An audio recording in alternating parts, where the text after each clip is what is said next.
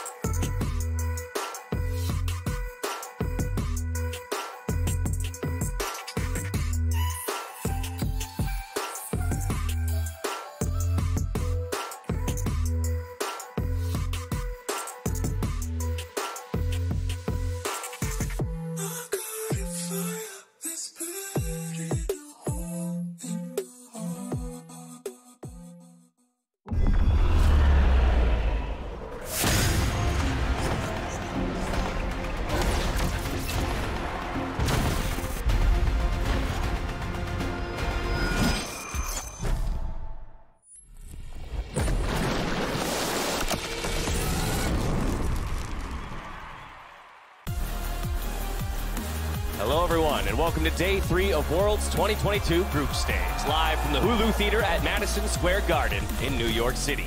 After an undefeated 3-0 day by both the LEC and the LPL yesterday, it's time to figure out which region will take all the glory on our third day of groups. I'm joined today at the State Farm Analyst Desk by Dagda, Chronicler, and Jat. Yeah, that's right, we got three big brains on the desk today. Not just two, lots of fandom in the arena as well. People have already been popping off, ready for 6 full games of action to take place today. But before we get into what's ahead of us today, it's always wise to reflect on what broke down just yesterday. And I'm going to start on a positive note for those of us here in North America. We're trending in the right direction. And you might be thinking, wait, that doesn't make any sense. Well, on day one, we took 3 losses. Yesterday, there was only 2. Okay. So by my count, we're moving in the right direction, my friends. Things are looking up for NA today. I appreciate the scattered applause for that, that small math joke. Take the wins where you can find them. I hope it's 1 or 0. I will also say just the crowd here and the environment has been so awesome for Worlds. I mentioned yesterday. I want to mention it again. And C9 definitely hasn't found their footing. We'll get into that when we cover their games. I think they do have some things they can tweak in their drafts to play more towards their player strength. And group stage is pretty long. It's a 2-week tournament, so there's plenty of time for NA to still pick up wins. Absolutely, and you know, while we're down and out as NA fans, it's nice to know that we're not alone. The LCK is there to keep us company. Yeah, I never thought that was going to be the case, but here we are, Dash.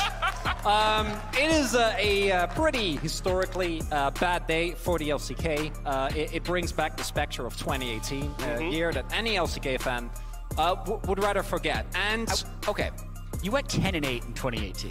But they started 1-4 on the first 2 days. Okay. Yeah, fair enough, fair enough. So, and I'm not one to overreact to best of ones. I think Domon in particular still looks very good. But even with all that faith that I still have in my teams, it's not the beginning that I was expecting to group stage, unfortunately.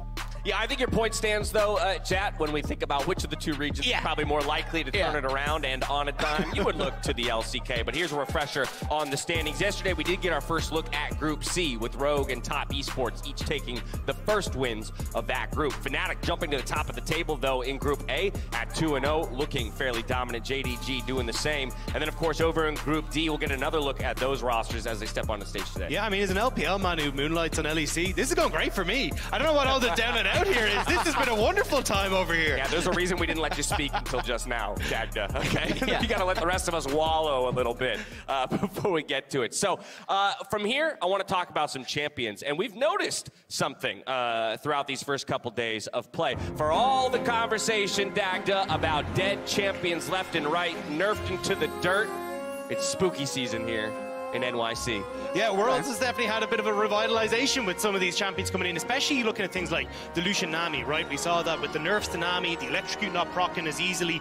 Then we saw start, all right, well, this just isn't going to be a thing anymore. But instead, we're seeing it come back with like Summon Area on the Nami, the first strike still for the Lucian, and has become so strong in the bot lane. We've seen Fnatic use it, RNG use it, even looking over towards teams like Rogue as well, having success with this champion. Then you look at it as well at other things that we've started to see creep up on the bot side as well. Sivir Yumi, a combo that we also expected wasn't going to be coming through so hot. They've started to see more and more presence in that bot side as well, as teams haven't been able to punish the Sivir as early in the laning phase and allowing her to still scale to that later portion of the game. And finally, Poppy.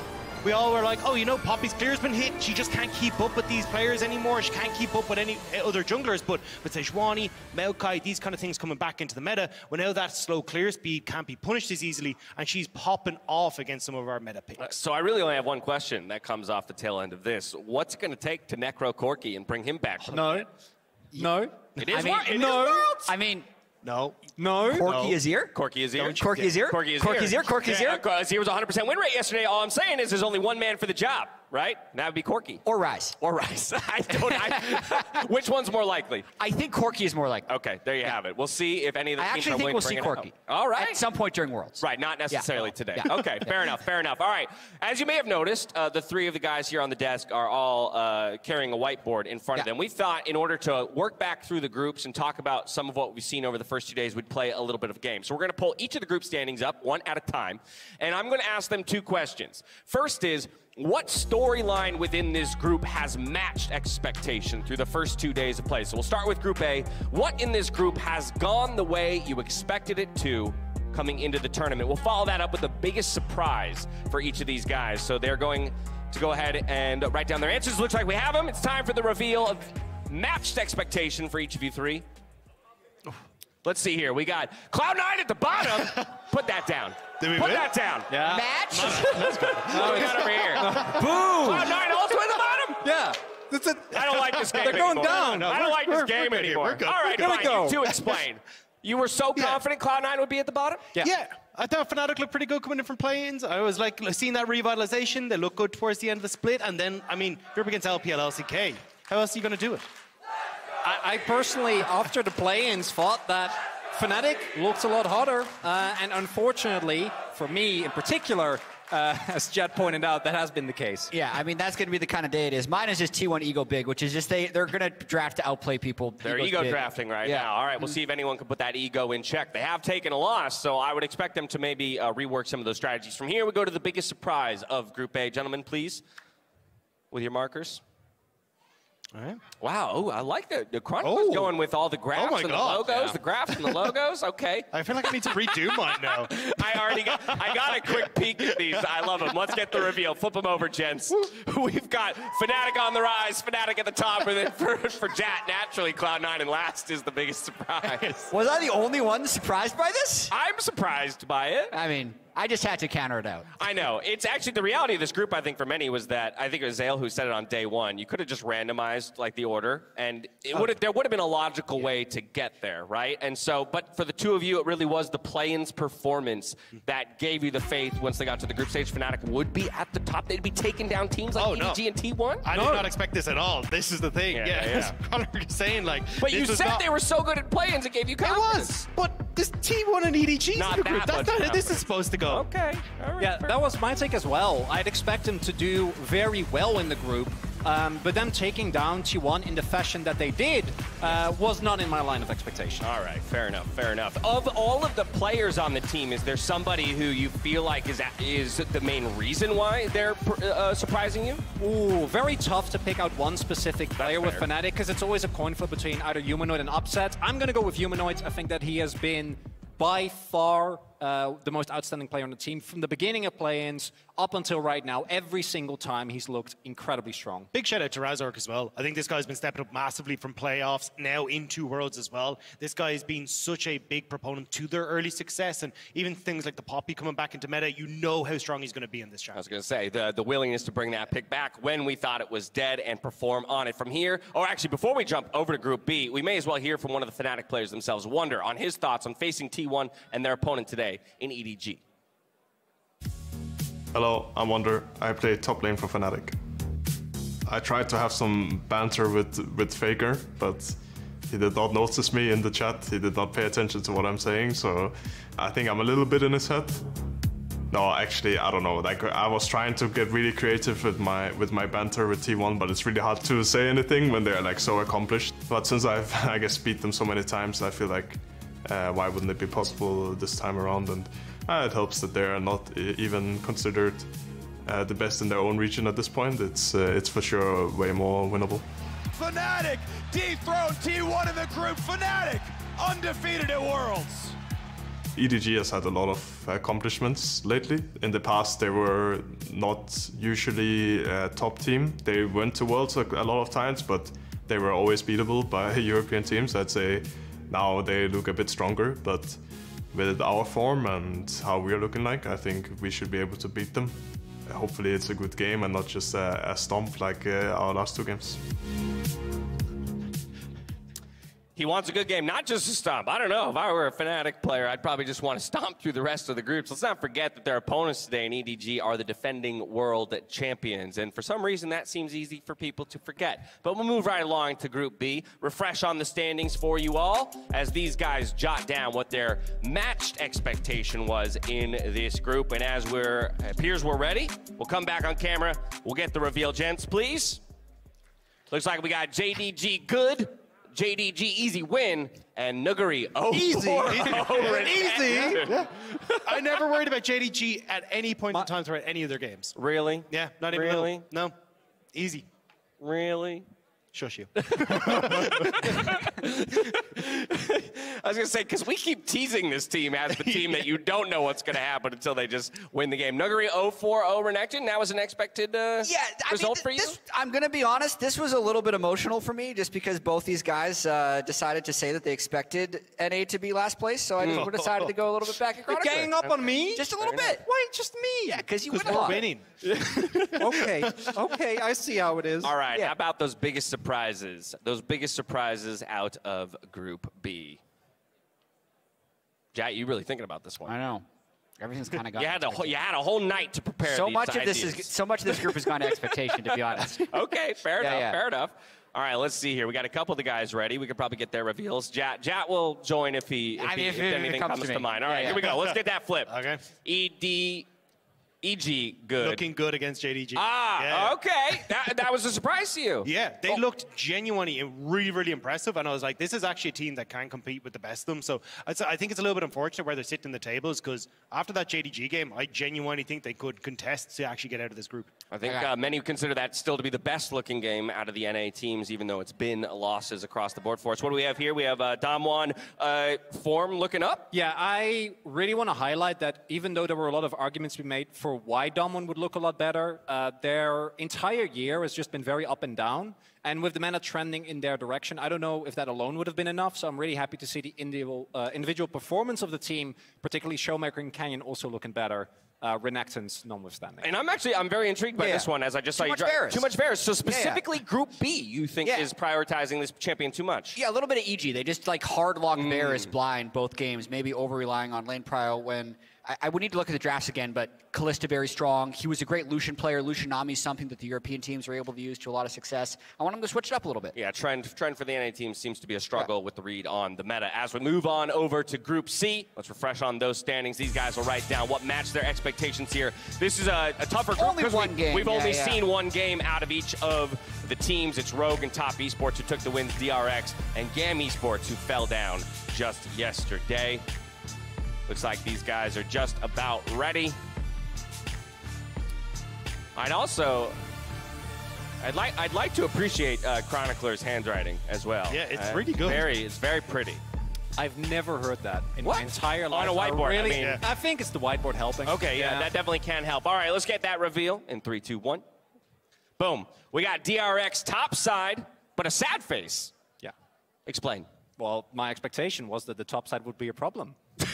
and they have been. Just match that expectation. They matched that expectation. Yeah, in what way? Well, in what way? In play-ins, there were a lot of people telling me, why are you guys from the LCK kind of down? Isn't Deft amazing? Yes, he is. Isn't Zeka super good? Yeah. Beryl? Not running it at all. But the top side of the map is just a really big problem for DRX. We didn't see it as much in play-ins besides the Mad game. And seeing it come out now in full force, I think, is really in line with what the LCK expected from this team. You set a high bar for Beryl there. Not running it down. All right, TES win. Easy. Expected. Expected. It must be nice being from the LPL. Top. Yeah, and we'll jump on that train anytime we can. From here we go to the biggest surprise. I regret writing you are this taking, much. I mean, your handwriting's great, but your erasing game could use some work here. It's very bad. I hope you guys don't see it. It's kind of a tragedy. All right, what are we thinking? What are we thinking in terms of the biggest surprise out of Group C? Boom. I like how quick Jat is, and we're not waiting for a reveal call anymore. Yeah, I was slow last time, so I wanted to get comp number one. Yeah. The Lucian Nami was cracked, and I know I'd obviously seen him succeed in playoffs, but the path that he's been on to maintain that momentum from the end of the LEC playoffs to what he did in Game 1 of Groups was very, actually, impressive and surprising to me. Okay, so I'm actually going to jump over here then, just because of the relation to Rogue.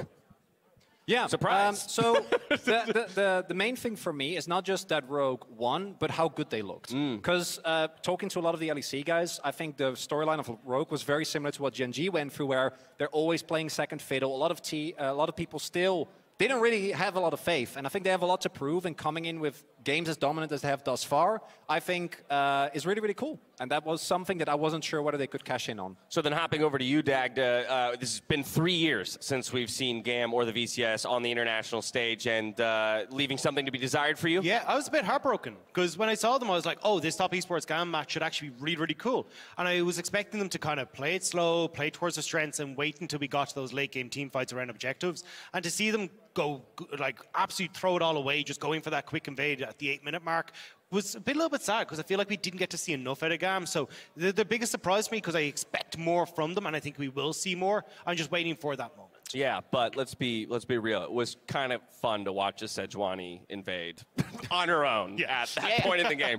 Like, that was exciting nonetheless, and it's a very Levi move. Play for jungle. From here we go to Group D. Once again, here's your reminder of how things are broken down. It's CTBC, Flying Oyster, and Royal Never Give Up atop the table at 1-0. 100 Thieves and Gen G, who are still hunting for their first wins here in the group stage. We're going to start with the storyline that's mapped expectation for this group.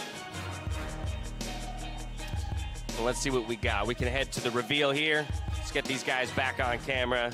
Flip those things over, gents. Jat's making his look pretty. Match expectations, CFO on top. Well, we had this conversation already, right? The Overlord's coming in, so we need to acknowledge that they are taking over and that they are just here to stay. You know, our 90-50-10s are looking real good right now. Okay, so while CFO surprising nobody with their incredible start, it's as well RNG, who I think many did expect to be able to dominate this group. You two fall into that bucket. Well, I wouldn't expect them to dominate the group. I thought that was going to be Gen G, but that didn't quite work out. But what I do really like about RNG is that they have looked better in every subsequent game that they've played, and I think that play-ins really helped them out. They just look better and better. I think their side laning against Gen G was really hard for that team to deal with. And yeah, if I look back to the first couple of play-ins games, it's a very steep lineup. I feel like there's a noticed my board. There's a lot to work through here. RNG #1. No, number 4 seed equals #1 team. Me happy because my crystal balls are correct. Okay. All of this is to expectation. Are your crystal balls still perfect? No, but like in terms of the track that I'm on with having Gala for everything, it's going pretty well. Lied to a lot of people on live television. Yeah, all right, biggest surprise out of Group D. What do we think here? Well, I already know. You know what's going on. You don't even need to write it down.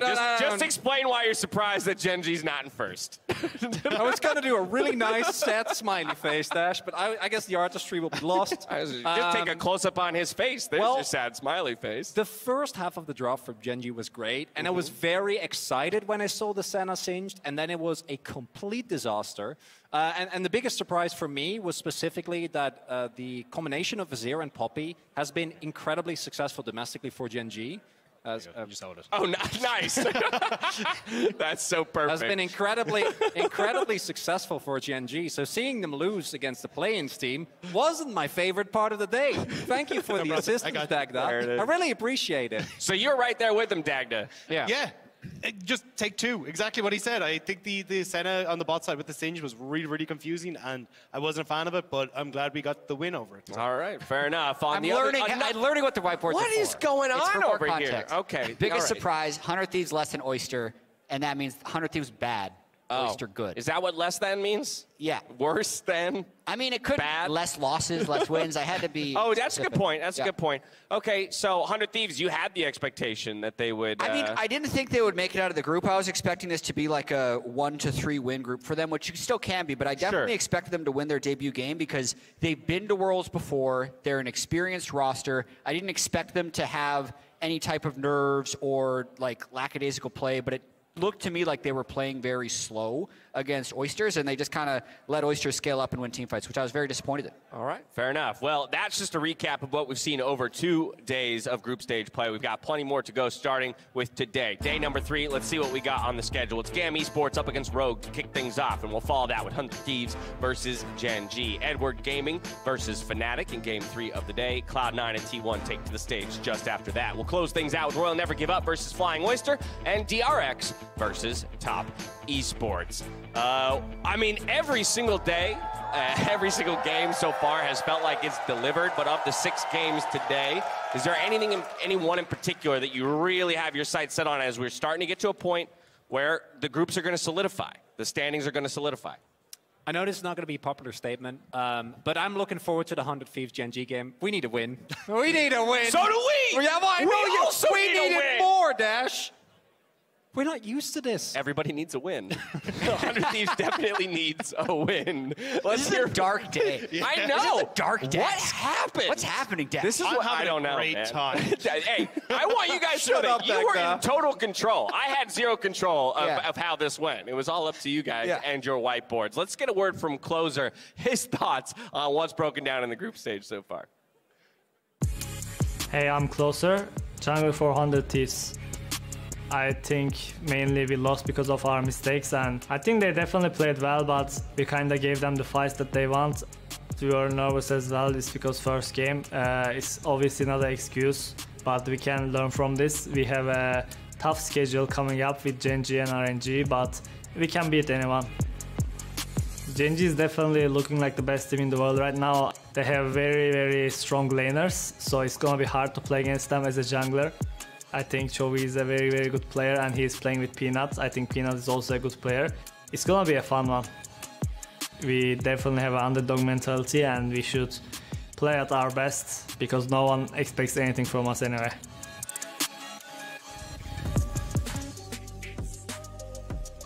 Our second game, we'll see Closer and all of 100 Thieves face off against Gen.G in our featured matchup presented by Mercedes-Benz. A game that could very well be determined by two monsters in the jungle.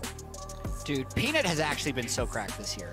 And it's also in such a, I guess, advanced stage of his career. He's been playing professionally for so long, bounced between LCK, LPL, different top teams, but really finding his groove in so many ways this year. And what's really cool about Peanut is that last year when he was on Nongshim, he was really credited for how much of an overperformance that team showed throughout the entirety of the year. A lot of players and a lot of the people around him, and even people that weren't in his own team, really highlighted how important he was. And everything worked from terms of his early jungle pathing. He took way more risks than a lot of other LCK junglers, and I think that's why Gen.G was so far ahead in summer. Yeah, I love seeing him flashing on the Poppy over the Dragon Wall, going for this really cool, like his pathing has been so unique, and it's really cool to see that people are being that innovative in a scenario where you feel like jungle pathing can kind of be a bit stale. It's going to be very difficult for Closer to overcome a player like Peanut, but Jad, I really do feel like it has to start with Closer when we talk about 100 Thieves success. He's so often the rock of that team. Yeah, and I hope he can get some gank spot lane, because I think when Huhi and FBI are unlocked, 100 Thieves can have a better chance of winning. And I like the thing that he said at the very end of that SOT there, where he says, like, one, we can beat anyone, but also no one expects us to win. For me, watching 100 Thieves the whole year, whenever people said they were bad or that they're not top two, was exactly when they'd start to pop off. So I'm hoping that they've been able to channel that energy of, you know, everyone saying that NA can't win a game and prove them wrong. And I hope him. Name a better duo. All right, from one player to another, let's get a word from Comp on their success here at Worlds so far and their upcoming opponent in GAM Esports. Hello guys, I'm Rogue Comp. New York has been great, we've been here almost for a week. And for sure starting my first Worlds ever group stage with a W is always the best start I can ask for. It for sure is sweeter winning against DRX, since they were the team that was undefeated during planes. I think overall the difference maker was for sure the draft. I would say in the end we also executed very well, but I think draft was on our advantage for sure, from the start to the finish, so well played to my coach. For sure there should be like interesting picks from both sides, right? But in the end I think it will most likely come to fighting around objectives, and I think we have kind of mastered it in a pretty good level since especially LCK Finals week, so yeah, it's as I said before, right? Let's just go and teamfight and see who wins. So about the EU fans, I hope for today especially you are really happy about the 3-0 from each one of our teams, and I hope in the end one of our teams ends up taking it home.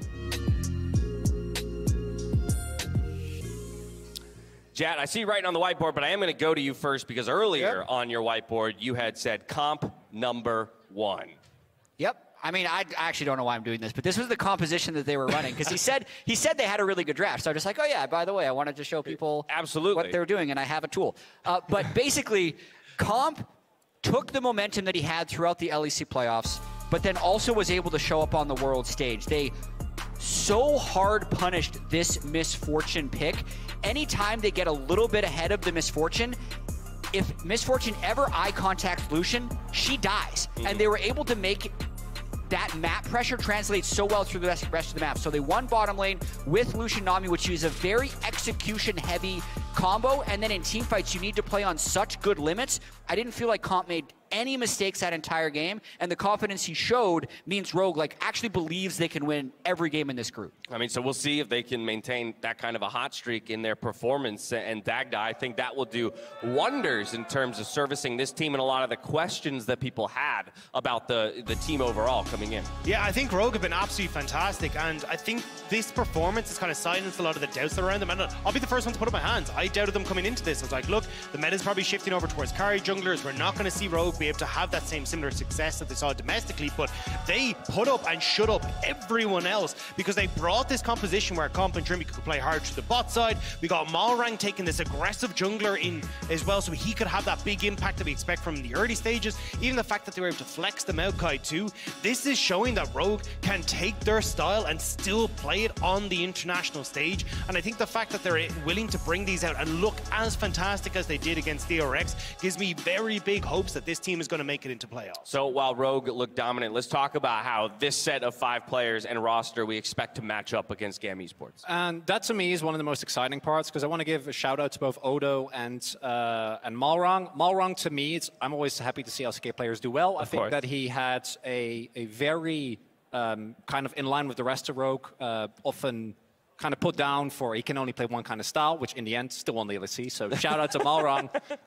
But the fact that they were able to actually put such a big dent in Juhan and Kingen, to me, was kind of a surprise. I didn't expect them to be that strong, and I actually expect GAM's top side to have a lot more pushback. I think Kiaya and Levi both are incredibly strong, and I'm really hoping that they can showcase a little bit more when they're not up against the second seed of the LPL. Feels natural to start in the jungle matchup when you're taking a look at a team that's got Levi on the roster. So often the person who has to generate the plays. Yeah, I think this is the big one for me. Levi, at least when he was playing back on 100 Thieves Academy, was much more kind of the Sejuani, these more tank-orientated junglers. But now that he's moved back over to the VCS, he's playing much more carry-orientated. It's very flexible champion pool, like Nocturnes and Kha'Zixes and all these different things. So I expect him to be quite flexible when it comes to actually what he wants to play in the Rift. And I think that works well against Malrang, because even as we saw yesterday, Rogue willing to chop and change and be flexible in the draft, you have to try and match that. And a huge amount of this is going to be coming to Levi to try and control Malrang in the early stages and make sure he's not garnering those leads that Rogue love to play for. Dash, you know that saying, don't judge a book by its cover? Yeah, I hate that saying. Yeah, so I actually think it's inaccurate because there's a huge reason to judge a book by its cover. And if you look at the cover, why does it have a cover if I'm not supposed to judge it by the cover? Absolutely, and the cover for these two teams is game 1 of groups, right? So in game 1, the cover for Rogue is like, damn, these guys are good. And the one for GAM is like, whoa, they kind of fed a lot. Oh, okay. But sometimes you do have to open the book and read it as well. So in this case, reserve your entire judgment until you read the whole book, because I do think there is more to GAM than what they showed yesterday. I'm not a reader. Is there a podcast version? Yeah, Audiobook version, maybe? There's a video version. Actually, watch it right here, where they really inted this fight against Top. They jumped in, didn't land the engage, gave a double kill over to Jackie Love's Sivirumi, and this was so early into a game, but a 4-for-0 fight, especially against that comp, is unrecoverable. So basically anything after that point in the game, I don't think any team had a realistic chance of winning. So I don't think that level of catastrophe will happen to them today, and they can still have a very competitive showing in this match. I think they've learned from yesterday as well, right? Like what we've seen from them traditionally is, hey, we want to play for team fights, we want to play for late game. They're not the type to try and go, hey, we'll catch top esports off guard. And that was a lot of what they were trying to do there. You're coming back from Rift Out, see if they can catch them. I think they will just go back to, hey, we're just going to play standard, we're going to play to our strengths, rather than trying to do something a little bit funky against some of the better teams in the tournament. I think it's a really good point not to read into the game too much, right? It can be very easy, especially over long days in groups and when they are separated out into 4 different groups. We look at the standings and we go, oh, disaster for the VCS, like they're doomed. No, it was an 8-minute game, essentially, by that standard, right? And so I would love to see them come out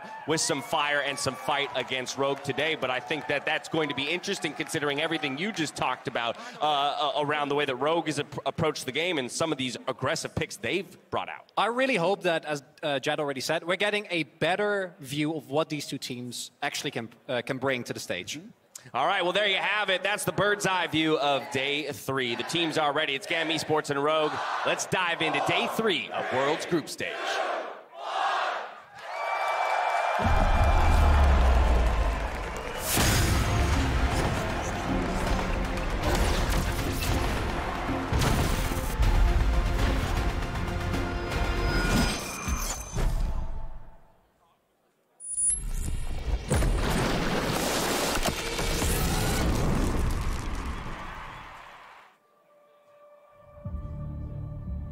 sure starting my first Worlds group stage with a W is always the best start I can ask for. If you are not confident, teams and players are gonna basically take over you. Đối thủ rock sắp tới thì mình đánh giá là cũng đánh khá là hổ báo và cũng đi lên cũng rất là tốt. I'm confident in myself and I'm confident in my teammates that we can beat anyone. Mình nghĩ xạ thủ con của rock có kỹ năng khá là tốt. If they wanna do this playstyle, we're happy to match, then let's just go in teamfight and see who wins.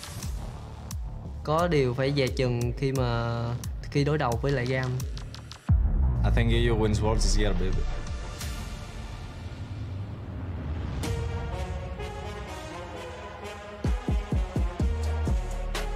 对 CFO 的几位选手的话，就是他们上单 Rest 就是对我来说印象比较深刻吧，所以我可能会对上他的时候，我要更加就是注重一点。应该是他的操作和走 A 跑这样，我觉得就是维持自信吧，就面对他。就希望他们跟我们一起能给观众们带来一场精彩比赛。 就不要太小看我们，我们可能会击败你。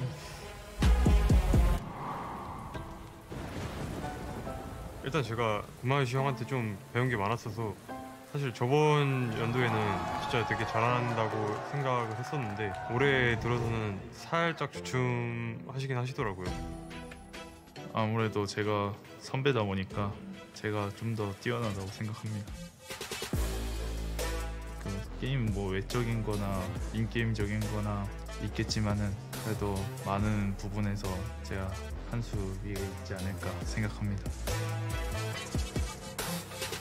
진영이 형 요즘 라인전 하는 거 보면은 그 작년에 내가 알던 그 구마유시가 아니던데. 민철아 이미 0승 2패를 했던데 거기서 1패 더 한다고 영향이 클 것 같지 않으니까 이번에는 네가 지는 걸로 하자.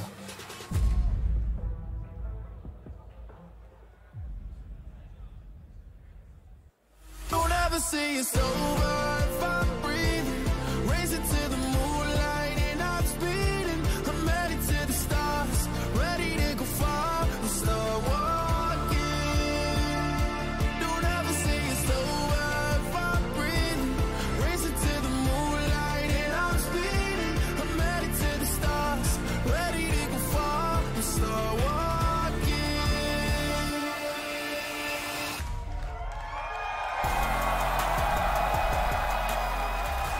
Welcome everybody back to New York for day 3. We are gearing up for game 1 here between Rogue and Gam. It is going to be a thrilling showdown. The crowd is live, the crowd is ready. We're ready here on the caster desk for an absolute banger day of games.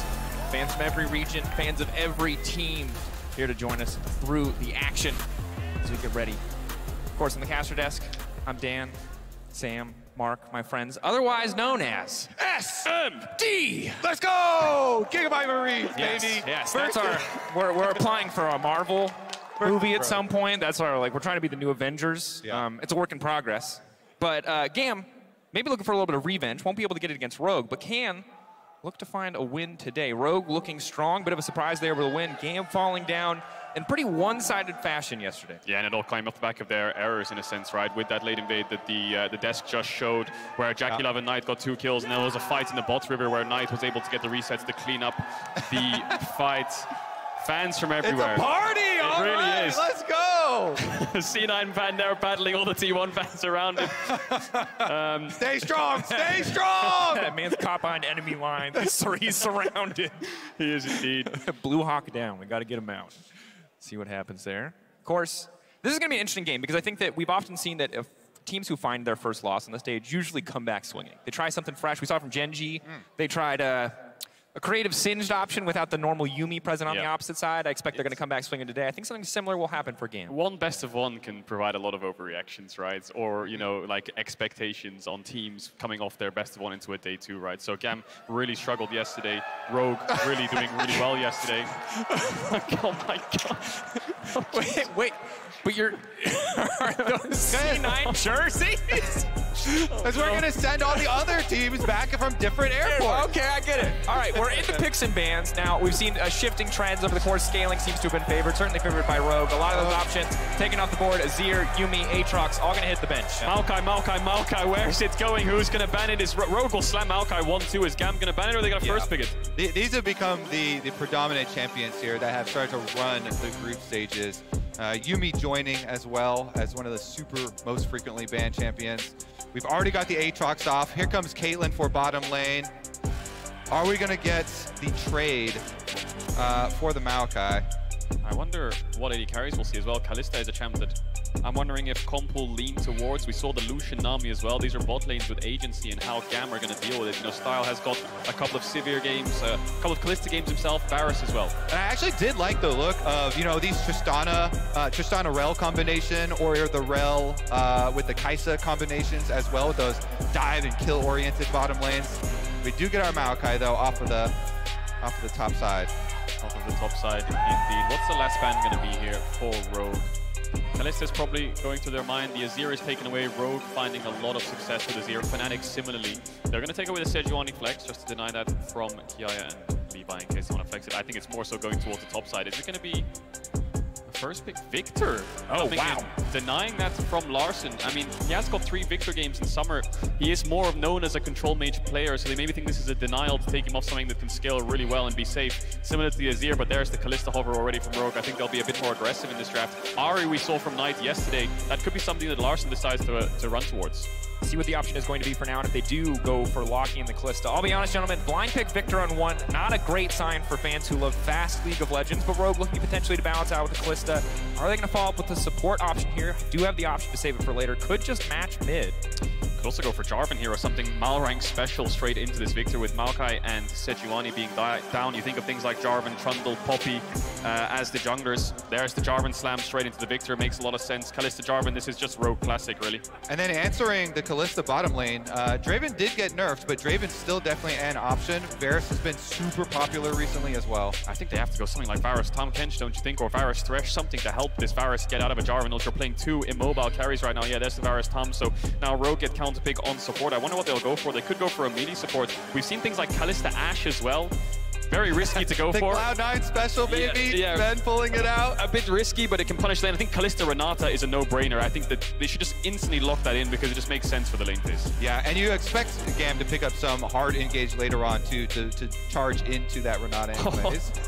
They just slam down the blind top side here for Odo Omne. He's still on tank duty. Was very, very good on the Maokai, of course. And since that's banned, Ornn up next. And look, I think for Odo, he's a man who's been on tank duty across so many years of his career. And finally at Worlds, tanks are really strong. The Maokai, really strong. Ornn we've seen be very strong, especially when the enemy team has so many scaling components and so many immobile champions. Fantastic form of engage with the Jarvan as well. Kalista ult to follow up. I wonder if GP is a good ban here for Rogue. They're playing Kalista. It can be really annoying for a Kalista to deal with AoE covered spells around Dragonfly. It's a Victor Chaos Storm, Varus ult coming across, a GP ult on top of Kalista. I think despite Kiaya not having that many games on it, it just hurts their team comp a little bit. And they're going for support bans here with the Amumu engage. There's so many good supports for these options. You also can think about some of the shield breaking for Tahm Kench. You know, Pyke is good because the ultimate you can execute past the shield. The Rel we've seen extremely well utilized against it. And then we still have the Renata for the double range.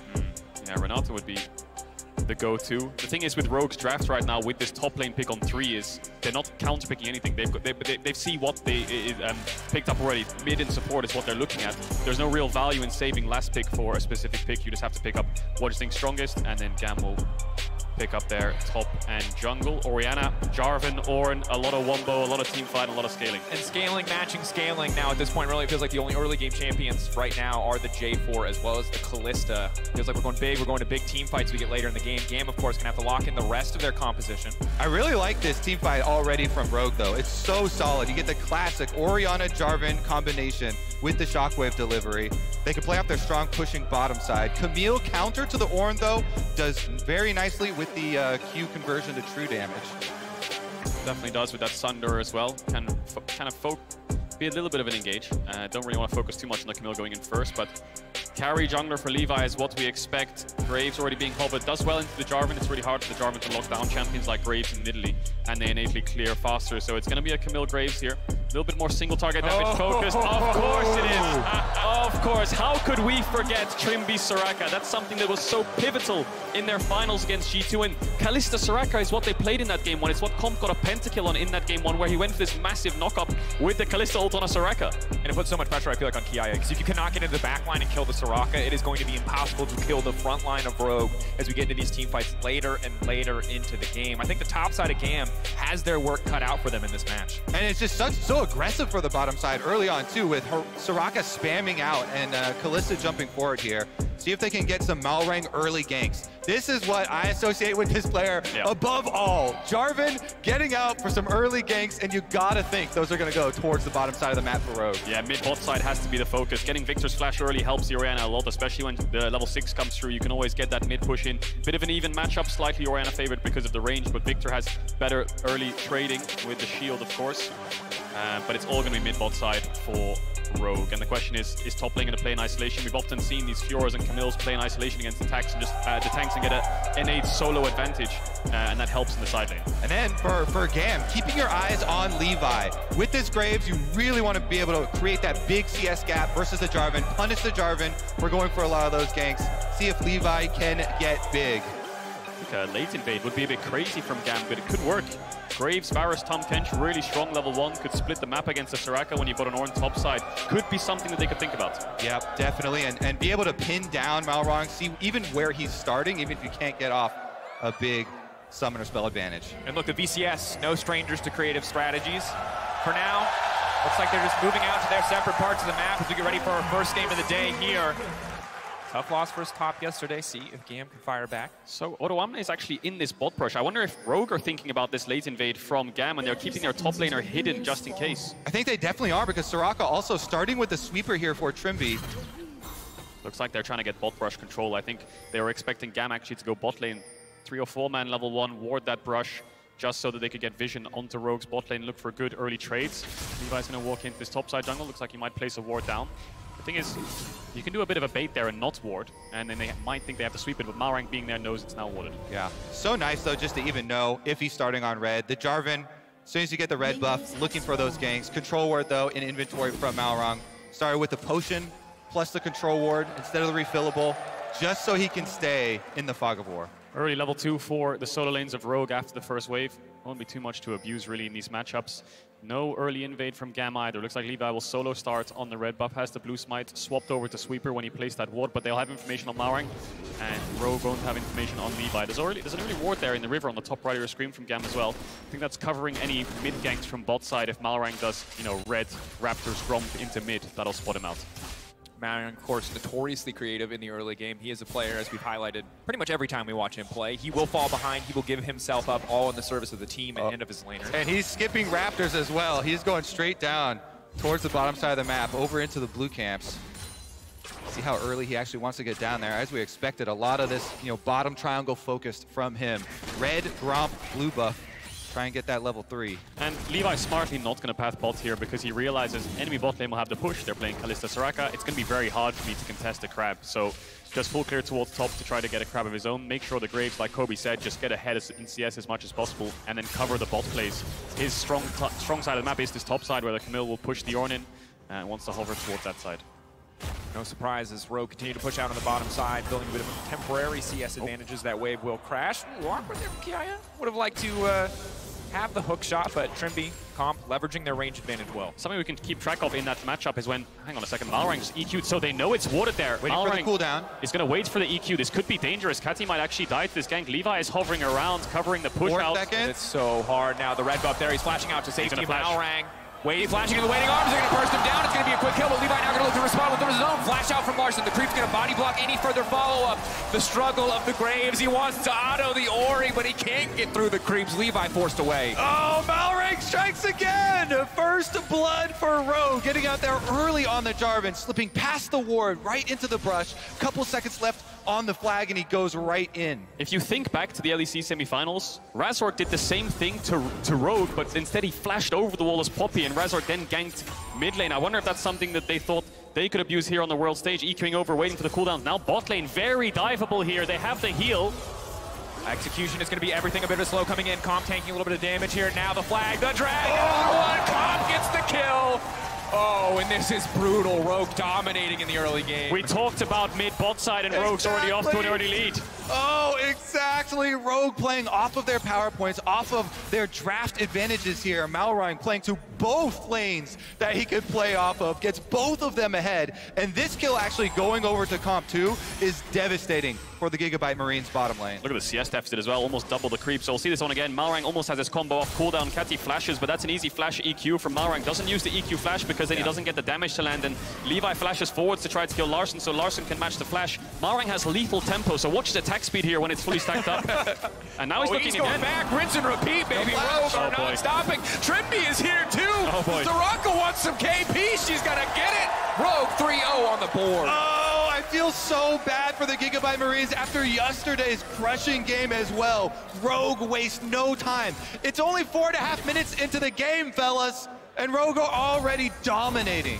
And we saw the J4 ban yesterday, not because it's a fantastic champion in the context of the meta, but because Malrang is just so damn effective at impacting the early game whenever he gets this character. And you look over at the CS gap, and you expect that gap to explode there with the jungle, but it's not going to mean any power advantage because they constantly have lane control for both of them, and Malrang getting experience off the lane minions while he's ganking, plus the actual kills themselves. We've got a quick little intermission here. Yeah, I think it's a GAM pause there. I can see the referee talking to Levi. Maybe got something wrong with his PC or his setup. Not too happy about it. No game bugs, it looks like. So hopefully we can get that resolved quickly. But you were just talking about the CS. The Jarvan a little bit behind in camps. Still has his whole bot side up there, Malrang. But I think, as expected, he will be behind, and he'll look for early objectives after getting his laners ahead. Plus the added fact that we didn't have a recall from Levi either yet. He's been trying to, put out all these fires all over the map, going to pick up CS here and there after Malrang has already laid destruction to the laners. Yeah, and it's just such a difficult game now because he has been able to get the Orianna ahead. And those scaling matchups, normally we don't expect a lot in terms of kill pressure in the 1v1, but as Orianna gets further and further ahead, it's going to be harder. And of course, on the bottom side, Kalista getting tier 2 boots early means Varus, if he ever walks up to push a wave in, Kalista's just going to walk him down. Well, hop him down, really. She's going to hop him down. And a lot of credit, really, to Trimby, again, for bringing back this Soraka pick. It's so much harassment early on. People always just associate the healing with Soraka, but it's actually a really strong bully lane, too. He's whittling down the Varus, constantly poking him out in lane, pushing them under tower and getting them to that spot where Malrang had a very easy dive. And Soraka Silence is one of the most obnoxious abilities in the game, because if Jarvan ever EQs in, you basically have to preemptively flash, because if he hits you, the Silence is coming down, Tom Kench is eating nobody. Well. It fills that Cataclysm so nicely. Yeah. It's very satisfying. It does. It just makes it so you're basically stuck in there and cannot flash out. I feel like the GAM draft, they've drafted to deny what Rogue can do, but then they've ended up with very few options that Levi can play through, right? You have a Victor mid you have to cover, that's your first pick. Your Varus, Tom Kench, then counterpicked bot with a ranged support, and they're being pushed in. And your Camille's into an Orange, so Levi can focus on top side and get things like the Heralds, but he doesn't have many setup lanes pre-6. Yeah, and the thing to look for next year for Rogue is to keep this aggressive look, because Victor without flash, guess what? Orianna's about to get 6. That is an easy shockwave to land. Malrang can come right back on the Jarvan. Anytime the Victor is out from under the tower, it's so scary for him. So still 50% left on that flash cooldown for the Victor. Meanwhile, it's going to get even scarier. And we're back in the game, and I think the other big concern is Trimby. Normally you don't look at Soraka as a champion who can roam a lot, but Kalista with this kind of lead, pretty much untouchable in lane, especially once the cleanse comes back up. It's only the level 6 for Varus, where Comp is really going to have to start to be concerned about the kill pressure present. Yeah, the cleanse will help out with that kill pressure, but I'm just noticing on the minimap here, Malrang's actually giving the first blue buff of the game to Larson. That's not the second one. We're only 5 minutes in. He did the full clear, a little bit of a clear towards bot, then ganked mid again after bot, and now he's given over the blue, and now he's on Dragon, so this is the kind of utility of the Jarvan. Exactly. Malrang just plays so well for his team, for every laner all the time, spamming ganks, giving over everything that he can. First Dragon as well. Going to provide a decent amount of defense after they increase the power of these buffs. Plus you have Soraka here, Trimby immediately picking up that Dark Seal. It's very easy to get stacks with the ultimate across the map as well. And this is as expected. Levi will walk into the enemy jungle. He knows they're on Drake. Bot lane's just moved into Fog of War and they're not ganking mid because of the push. So the second this dragon dies, he can move up to Krugs. He can look for something towards top with Kiaya being level 6. I don't know if they have the damage to kill Odoamne, and the red buff is spawning soon, so maybe he wants to hang around here with the crab as well and just get as big of a CS lead as possible. And for Levi, I feel for him. You know, the lane, he's just doing his best. He's got the winning matchup in the context of jungle, but he's just farming. He's just power farming. He's holding on as he can. GAM Esports really struggling to get anything else done for now. Level 6 is, though, going to be big. Yeah, and I expect Malrang to keep ping-ponging between mid and bottom lane again. The price he had to pay was the Raptors and the Krugs. Knock up, Odoamne now stepping forward. Ulti now coming back in. Odo caught out here. Levi on the way back up. Smoke screen going down. Odoamne flashing out to safety. Should be just fine. No, Levi trying to finish the job. They do take him down. Tack sweep to grab the kill. That's a really big wave that Odoamne is going to lose. A big play there for GAM. I feel like Odoamne just kind of getting a little bit overexcited on the trade, looking for a kill despite being on the weak side of the map. And I like that attitude here from Levi. He's like, okay, we have to split the map. I cannot fight on the mid and bottom lanes anymore. Have to go towards top side. He's going to take away all the camps from top side for Rogue. Meanwhile, Malrang is going to do the same down here. So we've got that split jungle map once again. Absolutely something worth highlighting. Of course, the objective on the bottom side already gone. Another Drake, about 4 minutes. Herald about to spawn in 30 seconds, though, so not a bad time to have control of the top side for GAM Esports. Oh, Levi's going to be really strong on his base.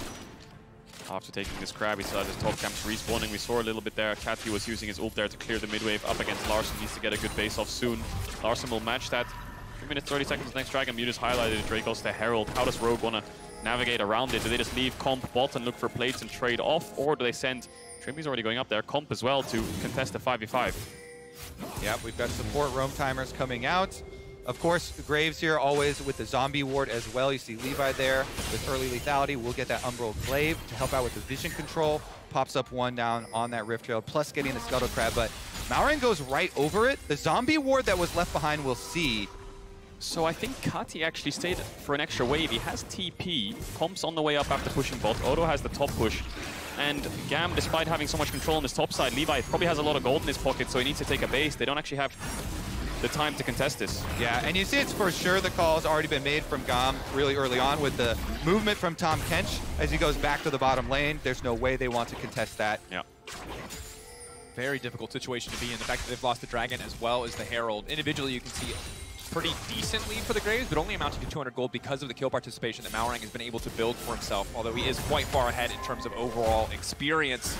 See what GAM could do to try to find some more of these plays across the map. Again, Varus level 6 just around the corner, but for now, Comp level 7, gaining so much individual solo XP as Trimby has been leaving the lane. Yeah, I think for Rogue, their next play will be to get Cathy's flash, so he's stuck on her tower for the rest of the game, and they can look for plays mid. For GAM, it's about just Levi. Wherever Rogue's pressuring, it looks like he wants to go to the opposite side and look to mismatch for camps. They're 2v2. Pressure Larson here a bit. Backing off, Malrang in the area. Good burst damage, Malrang going for the combo ball on top. Can they get him? White Hill back, that's the combo, the ball delivery system. And he flashed as well, so Rogue get everything they wanted and more. The kill and the flash off the mid laner. Now they're looking at Levi. That was beautifully executed by Rogue. The turn from Malrang, the second he landed the knock-up, the ults both landed at the same time, and Cathy was on the wrong side of the Cataclysm, get towards his tower, tries to flash away. Now he's lost that flash. They got the kill. Malrang has Herald, and now he's threatening something towards bot side. Oh, the mid 2v2s just spill into the bottom. Oh, it's so hard. You devour just in time. The silence not going to amount to a whole lot, but they get that cooldown out of the ult. Crucially, the ult goes wide. They can maybe try to re-dive here. Malrang debating what the option is. They know Graves still going to be very far behind in terms of getting to the bottom side. This is a 4 TCS lead in bots right now. They've gotten 2 plates by themselves. Larson has flash. He's in trouble, though. Levi does have flash of his own. Bottom. Moving out. Can't start to walk down to the rest of his team. Tom Kench on the way up, maybe hoping to punish, but Malrang in the area. Got to stop anything else from happening, and they're grabbing bottom tower at the same time. Massive lead for Rogue. Yeah, this is the thing. It's too hard for the Marines because Rogue have complete control of 2 lanes right now, so you can just even spill down to the bottom lane. They're going to get the second charge off from the Rift Herald as well. Big chunk of damage into that one, and this is such a big early lead. Yeah, GAM Esports struggling a little bit now. Almost a 3k gold deficit. They're going to look for I play on the top side. Levi's hovering around. I don't know if they can dive Odo here. No CC on the Graves. He's just going to run out. Maybe they can get a plate if Camille has Demolish. We'll take away another camp, and Malrang still down on creeps, but quite close in levels, and not so far behind in gold now. He's actually picked up a serrated Dirk. Even though he was building full tank, he's gotten himself an extra kill. He thought, you know what, I'll get a little bit more damage in his pockets. Yeah. This is the picture of indecisiveness. You're like, do I want to do damage? Do I want to support the team? Bomby Cinder plus serrated I think this is the picture of hubris. You know, I'm having fun.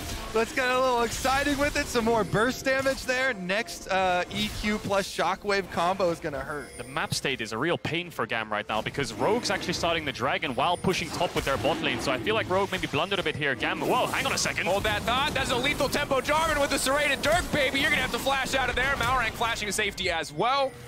Oh, they're all coming. Look at the bottom lane as well. Kalista, Soraka rotating through mid lane right now. They're going to try and catch him.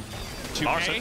Flash out to safety. Odoamne now ready to stop any further follow-up. Bang going to get knocked up as well. They're trying to burn through the time catch as quickly as they can, but the Dragon has already dropped in favor of the Marines. Trippy soloing out Style. That's the battle, Soraka. That man has had enough potassium. He does not want any more bananas, trust me. That is big. That is big for GAM, though, to be able to get the Dragon without losing anyone in such a losing state of the map. It was really awkward by Rogue there because they put their bot lane top, initially pushed out the wave looking for lates, but then Malrang started Dragon, so then they were forced to move down to a fight that didn't exist. Yes, they got a couple of summoners out of the GAM bot lane, but they could have made a decision there to drop the Dragon, look for plates, or committed to the Dragon early. So good pickup there by GAM will slow down this Dragon stacking by Rogue. Yeah, I think it was a really good job by GAM recognizing the lane allocations there and just knowing you have the timing window, they get it down. Yep. And of course, when we look ahead, summoner spells for the bot lane do matter. We're going to have to keep an eye on how the Varus and the Tomcatcher are able to survive the next few minutes as they are moving them up to the top side of the map, because that could be the thing that shifts that play overall back into the favor of Rogue. Pressure to collapse on it, and interestingly, serrated Dirk going for the more conservative team-based lethality option in the Umbral Glaive, which I respect. I love it because it's such a good snowballing item to be able to black out the map, take away all the vision of your opponents when you're winning like this, and the gank threat of Jarvan to be able to constantly know that there's no vision there, sweeping it out. So Rogue's bot lane up towards his top side. Gam's going to match it. Larson and Malrang trying to hover towards here. Catty will have his flash up soon. 0-3-0 right now on this Victor. Has been struggling against the Rogue mid-jungle, but with this flash coming back up, he can start to contest these mid-waves, and maybe they can find a window to start taking out some of this vision that Rogue are clearing out. That one ward helping to catch the rotations. Yeah, they're just trying to bully them right now. Rogue doing such a good job. You know, look at the item differences. Kalista with the full shield bow done. The mythics are already coming in. We also have the Luden's proc from Larson here. So if you, and this is flash available for Victor, so he's got to flash the EQ. If you get hit by that, plus the shockwave, you're just dead. Herald spawning very, very soon, and I think Rogue will try to secure that, then look for the mid tower. Malrang and Trimby lying in wait. Don't know if they have the damage to fight this, though. Despite having that Umbral Glaive, I don't think they have the burst to force GAM out there. They could look for a turn with Catty coming across from mid lane. Comp just keeping this top push, Larson keeping this mid push. Kiaya does have bot push, but no TP, so he needs to be very quick to react if they wanted to contest his Herald. Yeah, so difficult for the Camille to get involved now, and I think so much pressure again on his style is like the one really reliable form of hard engage without Camille in the area. Can't afford to miss another ult in the fight to come.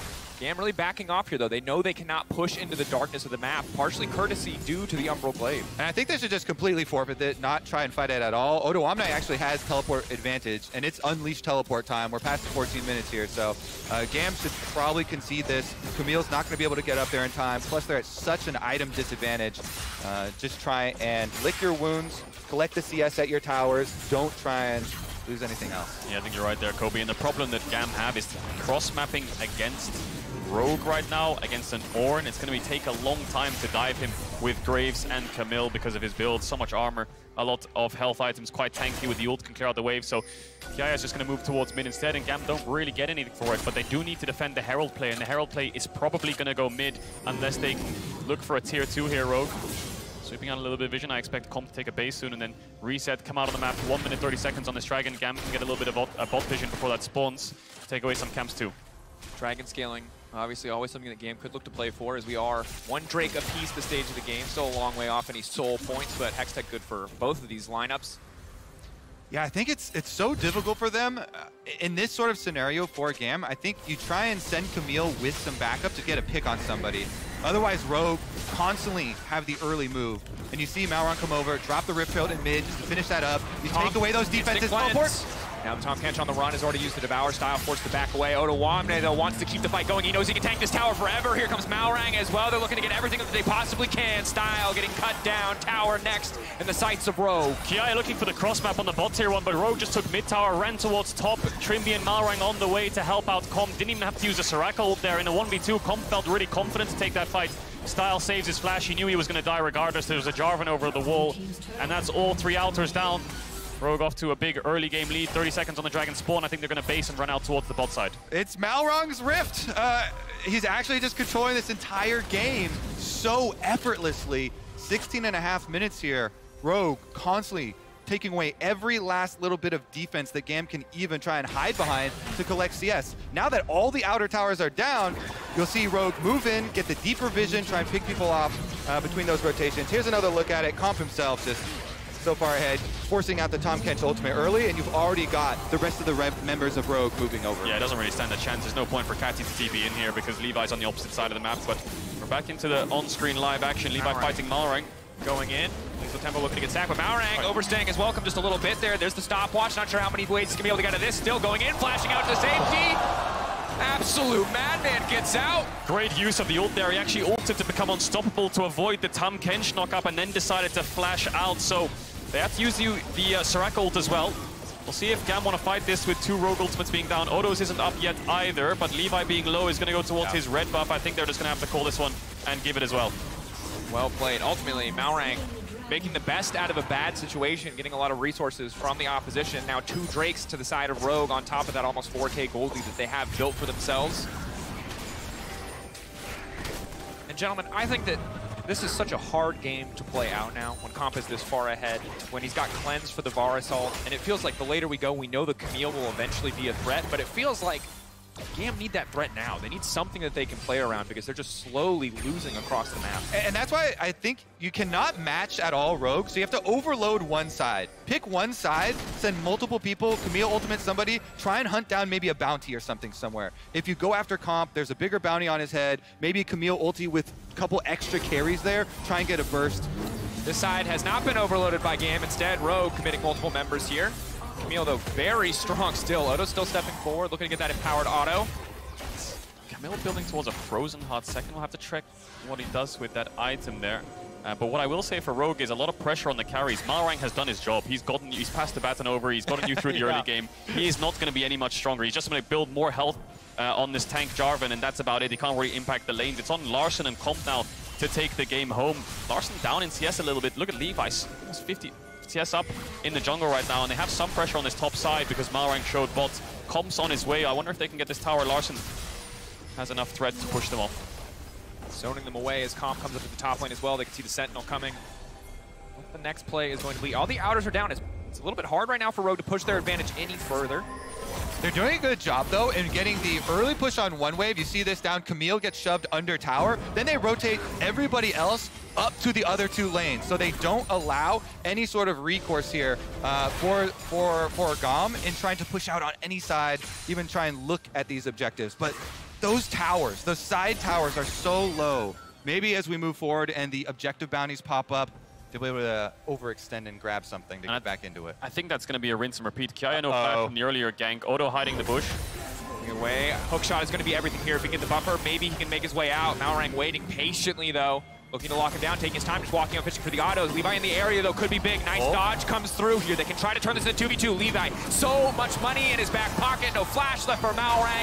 The ulti will not be enough. Beautiful turn from GAM. Second time where QIA could probably even win that in a 1v2. This armor's helping out against this lethality / tank Jarvan, and in this 2v1, Rogue looked for the second time, and it backfires. QIA now can look for this bot tier 1. Yeah, GAM got one of the picks that they are looking for here. Let's see if they can actually make more of it. QIA, great timing there on his ultimate, dodging the EQ there from Malrang, keeping him around long enough for Levi to get there. Rogue's still very happy with the lead that they have, very secure, but those are the types of plays here, the outplays for GAM. And I feel like you hit the nail on the head there, Kobe, where you're saying moving from bot to mid and mid to top and just controlling the map, stacking Drakes, playing for Baron, but feels a bit unnecessary from Rogue. They don't really have the damage to kill this Camille. Even despite this knock-up landing, uses the ult to dodge it. He could E away here, worst case, and there goes all of your ultimates from your top jungle and your forms of engage, but Levi shows up, shut down over to QIA, and he's only going to get stronger as he looks for this bot tower. Graves now with the Gore Drinker as well. Kaya, such a difficult player to threaten, really, at this stage of the game. The Camille so individually strong. Ultimate already almost up and available again. Still hasn't even completed a second item and seems so confident even in the 1v2. And I like that little play right there because it doesn't look like much, but that is some restraint, you know? Rogue are like, maybe he will get baited in by this tower. One more Q from Camille would take it down. But yeah, it doesn't overextend, doesn't give them the opportunity to pick him off. He backs off, shows some restraint. They're not getting too greedy. So he has gone for that Frozen Heart second. Does give a lot of ability haste next to the Lucidity boots as well. Doesn't have things like the Hydra to push out sides fast, but it will help him in terms of staying alive when he does deal with that 1v2 and getting on top of comp. It could help out a little bit, but for now it looks like Rogue have decided to stop going towards bot, stack these Drakes, 50 seconds on the spawn, and look for 5v5 team fights, because look at how ahead comp is, but he's not really been able to impact the map. Levi moving up to the top side. Crucial to note that Larson does not have teleport, so if Rogue do want to contest this, there is a TP advantage to the side of GAM at this moment. 3 members looking to collapse. Tower should just be dead as soon as the next wave comes in, but it's a bit of a ways off. Yeah, with the 30 seconds left towards this Dragon, looks like the commitment from GAM is like, once again, okay, we don't want to fight a full fight. Let's go get something on the other side of the map. We'll get the last remnants of this tower. Rogue, especially with those Hex Gates, going to make the transition over. They're actually clearing out all the vision around Baron during this little window too. Just look at the levels. Catty, despite going 0-3-0, has a shutdown, and he's up a level on Larson right now, so he's definitely recovered. Kiaya's up a level on Odoamne. This game is slowed down. And speaking of Kati, they're going to keep him split pushing on the top side. So they're going to try and push another wave in on the top side of the map while forfeiting this Dragon. Get that Victor as much juice as they possibly can. Yeah, they're going to go for 2 items on the Victor and maybe look for a third on this Varus before they contest this Dragon. It will be soul point for Rogue though, so even in a 5v5, a Miracle Steal over for Malrang could just, you're going to have to buff the rest of the game. There's no real Baron threat from Gamma either. I think we have enough vision here, shallow vision on Rogue side to spot out what they're up to. And once we do transition to the actual team fight, because now it's Dragon Soul Point here for Rogue, so they're just waiting for the clock to tick down. They've got Ornn Ultimate to set up the Jarvan EQ Shockwave combination. Definitely looks very scary for GAM to deal with when they actually have to fight the team fight. Certainly does, especially when Graves is so short range. Of course, Tom Kench, the luxury of saving one of the 2 carries at this point between Style and Kati. Have to see who he wants to take out, who he can protect in the fights to come, as Odoamne does what he can to keep this tower alive, stepping forward to clear the wave before it can even get close. Yeah, the point of power for GAM has been Kiaya. This Camille split push, he's done it quite well. Shown restraint when necessary, dodged out on the ganks. What I will say is a little bit of shallow vision wouldn't hurt too much for Kiaya. Having like a ward or 2 in the enemy jungle so he knows where Malrang is, so he can actually step up and hit these towers. The only reason he can do it now is because Levi's there. Don't really want a human water or jungler, a pink or anything like that would help a lot, so he can keep pressuring Odoamne, and it gets to the point where Camille can't dive the Ornn, but what she can do is she can ignore the Ornn and then just hit the tower and focus it down. If Odoamne steps past the wave, of course he'll try to dash on him, but when the wave crashes, the ideal situation is just to ignore him. If he knows the rest of Rogue or top side, he can look to chunk towers. Rogue now collapsing on the top side, trying to cement as much control as they can over this area. Baron, the only really big objective on the map. You have the Kalista plus the Jarvan, so relatively easy control when it comes to smiting or 50-50ing, but Rogue's clear on this objective would be pretty slow at this stage of the game. They also, have Soraka sustain too. So it feels like Rogue could look for some baits here. You have really good turn from Rogue. If you start up on Baron, you control all that vision. And then whenever GAM come over, you look with the Ornn Ultimate, you look with all this engagement you have to try and turn off, see if you can get a pick. If you can't, it's okay because Soraka sustain should keep your tank healthy as well. Game has slowed down a little bit. I saw Rogue look for those pick towards bot. GAM turned the play around, but now it could speed up a bit. 3 minutes on the next soul point. Larson actually looking for Bia here. He's gonna have to flash over the wall. Rogue bullying their way into the GAM jungle. Bit of poke coming in from the Varus, not bad to have, certainly as we get closer to the fight. It's important to note that Kiaya has picked up the Tiamat, so pushing on the side wave, gonna be much faster, not as easy for Rogue to take this objective uncontested. And look at this controlled destruction here. GAM, after getting behind so much early on versus Rogue, trying to stabilize the game a bit. Here's the bait we're talking about. Here's the start from Rogue. They have very good turn. There's a TP. Kiaya's on the way. In. Rogue disciplined as they back off. Baron now resetting. So far, purely positive play for them. They're going to look to pull the trigger. They're going to look to start the fight. If they can burn down the Tom Kench, you won't be able to save anybody. But it's a slow fight. It's controlled from the side of GAM. Odoamne taking a decent chunk of damage, but Trimby keeping him topped up. Yeah, I think Odo is just calling for BA there because he has no flash. Maybe he thought he could pick up the first kill of the fight, but the positioning of GAM was threatening the carries of Rogue too much to the point where they could not step up. But I think Rogue got what they came for, and it's the Camille TP. Exactly. That cooldown so big. The split push Camille was the main thing GAM were leveraging in this game to stabilize it, taking out that ability to join with the rest of them. Rogue can now rinse and repeat. It's get a bit awkward for GAM. So what they're doing actually is they're going to put Catty towards the bot side and Kiaya up top. Now, can look for kill pressure onto Larssen, but with the stopwatch and with so much vision focus on this top side from the bot lane of Rogue, he'll never really be able to look for those all-ins. The benefit, of course, is the Victor has TP. So Odo will be under a little bit less pressure. Doesn't have that much magic resist, but he's building towards it now. Yeah, the benefit is Victor has TP. The downside is that, as you mentioned, they don't have any vision, and Victor has a lot more difficult time getting away from 2v1s on bottom side than the Camille does. So Kati playing very safe there. Yeah, just try and laser the wave back right off. It's sort of mirrored, ultimately, because Larssen has to give Camille that same respect. Both mid laners backing away from the respective opposing top laners, as for now, just a bit of vision control traded back and forth. We'll see when the next attempt is on the Baron. Of course, it is a minute till Hextech Drake. It will be Soul for Rogue if they are able to take it. This is going to be the arena that GAM are forced to fight in. And GAM actually hitting some of their power spikes here with Victor getting to level 16. Another rank in the ultimate here. Kati can definitely add a huge chunk of damage. So just taking stock of the game, Rogue got a really big early game lead, all three out the towers. The game slowed down to the point around 15 minutes later where the gold doesn't matter that much. I think the carries are strong and GAM are going to fight back. Now going in, backing away. Comfort using the ultimate, of course, to keep the Soraka safe. Gonna be going right back up, but here comes Malrang off to the side, fishing, looking for an opportunity, hitting one with the shockwave. Now the Varus taking so much damage, but here comes Bay trying to maybe look for the Devour. He isn't forced to do it yet. Big healing coming up from the Soraka, but Malrang in the midst of everyone, and a beautiful Hextech ultimatum to say, not today, buddy. And the timing that GAM go for this play right before the dragon is going to spawn. They pick off the enemy jungler. GAM have been so good with their decision-making here, not giving over anything while they're so far behind, choosing their timing to finally go for the fight, and after that evade, they put a stop to the first attempt at Dragon's Soul for Rogue before it even starts. Wow. They've bought themselves so much time here, and Kiaya has so much confidence, just dashes over, looks for Trimby. Kalista ult has to be used so early on. Odo gets the knockup, but he's already back over the wall. This is where it looks good for Rogue, because both the carries are in the Cataclysm. The silence comes down after the shockwave pull, but they can't actually get the kill onto Style. He stays alive, and Comp can't fight Catty either. He's down 2 levels, and when he dashes forwards, he just gets outranged, and this is where Malrang gets caught off.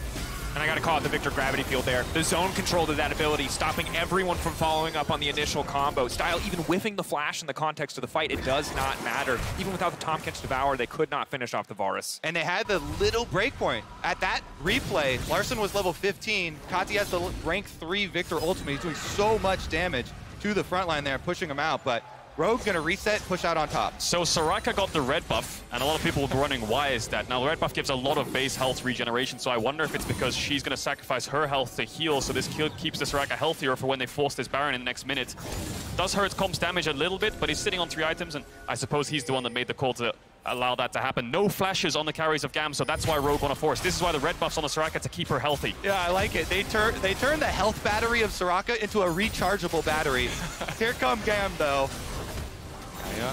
How much time do they have? Observers teasing us, 4K getting lower. Levi over the wall, maybe 3K getting lower. The spear, so they're gonna get GAM, they find it! Out of one right now, looking to turn the fight, but here comes the Victor, and they're all trapped! They're all caught in the mix of an absolute slaughter! This Victor is killing everybody! Huge steal from Levi, saves the game there. It's a 2 for 2. It was such a bloody fight in that pit. Victor, Chaos Storm, the Varus, and the Kalista were free hitting. The shockwave hit multiple members, but it's Levi that steals the Baron. Incredible smoke screen over the wall as he dashes over to make sure Malrang couldn't actually see the health bar.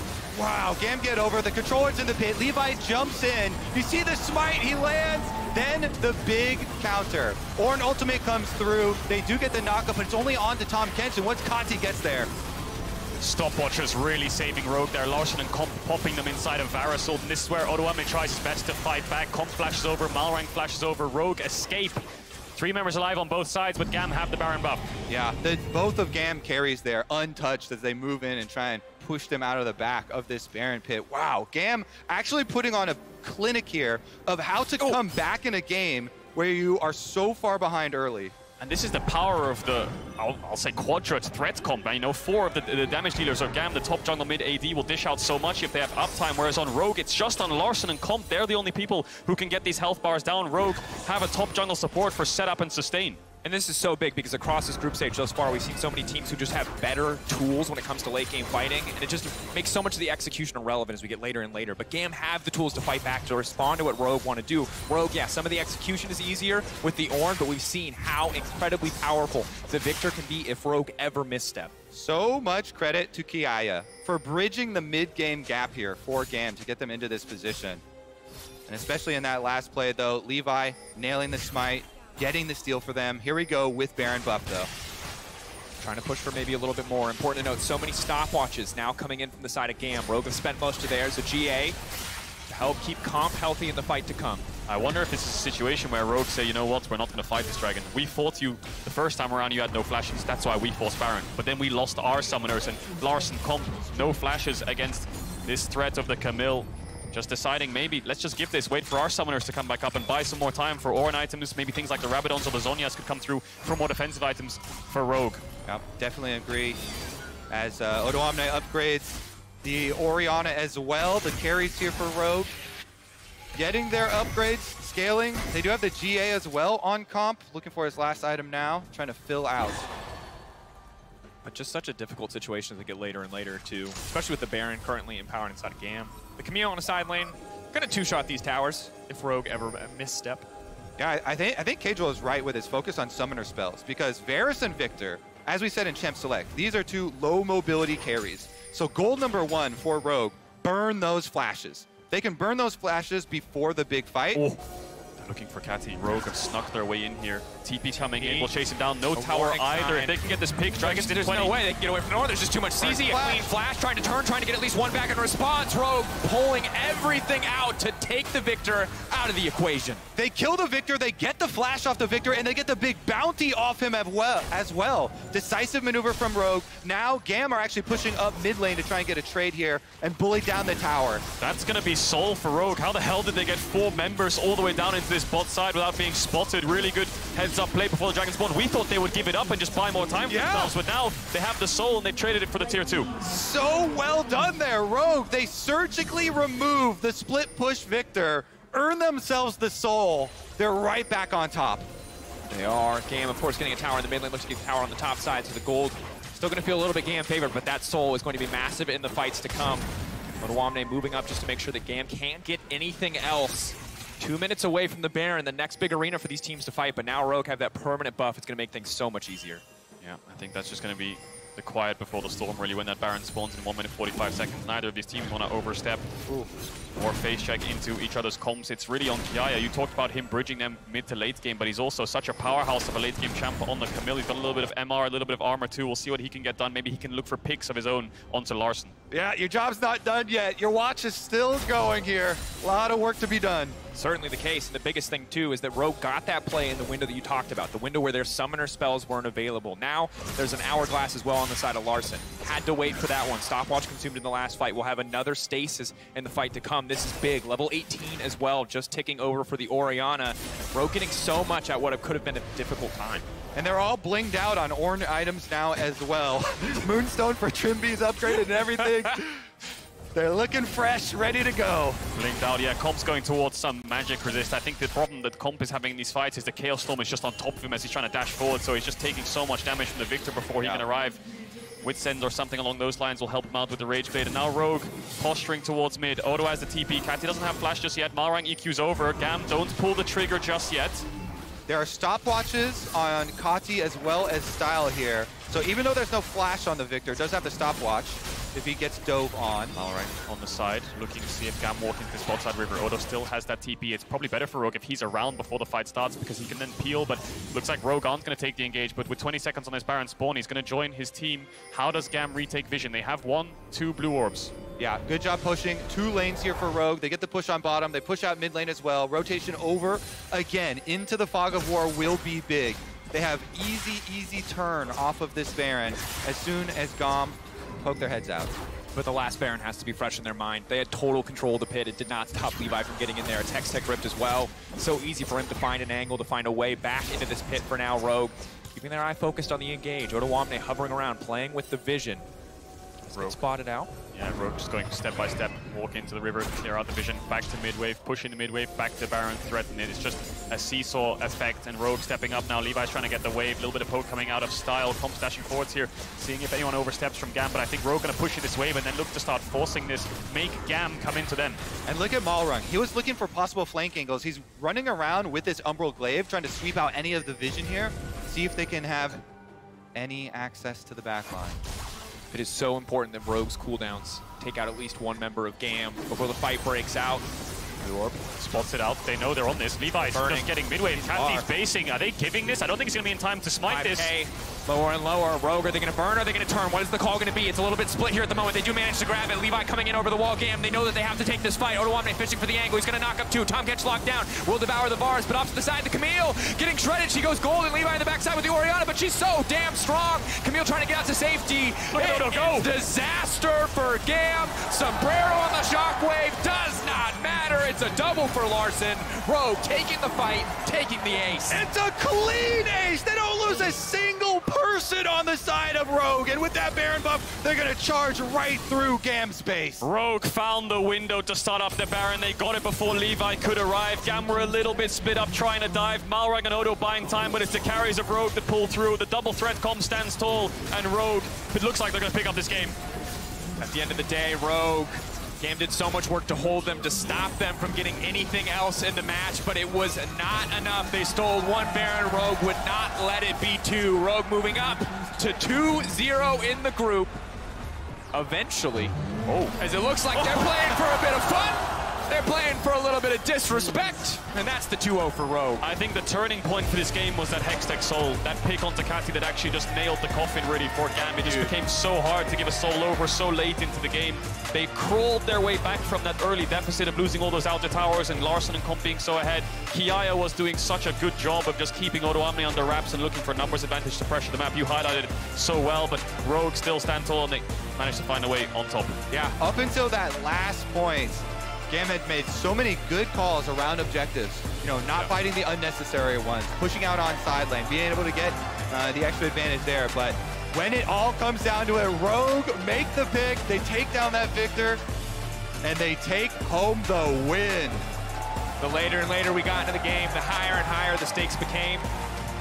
One pick on the bot side, Levi being a little bit too long in the mid lane. That's all it took for Rogue to find the win. These little things add up to such big advantages. Heartbreaker for GAM. They fought back way better today than they did yesterday. It is progress. We saw more from them today, but still, to start 0-2, very difficult. Rogue have just been steamrolling everybody, you know? 3-0s in the LEC, winning it, coming here to Worlds, pumping this group. It's DRX so good for them. took them down. GAM, I will admit, I think Rogue will look back on this game and say, how did we slow it down so much? We got those outers, and then the game just went for about 10-15 minutes to a pace where GAM could crawl their way back, look for top tier ones, try to contest these Drakes, slow them down, and they got to the point where they found item breakpoints, and all of a sudden Victor was up a level, you know, you had some contest coming through, but there was the Soul that just kind of, I think, that really sealed the deal. Well, I think we agree it's the Soul. We can find out with the desk thing. Stash and the boys standing by. What was your guys' take on that particular game? Were you doing a podcast? My friend told me to do that IRL. What? What's up, everybody? It's E-Dash and the boys. This is the boys. What's up, boys? Wait, I don't know. I feel like I'm voguing. You're actually. Hey, there you go. You both actually don't know. Which friend told Kobe to do that? That's the big question. Rogue pull it out in the end. But let's talk about it because it wasn't easy considering how dominant it looked from the early portions of the game. Malrung absolutely popping off for the squad on the Jarvan. Made it look like an open and shut case. And this is exactly what Malrung has been doing in the LEC all split long, and this is what he did here.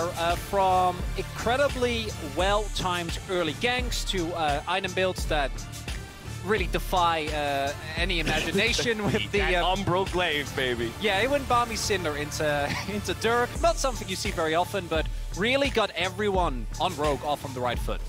Yeah, I mean, look, the fact that you end up getting Rogue into position where they're starting to stack these early dragons, starting to look well, that was where I started to go, okay, Rogue, this is going to be a very quick game. We're going to look really good.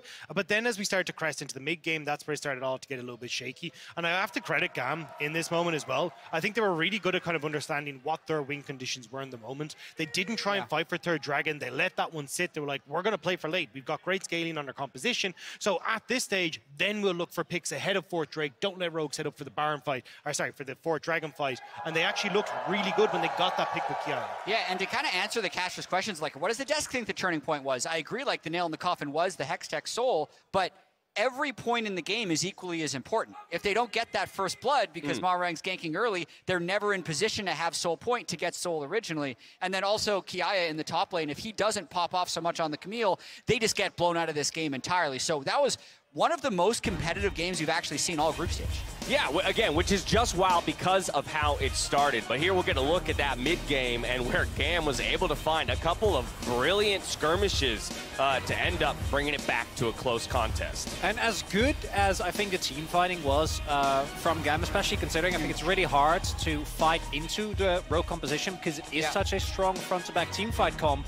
And how well this was set up as well, being able to get the steal, actually getting anything done with the Baron afterwards, I think could have been a true breaking point for Rogue, but they were unable to do so. Yeah, I mean, one of the big reasons for that was the fact that mid-turn was still up. They couldn't really get themselves into a position where they could actually threaten the base. But I do want to give a shout out to Kiaya again in these fights. Like, every single time he was getting access to the key carry that he needed. Like, when it was Malrang right before fourth dragon spawn, you could see there in the back of the Baron pit as well, he was running amok on the carries. Like, Kiaya had a fantastic performance and was the reason that GAM were able to stay in this game for so long. Yeah, super impressed with Kiaya. Super happy to see that fight out of GAM, even if they weren't able to get the win, because it does make me believe that they will continue to make this group very interesting. That's enough out of us. We're joining Shox on the stage with the undefeated Trimby for our Verizon post-game interview. Thank you very much, Dash. Indeed, and a lot of the fans hung out as well to hear this interview, and I even spotted some Trimby signs. Have you noticed that? Okay, I didn't see them, unfortunately. My eyesight is pretty bad. But I saw them. They're really there. Okay, Trimby, nice. let's talk about this game then. Fantastic start. What happened then? I mean, we just griefed. Okay. Like, not much to be said, but enemy team for sure played well. I would say that they're doing really good with controlling the vision. Overall, like, Graves is just annoying, right? Umbro Grave just clearing whatever word I'm thinking, trying to creatively put. He just clears it with one auto, pretty sad, but it is what it is. So, yeah, there was not really much to do. We were stuck in Drakes, and I think the game should have ended on, like, fourth Drake, because we should have had all of them, but we, like, griefed one Drake. I think it was the second. Then we got caught, and there was not the greatest fight. Then we forced Nash, right? And then Nash should have been ours, but then we misplayed. So there was a lot of stuff that didn't go our way, but yeah, at the end of the day, we won, and I think we tried to play our game, and for most part, I think we did. It was just some misplays that should have never happened, but, well, I'd rather happen them now than later, right? Yeah. So I don't really mind. It's a good point. Rogue time, though. It's crept in my mind. Yeah. I was wondering if you were thinking. I'm sure people were already tweeting out it, so it's like, yeah, I mean, overall, just... I'm not sure, because Rogue time is like a weird thing, right? I don't personally believe it. I don't really care. It's like, it's just Rogue time. I guess people really wanted to, you know, try to make something up, but yeah, I guess there's some reasons right now to not believe that we're gonna get out of groups after this game, so yeah, for everybody. Don't need to downplay yourself. I think you've had a great start. But talking about it, of course, you were here last year as well. And I know we've talked a lot about how you're very hard on yourself. You have a lot of criticism for yourself. How much of a different player do you feel you are in your approach to this year's World Championship? I don't think much happened. I think I just kind of understood how to, like, work with it, I would say. And most likely just, like, make sure that I'm fully aware of what, like, my feelings are, how I am, and just overall try to, like, work with it and try to make sure I'm just trying to give my 100% every day. Yeah, I think it's been getting better and better, and I just need to work on that still. And yeah, overall now just need to practice so we can get, like, to the best shape possible, right? It's like the best tournament that we can get during the year. So yeah, we're working quite hard to get here, so need to work a little bit harder to make it work. People have noticed, and I think, you know, in the past, sometimes people have been like, oh, Rogue, until they win a title, this or that. But I've seen so many EU fans really rally behind you guys. Specifically on EU, I wanted to ask about your feelings about the meta read, because as we've seen more teams go away from necessarily the bot lane strong dominant picks, we've seen EU just going for the Lucian Nami priority, etc. You guys with the Kalista as well. Do you feel that EU generally has had a different meta read, and do you feel it's been better in the beginning? I mean, for sure, the EU meta that we experienced, like for last 2 best-of-5s at least, was way different than people expected from different regions, I would say. So it was, yeah, it was something that I don't think many expected outside of EU. And right now, I think the meta is just pretty versatile. I don't think the engaged supports are like the best of the best, but I do think that sometimes you just have to play them, and that's just it. And you know, that's how life works. So I'm really fine with it. I always like playing engaged supports, and it's pretty weird that now I'm like known, or like just, you know, people recognize me with like champs like Soraka. It's like so. To me, it's so weird. Yeah, honestly. like Assassin Soraka. Just I mean, you know, throwing some silence out in there, just healing up to full HP in like 1 Q. Yeah, I mean, I don't mind. It's fun. You're doing your job. Is there anything else you'd like to say to the crowd that was cheering very hard for you today? Honestly, okay. Honestly, at first, I thought the theater that we're in is it's quite small, honestly. That's what I thought at first. But then I came here, and the fans are making it really beautiful. It's so beautiful, such a nice experience. They sure are. It's so nice. Like, They're I would so never. loud, right? Sorry? They're so loud, right? Yeah, I mean, it's just, I don't know, like, it's so packed. Like, the whole theater is so packed, and I don't know, it's just lovely to be here, and I don't really feel like we're not in EU, you know? Like, I think it's pretty nice, and fans are not one-sided. I mean,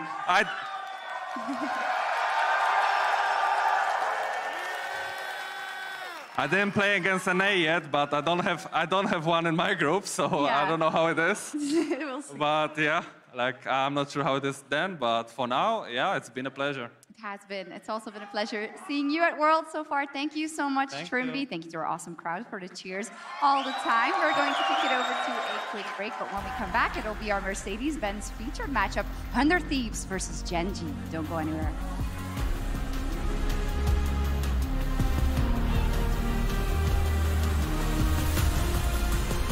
Waiting, flashing in the waiting arms. They're going to burst him down. It's going to be a quick kill, but Levi now going to look to respond with his own. Now the flag, the drag, another one. Top gets the kill. Oh, he's going back. Rinse and repeat. Malhang is just so damn effective at impacting the early game whenever he gets this character.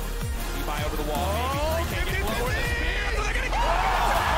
Damn, they're fine. And no one now looking to turn the fight, but here comes a Victor, and they're all trapped. They're all caught in the mix of an absolute slaughter. This Victor. Guys, we will win nothing. Okay, or am I just failed? Cut up. Boom!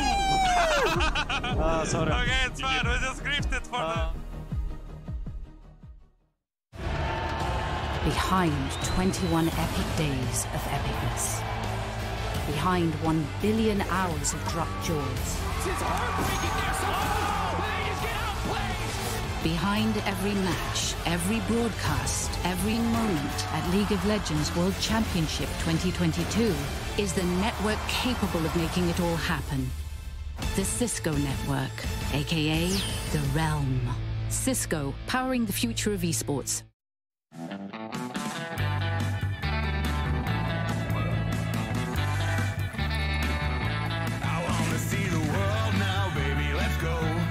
Nothing but a green light ready to roll. Only you, you're the one that I want. Only you, you're the one that I want. You got me feeling so free. Got me feeling so free.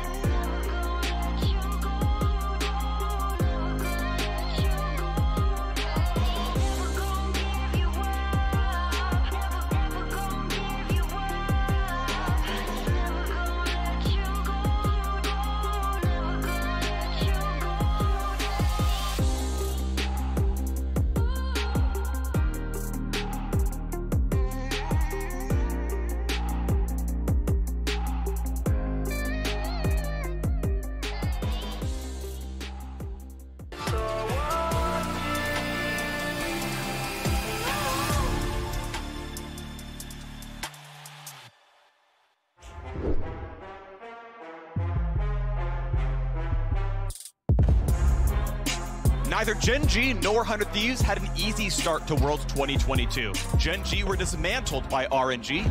Toby looking to be the difference maker. Shahu now taken down, but no, Gala! Monster damage from the Graves and the Aphelios. RNG slaughtered Gen G in the fight. And 100 Thieves were taken down by CTBC Flying Oyster. Rest is trying to end 100 Thieves' world.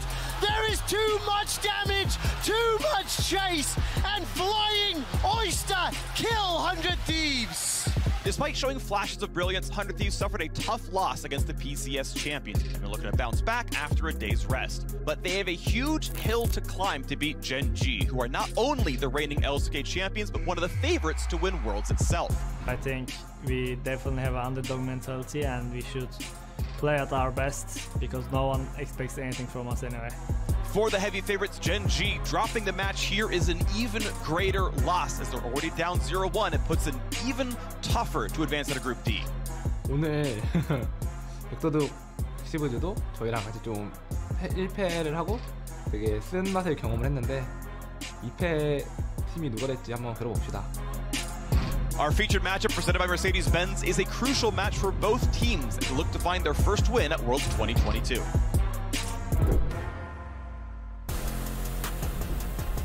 Welcome back to the State Farm Analyst Desk ahead of our Mercedes-Benz featured matchup. It's 100 Thieves versus Gen G. Two teams that started with a loss to group stage on day one. And Chronicler, that's the one seed out of the LCK that fell down and is still hunting for the first win. Yeah, first things first. Usually Ruler is better at trash talk. I was really waiting for him to go in hard, and he didn't. Yeah. So I don't know what's up there, but he gets a win on the board, and I'm sure the trash talk will start. Well, usually nothing stops him. So okay. I'm kind of now I'm worried. I was feeling good, but no. For Gen G, I really want to set the stakes here for any LCK fan. If Gen G don't get a dominant win here, not even a, it's a back and forth, they need to get a very decisive win here. If I think a lot of the LCK fans are going to get a little bit more hope, because right now it's looking pretty dire. A lot of people felt like Gen G, including me, was going to be very, very good. And a loss against RNG, we can recuperate from. If we lose to 100 Thieves, it is I don't know what we're going to do. It's not going to be good. Well, let's have it happen then, because for 100 Thieves, I want to see more decisiveness. I want to see more decisiveness and confidence from 100 Thieves, and it's going to be difficult against Gen G just because they're so hyped coming into Worlds. We even heard Closer earlier in the show saying it's looking like Gen G is the best team in the world coming in. So they definitely know they're up against a formidable opponent, but I think if they give themselves enough engaged tools, which they didn't give themselves in Game 1, that could allow them to play a little more recklessly with a little bit more confidence. And that's the big one for me as well. Like, I want to see 100 Thieves prioritizing more towards team fights. This is what made them successful in playoffs. What got them to finals was having these team fights around big objectives. I don't want to see this Fiora anymore. I don't want to see things that are going to try and play for side lanes. Go back to what gave you that confidence, that brought you to the finals, and play that style once more. Yeah, theme of the day for NA teams, no more Fiora, please. All right, I'm on that train. We'll talk about that a bit more later on in the day. But it is an interesting discussion, because we kind of consider the fact that Gen G had a poor showing, but on what looked like some comfort picks for the squad. For 100 Thieves, it felt like they went away from comfort, perhaps with a misread on the meta. The question is getting back to comfort even enough to take down an opponent like the LCK once? I mean, TSM isn't playing, but I definitely think for Gen G, they need to go back to just again, like, get rid of things like the Senna Singe didn't make a lot of sense to me. I don't know why they tried to go for this style. Having Ruler, who's been so proficient in these team fights, of stepping up and being a major carry, taking that back into a support role didn't make a huge amount of sense. Also, then a farming Singed, I just think you go back to basics here. There you have it. The stage is set for each of these teams to do battle here on our third day of play. Now, if you can't make it to San Francisco for the finals, you can watch on the big screen with friends and family at select theaters near you. Use the QR code that you see just below us to grab those tickets. But for now, we're going to head back over to Dracos, Cajal, and Kobe to get into Game 2 of the day. Thank you very much, gentlemen. Disappointing lack of posing, I will say, before you passed it back to us. But, it's a serious game. I can understand it. We're going to take it seriously. 100 Thieves, Gen G, both coming off of pretty tough losses. We're going to see what the adaptation looks like. Would you say these two teams are on even footing coming into this game? Would you like me to say that? Both 0-1. Yeah, I would like you to say that. He's going to find anything he can find. For you, Kobe, yeah, this is closey. This is a toughie. Yeah. Anyone could take it. For sure, Gen G definitely our favorite in this matchup, and so that's why kind of examining it from the 100 Thieves angle, looking at their draft from yesterday compared to today, I really think, focusing on getting mid lane on one of these control mages or even support mid laners, as we've seen a bunch start to emerge with, Karma actually getting a lot of play as well, like Azir, Victor, Karma, Orianna, any of those types of things for Abe, and then have closer on one of the carry junglers. He could get his hands on Graves or something like that. I think it would be so big for them because during the regular season, 100 Thieves, best 2 players, most reliable were definitely Someday and closer. And on the opposite side, the solution feels much simpler to me, and it's maybe don't blind the Singe.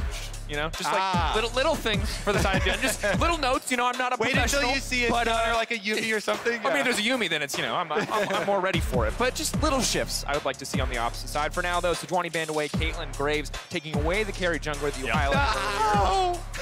Yeah, carry jungler taken down. We'll see what Peanut opts into. He's been playing more so of the tank facilitators, but definitely has the capabilities to play things like the carries. Yuumi's basically one of the main champs you have to think of when you think of Gen G, because Lehens is so good at it and Gen G are so good at dealing with it. They're going to take away FBI's Kalista, though. There's the Yuumi ban from 100 Thieves. Aatrox still up would be the easy ban here to take that off. Yeah, that as well as the Azir is so high prio. Chovy Azir is completely frightening. Yes, they did lose to RNG even while having that champion, but you have to pick your poison here. Top solo lane or mid lane right now. I think you're right. Aatrox, Azir, Maokai are the 3 champs to look at, and I think at the situation right now, if Gen G bans neither of them, then they can early rotate on R1, R2.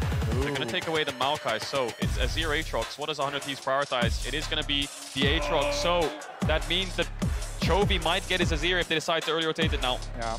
Could look to take that one. Potentially the Poppy as well has been rising in priority, especially with the Maokai and Sejuani taking out the board, kind of the premier remaining tank jungler. Yeah, Peanut, everybody remembers Peanut from the old days for international play of like the Nidalee and Grave style as well, but in LCK, completely smurfing on those tank junglers. I wonder if Gen G think of Lucian Nami right now. Ruler was the best Lucian in the world next to Viper, and Ruler and Lehens found a lot of success with things like the Lucian Nami when they could get their hands on it.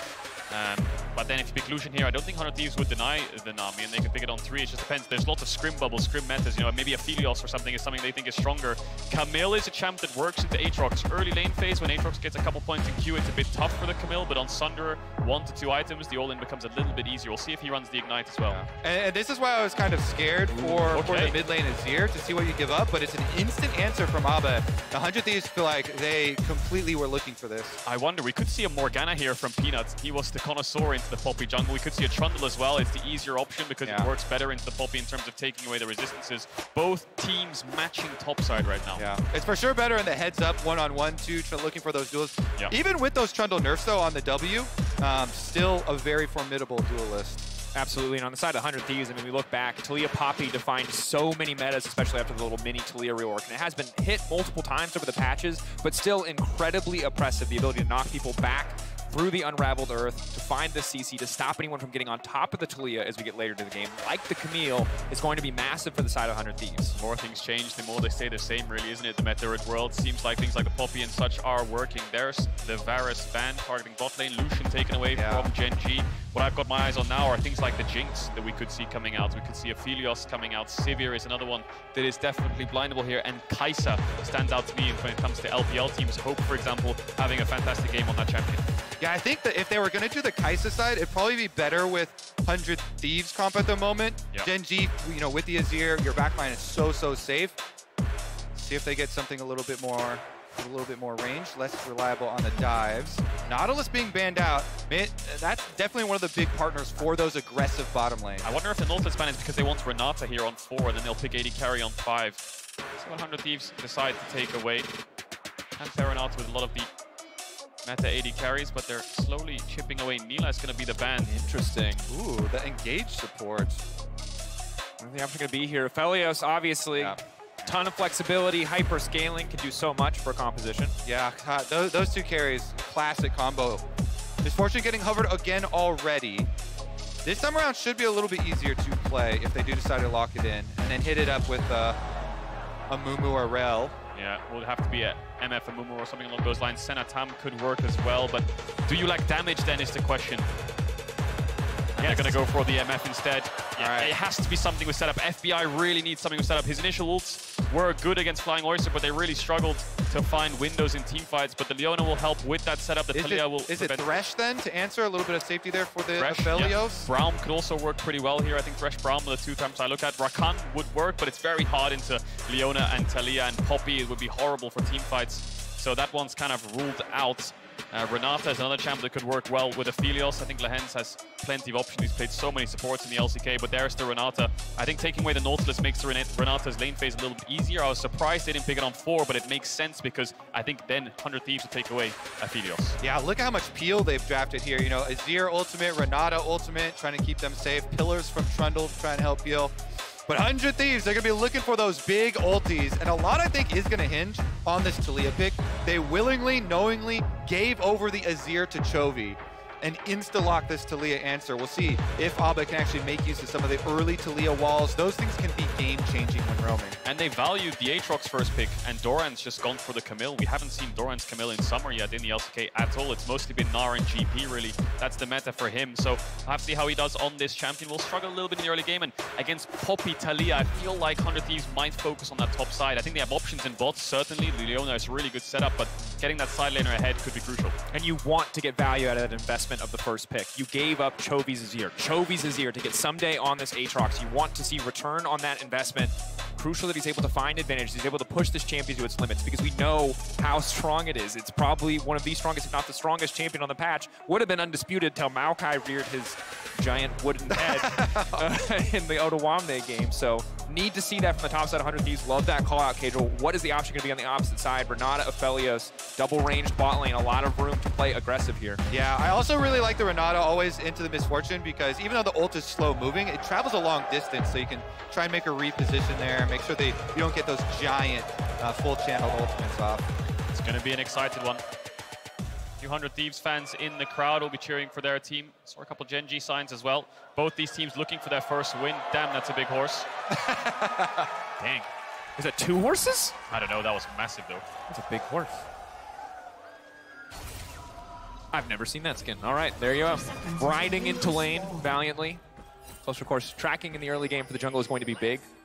Poppy can make these massive plays, has the phase rush. We know what Poppy can do in the early game. And Peanut, as a player, we also know how creative he likes to be, always looking for these avenues, these angles into lanes that people may not expect. Yeah, he has played so well, controlling for his lanes, getting them everything that they've needed. A huge part of Gen G's success this year. That's why it was kind of shocking in the opening game there for Gen G to drop it to RNG, who had to play their way through play-ins. So you know they're mad. You know they're looking to get right back on top. They're not used to losing. Yeah, Ruler Senna only had about 50 stacks at 20 minutes. Hang on a second. They didn't fight the rush control. Here we go. A little bit extra damage now traded down. Lehens firing back, but overall, positive early trade. You see Ruler continuing to step forward, knowing that if they extend the trade, it will get better for Gen G. But for now, small victory on the side of 100 Thieves in the early laning phase. Yeah, one of the hard things with Renata is the giant shield from the loyalty program, how tanky she is for a ranged champion, for an enchanter. And it's one of the reasons why they had to give that little nerf to her HP and try and whittle down on that, and yet she's still so prevalent in bottom lane. Those are starting on the Raptors there. Solo is going to go Raptors to red. I wonder if he's going to go towards that top side as we expect, or go for Krugs and then try to match Peanuts, who's probably going to go... No! This is all 3 of the first CS! Stings a little bit for the Aatrox. Definitely. I'm in pain. That's a rough one, you know, kind of that's one you'd prefer to have in your solo queue games, not on stage, but it is just a couple CS. We'll get his first CS of the game right now. Gen G, after that initial level 1 trade, going in favor of 100 Thieves, pushing out the lane as expected. That's the range advantage. And really curious to see what Abadage can do up against Chovy, but maybe we're looking at the wrong lane because that level 2 on the top side, Someday now fighting back against Doran. Doran has he overcommitted, gets the grass proc, but Someday already proc the Conqueror.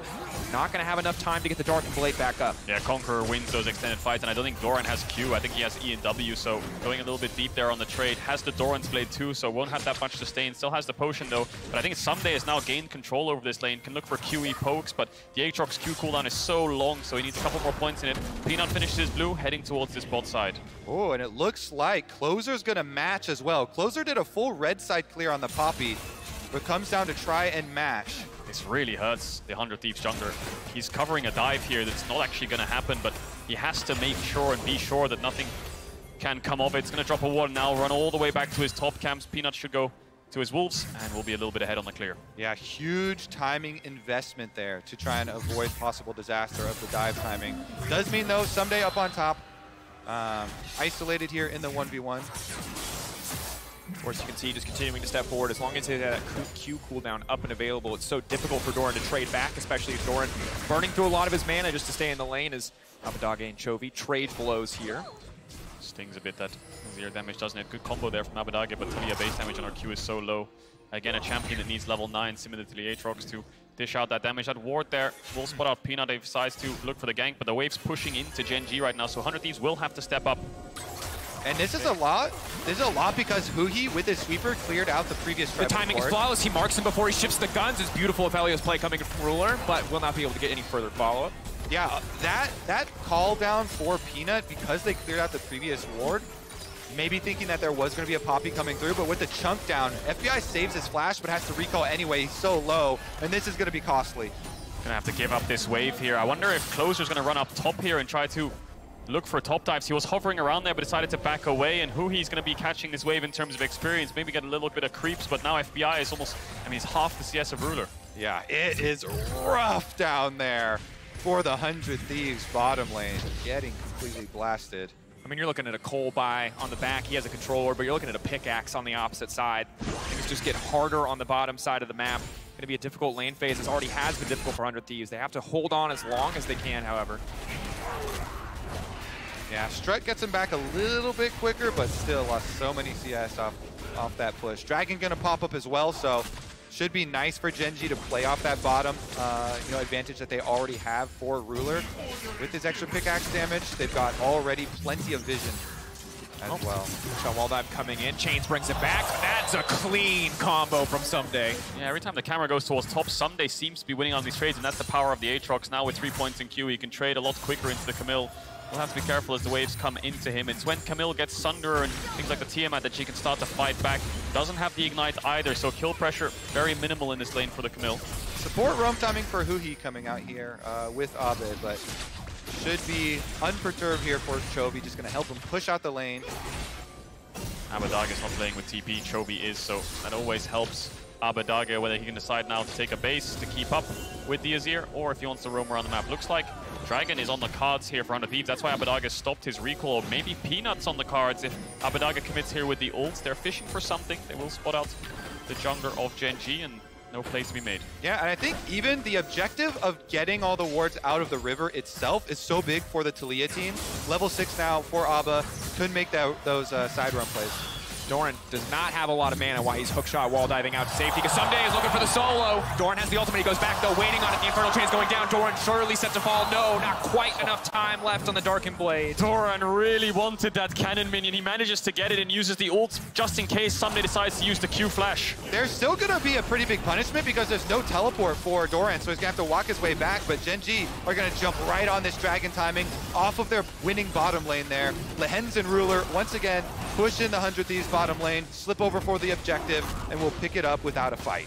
Both teams playing toward their relative strong side of the map. Someday doing so much in the individual 1v1 to build advantages, but these positive early trades, the pressure Peanuts putting down on the bottom side, getting the Dragon in favor of Gen G, big as we move later into the game. To keep an eye on what else they can do as Closer now coming closer into the mid lane, looking for potentially an angle here. Maybe wants to punish topside. Doran still has that flash, and it's Doran the one opting into these trades. We saw level 2 on the left-hand side of the screen as he dashed onto Someday, took a really bad trade, eventually had to TP back because of jungle hovering topside, and then again, another bad trade. Down 10 CS right now, but the bot lane for Gen G is winning. They have that Dragon. The question is, what do they do around this Herald that spawns to? Do they swap their bot lane up towards that topside? Exactly. You're going to look ahead to the future here towards the 8 minutes on that spawn. It's so easy when you have bottom pressure like this to get the push out, move first, guarantee the objective. Then really it's about how much can you cover on the other side too. Get back before 100 Thieves can even get, a turret plate in answer for it. Looks like Ruler's actually moving his way back down towards the bottom side despite taking that base. So maybe Gen G unsure whether they want to contest this. They do have the top push from Doran. Chovy's just coming out of base as well. They will be able to establish a little bit of vision before it spawns. And I think one of the things to consider is that Gen G may just want to continue to push their bot side advantage. And Aphelios, specifically because he has the choke run, because he has the white gun, if 100 Thieves do move up to contest that objective, he will shred through the tower. Fortune with the strut can make the quick move, but early ward from Doran. Gonna see if there's any sort of... They didn't stop. Hands FBI. Handshake goes just a little bit wide. No, there it is. Lahen's now coming out. Ruler locked up, but he cleanses immediately. Red-White, who he's still trying to fight. Not concerned. FBI, only level 5. Really needs to take over to 6. How close is he? Can he get the ultimate? Will not come through. I wonder if FBI just played with a little bit more confidence there. They could have gotten more out of the Gen G bot lane. The flash forwards from the Hens could have been punished a little bit harder. Huhi was just going in on that fight. FBI was unsure on how to step forwards, but 100 Thieves on the Herald now. Yeah, they used that to start this one up. It's getting really low. Poppy ultimate does not find Chovy though. A Poppy eyeball 28. Doran still walking forward, gonna try to lock up the Poppy, leaping out of the unraveled earth. Still standing for now, stopping it, he makes it out! They get the objective, they stop the counterplay on the bottom side. Ruler pushing and trying to get plates back, but 100 Thieves getting a huge advantage. Closer with the escape. Ooh, huge value on that steadfast presence. Pops the W, interrupts the dashes, then flashes away with the trumpet emote.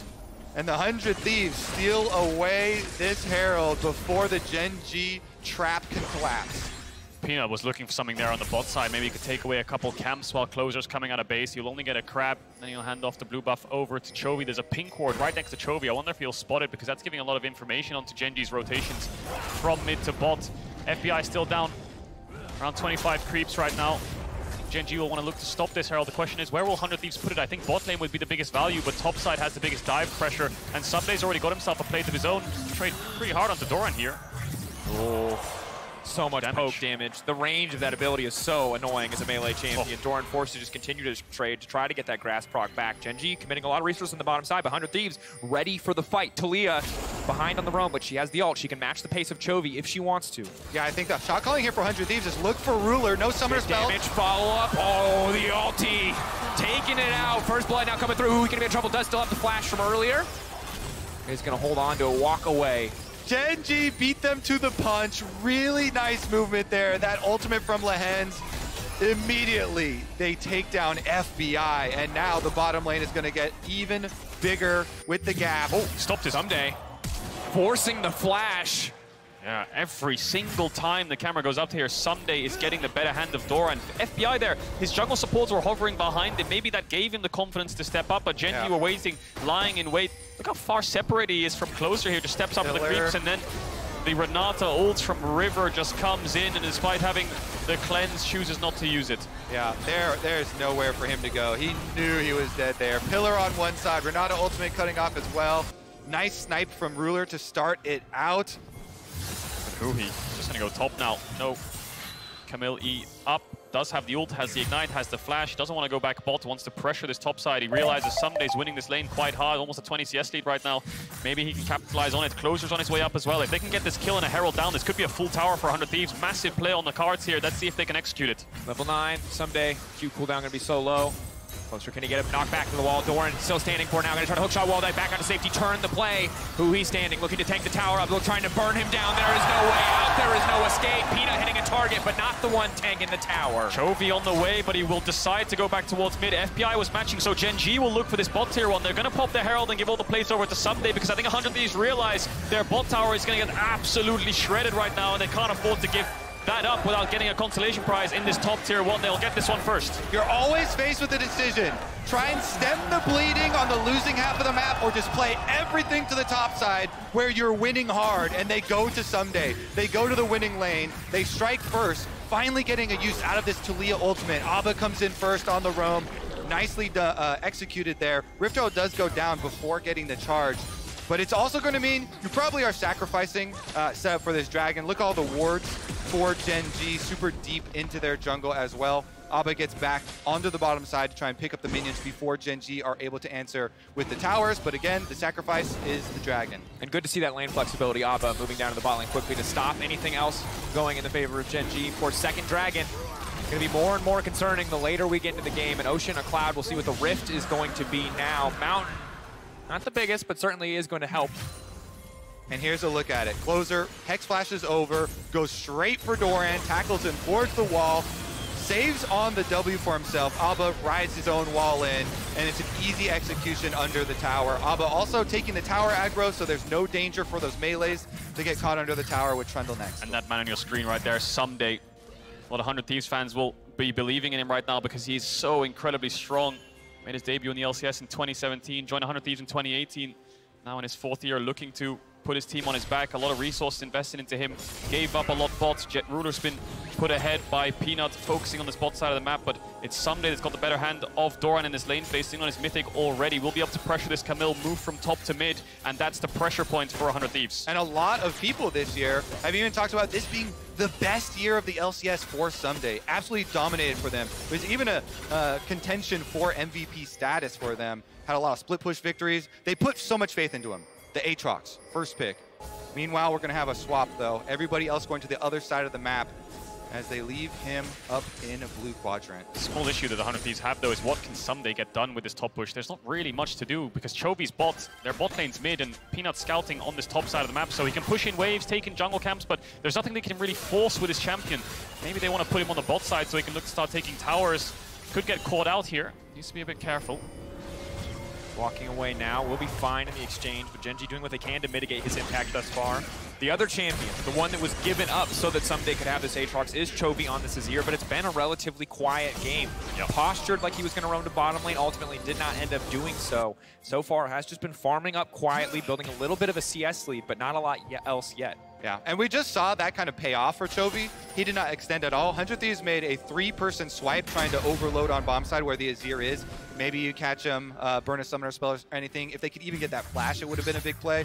But Chovy does not expose himself at all to the play. So Huhi and Closer both get their recalls off. They swap back to the top side of the map now with secondary Rift Herald here. It's kind of like a trade-off right now. Chovy will hit this mid-tier one, this bot-tier one, sorry, and he will get it. 100 Thieves are going to get a Herald for it on the cross map. They're putting all their resources topside, all their vision topside for this objective and for Someday to keep this push. And they will be rewarded. Someday will basically now swap himself down towards that bot side as expected. We'll have the TP in case a fight breaks out on the top side of the map. And he should be fine under tower. I don't think Gen G can look for a dive. It'll be a tower for Herald trade. It would be very big if they can use this Herald to break the mid lane tower, stopping Chovy from just sitting comfortably in the mid lane, stopping Ruler from just farming in that mid lane, maybe use the semi-global presence that Abbedagge can bring to bear a little bit more effectively.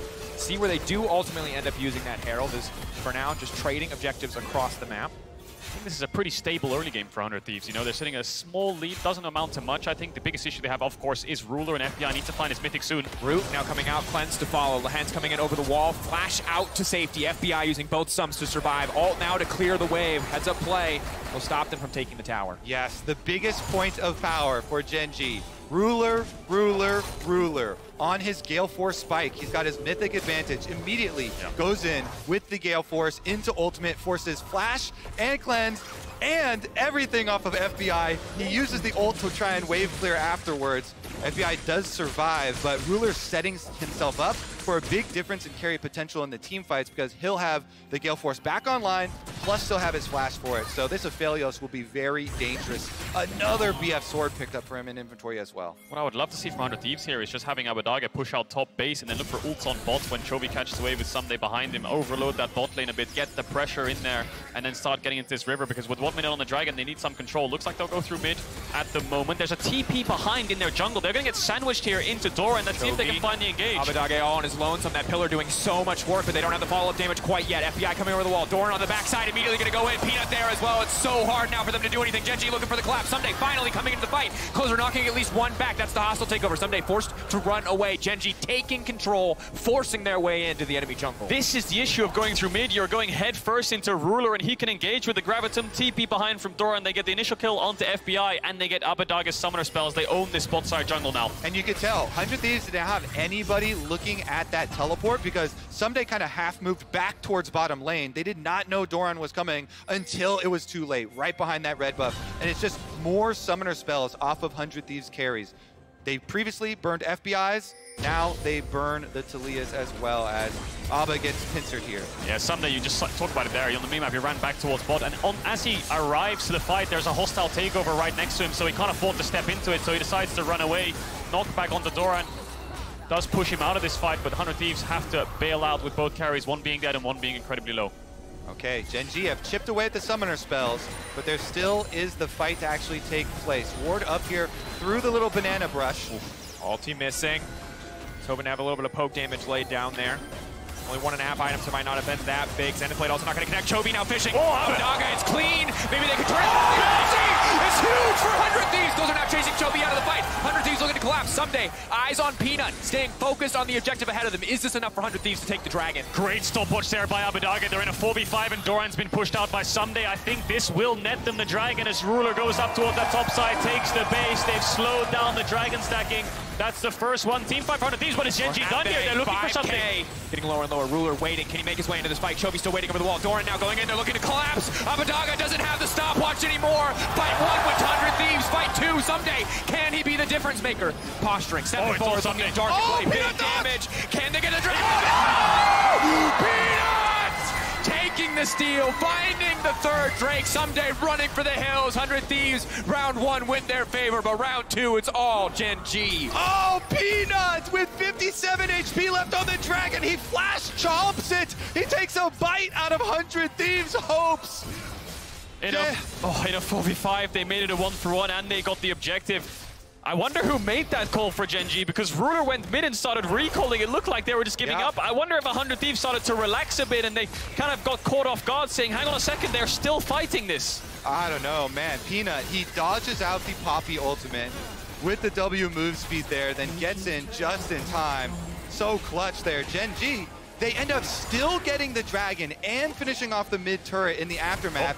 Here's the play for 100 Thieves, though, trying to pick Chovy off. TP, they need to take the crown off him as quickly as possible. They're now going to get pushed back. Chovy can still glide out to safety if he has the mana. Flash, glide out, clean escape. But Peanut on the backside already focused on Abadaga. Will get knocked back. Another TP coming in. Gen G really looking to force the issue. The courtesy of the Azir Tower. They want to finish the job. They know Abadaga is so incredibly low. He doesn't have any defensive tools left. Eyes on the prize. Someday maybe he can try to get something back in exchange. They take down Abadaga. Meanwhile, Peanut set to fall. Peanut still holding on for now. The chomp a little bit extra healing. Doran still standing. Someday wants to turn it. It's a fight on 2 fronts. Doran still standing strong. Someday getting 1. Now he looks to collapse. Red-white for Ruler, but no mana to follow up. He needs to keep the chakrams up. He needs to keep the stacks. Someday versus the world. Can he do it? It's big! It's massive! Is it enough? Peanut still standing. Ruler surely will fall. Closer finding the advantage. Gen G running. Someday does so much work for the Thieves, and in the end, they clutch it out. They get the kill onto Ruler. It looked really back and forth. It all started with 100 Thieves looking for the pick on bot lane onto Chovy. They were the ones who TP'd initially. Gen G looked like they were the ones who could turn it back because Chovy managed just to escape. But all throughout this entire fight, Chovy has no mana to help the rest of his team. So Gen G are fighting at a deficit, at a disadvantage. Yes, the bot lane of Gen G arrived first, but 100 Thieves with Someday managed to turn it. Yeah, really nice teleport here on the Azir Tower from Doran to get in. They want to finish off Abba, but Abba actually gets a full combo off before he goes down, and you see Someday 1v2ing Chovy and Doran in the back. Meanwhile, Lehens had come around for the flank with Peanut and Ruler, and even though it's red-white guns, they charge right forward, and they get the positioning done. Lehens no flash, that's their target. FBI gets a really good ult as well as Peanut tries to look for the peel. Ruler is just zoned away here by Huhi, who's threatening and engage onto him, so he's forced out, and by the time he actually arrives to try to do some damage, thinking about it, he gets engaged on, he dies too, so 3 kills over to 100 Thieves just for Abadaga. And while Someday is the hero of the day, credit to FBI. Against this composition, so hard to find windows of opportunity to get an MF ult off, but 2 fights in a row now. It's been massive in terms of damage output. Gen G, though, forcing their way down mid. Someday's damage, almost double his carry. He's doing so much work. Abadaga is looking for something. He's trying to wall someone off there. I think he was looking for Ruler. No flash could stop him from being able to find an exit route. 1 minute 40 seconds on the Dragon, though. That's soul for Gen G. 100 Thieves need to pick up the pace and find some vision. Yeah, that for sure is a defensive ultimate there, because Someday has no teleport. He could not come over. He is finishing the recall. They need Someday if they're going to go for any of these fights. Closer waiting. Coming around the corner. Oh, what is the option going to be? You cannot give up this Drake. Feels like 90 seconds until a game-defining fight. Soul could be everything. FBI has found his way back into this game, sitting at 2 items now. He's matching Ruler's items. A little bit down in XP, but he's level 11. That's 2 points in the ultimate. Will deal a lot of damage, and Closer incredibly strong on this Poppy too. Someday will win out on the side lane. Who he's hovering around looking, but Doran has the flash. Chovy has TP too. Crucially, Ruler and Chovy both lacking their flashes. Abba has his up and available. This could be big in the fights to come, especially if Someday can find his way into the back line. look at the map right now. Gen G have invested so much vision around Baron. They have soul points. They could opt to just give away that positioning around Dragon and opt to get the Baron in exchange. You have such an easier time here in this position, and they've got so many control wards already placed around the Baron. Abba stepping forward. Good pillar to stop any further engage or follow-up. Gen G, as you highlighted, Baron always a potential option. Have great champions to shred through that objective. You're absolutely right. They're leaving 100 Thieves guessing because Gen G, Chobi's hitting this top tier one. 100 Thieves can't afford to send anyone up there because they want to contest this Dragon. They want all members down here, and they need Someday to get the bot push so he can't match Chovy. Chobi's going to take a base. He has the TP. Peanuts hovering on the top side. This mid-wave will be really important. There's the TP from Chovy. Are they looking for a fight here, or are they looking for the Baron to push 100 Thieves out? Doran TP coming in. Chovy TP to follow back into the mid lane. For now, Aphelios still standing strong. Huhi now going to be in trouble, getting burned down before the fight even starts off. Doran to the backside. Someday hasn't even gotten involved yet. Peanut now walking forward. MF ult not going to have a lot of effect. And Chovy looking for the scoop, but he whiffs. Someday, maybe this is his opportunity. Maybe he can turn this one back. Big damage coming in from the Aatrox. Doran, as of now, untouched. Ruler in a 1v2, still coming out on top. Gen G, the last fights were so close, but they are slaughtering 100 Thieves in their own jungle. FBI running for the hills. He gets the blast cone out, but Doran, a hook shot, a wall dive, a flash to follow, and a fancy finish. Really clean mechanics there for the execution onto FBI, repositioning the Camille hook shot. They're going to get mid-tier 2. Peanuts doing the Dragon next to Chovy. I wonder if they can get the Baron as well. I don't think they have time to, but that was a fight that 100 Thieves decided to take. Huhi was the one who went in first, but they were so split. Yeah, really good teleport from Gen G to find them while they're split up. And then the Leona turning in, focusing it down. Once you get that extra person advantage, front line gone, they pick up the Dragon Soul here for Gen G. Huge power difference. Now, look again, really good timing on this teleport to come in. And with just the pillar, Huhi decides to go in. Yeah, it goes in next to Closer, but they have no damage to follow up, so they're just in the meat grinder of Ruler. Yes, they knocked Doran away, so it's a 4v4 for a brief moment of time, but now also when the carries arrive, I think Huhi just decided to go in because he had no way out in his mind. He couldn't run down. Doran then connects onto Abadage. Someday's the only one who can fight back here. He has the ultimate. Let's keep our eyes on Someday here because Doran kills Abadage. He gets the Q2 here. If he got a Q3 on this E, I wonder how much work could have been done by him, but he ends up falling, and Doran, clean mechanics here to reposition the hookshot. And the struggle is, as much work as Someday did to keep Doran down, Abadage, FBI are still going to struggle so much against this Camille when they don't have peel, when Huhi has already burned all of those cooldowns in the fight. Really hard to get through this Mountain Soul as well. See if they can clear out some of this vision. So this whole game, Gen G have had these deep wards, looking for these teleports, constantly choosing these fights on 100 Thieves. Yeah, now setting up around the Baron. With that Mountain Soul being incredibly strong in fights, Abadage, no flash, so he's using the spellbook to commit to Ghost and Ignite. Gen G owning this vision right now. FBI, no flash, makes it so hard for him to step up, and even if he does, the Trundle Pillar can stop his ult. Abadage. Chovy fishing. Now going to knock him down. Easy pick. Huhi, the rest of the team running. Maybe that's enough for them now to start Baron. All it takes is little moments, little indecisions, little mistakes getting caught out there. FBI has to be careful about walking forward. Ruler has the perfect guns to lock him down. I think Gen G are a bit reserved about Baron because of Doran's TP timer and Someday having it, so there is a world where it turns into a 4v4. Looks like they're going to go for it though. No vision for 100 Thieves. I'm not sure what the blue orb situation is, but if they have one, they definitely need to use it soon. Doran's now around mid, so he should be able to join his team if they decide to commit to this. Abadage will be not responding in time to help. There's a TP from Someday. Closer's just running in. 7 seconds on Abadage. Gotta YOLO it. Can he get the steal? That's vision. Closer, can you this take is gonna be close. Trying to knock them back. He has to get in the pit if he wants to stop it from releasing. Gen G instantly though, focusing on the fight, burning down Someday. The major carry taken down. FBI's ult is not effective. 100 Thieves now running. If they take down Huhi, they can just start the objective again. Incredible patience from Gen G, not willing to risk the flip, instead setting their eyes on the prize, taking down 100 Thieves in the fight. Yeah, jeez. These chases from Gen G and the discipline. They pull off the Baron at 1,800 health. They don't let it go any lower. There's no way a Poppy can get in there and solo it. Nice turn from Gen G. Closer is alive. The hope is very slim, but... Doran now chasing, no ult. They've spotted him out. Run, little Poppy, run! He's trying to make it out. The flash out. He's speeding. Zoom, little Poppy, zoom! Yeah, he manages to get out. The problem he has there is he has no blue orbs from his team. He doesn't have a pink, so he wouldn't even be able to see the Baron health bar. It would be 1 in a million to just flash over there and steal it at the right time. So, Gen G, you talked about the discipline. 2,000 health on the Baron. I think it was 1,800. They just all peel off, knowing that if Closer flashes in, they'll deal with him. But if he doesn't, let's look for the turn. The Baron health regens and the numbers advantage in their favor because Abbedagge fell earlier on. So this is the turn onto Someday. Doran marking him, Ruler joining him.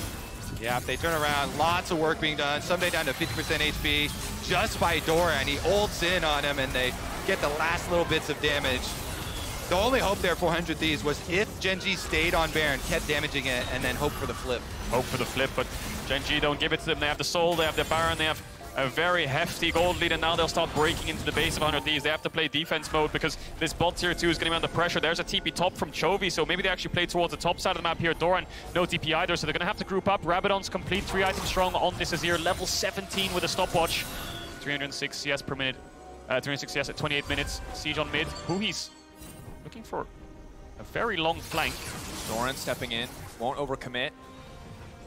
A lot of tension here. Should be an easy siege for Gen G, but maybe 100 Thieves can find a way to attack this. Peanut taking a little bit of a poke. Ulti forced out. Ulting closer. Chovy already taking down 1 tower. 1 inhibitor going to fall. A second to follow. 100 Thieves running out of time to make a play. It's Huhi on the flank. Will it be enough? Chosen for the crowd still up. Closer missing completely. Doran now stepping forward. Someday the ultimate coming out. The hostile takeover. FBI not hitting anybody with the ultimate. Chovy getting knocked back into it. Might be enough. They find it. Someday getting the reset on 1 at least. Chovy potentially in trouble, but Someday no. They just got nothing left. Ruler will power shot. Ruler is going to get taken down. Bailout should not be enough. But Gen G looking for the close here. Someday. Too much pressure for one man to handle, but maybe, just maybe. Stepping up, Q1, nope, not enough. Gen G, decisive in the last few exchanges, will take down 100 Thieves. And the LCK champions bounce right back at the group stage. They pick up their win here versus 100 Thieves. Yep. To even it up 1-1. Clean and decisive as well, just play through bot. Their turns on objectives were fantastic. Their calls on mid-waves with TPs behind, they were always aware as to where all the members of 100 Thieves was, and there was a couple of minutes where it was close, you know, 100 Thieves on that bot side fight managed to turn it. There was a chance around mid that they had, but they engaged a little bit too scuffed and not really on the same page. Gen G just getting the better hand, and then the Baron force from there onwards. It was all Gen G. The engages from Gen G really good as well, coming in with these teleports, and the pillars from Peanut constantly forcing out summoner spells, constantly forcing bad positions there for 100 Thieves, whether it be their front line, whether it be their back line. Really nicely done. Someday, valiant effort up there in the top lane. The first pick on the Aatrox, he actually really did make it worth it. They tried to play to it, gave him some hope in the middle. And I think that ultimately it was just that Gen G played so well at shutting him down, finding these flank TPs, making sure that even if 100 Thieves maybe started to look like they were going to get a fight in their favor, that he wasn't in the right position to follow up, that they weren't able to make their composition work the way they would want it to with an Aatrox with this big of an individual lead. And ultimately Doran as well, a guy who, despite being put down, was still massively impactful across that entire game. 2 flanking TPs, shutting down carries, isolating Someday, stopping him from getting into that pit when they did finally take it. Yeah, you can see the damage there. Someday highest on his team, tried his best, bless him. The lane phase was fantastic. The team fights, he was doing a lot of work. Abbedagge never really found the roams he was looking for. He went towards top to get him that initial first tower, but FBI and who he's struggling on the bot side. Closer was, should I cover them? Should I go top? It was really hard for him to juggle because in comms as a jungler, you're hearing 2 different things. You're hearing, we need help bot, and we're hearing top is diveable. So at that point, you have to cut your losses and make a choice. Initially, it was bot, helped them out a little bit. They fell behind, then they all went top side, who he included. And you can see how close 100 Thieves were able to keep it by splitting the map like that. And continuing to play to their strengths. Up until almost 24 minutes there, keeping it very close, but it just exploded when you finally get that fight. And the dragons were also stacking the whole time. Very ominous there as the buffs keep on getting bigger for Gen G. You can see it on the graph, right? That's just basically where Gen G took over. They were just punishing mistakes from 100 Thieves, capitalizing on their positions on the map, and that's why they're such a strong team. That's why they won the LCK, the way they read the map, the way they play around their lanes, and how they keep the push around objectives, whether they turn, how they set up the vision game. It's all so flawless, and they got the better hand. Absolutely did, and I think when you look at their composition, a lot of the setup much easier for them. They can throw out a pillar, see what happens. They can throw out an Aphelios auto or ult to see what happens. All of the hard CC on the side of 100 Thieves outside of the Talia, they're going in. They're not going out once they do so too, so it's a difficult task ahead of them. That said, Gen G, you can see 1-1. We'll see what the rest of the group looks like at the end of the day, but a difficult start for 100 Thieves at 0-2. Miracles do happen, have happened for teams like Fnatic. Miracles? I like that. The American miracles. The miracles. Miracles. Need a week 2 miracle soon coming in. It's a very tough group. I mean, I think looking at Group D, a lot of people just kind of thought Gen G and RNG. That's it. We'll see if Flying Oysters have a chance, see if 100 Thieves can put up a fight. But it's a really tough group to be in. It's the first seed from the LCK, the MSI champions, right? It's just, which way do you look in that group when you're 100 Thieves or Oysters? It's an excellent, excellent question. Looks like we are getting ready on stage. That's why you're hearing these fans chant. You know who they're excited for?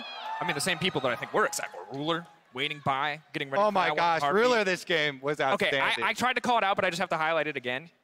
Never mind, I'll have to talk about it later. Aphelios nerd things is all I will say. Go back, watch watch that clip, watch the first snare. But for now, watch Ruler, and Shock standing by with Jisun for the interview. Thank you very much, Dracos. Indeed, I'd lose my words as well. See, it's happening now. If I saw a performance like that. I'm here with Ruler. Congratulations on your first victory. Thank you. 감사합니다. Thank you.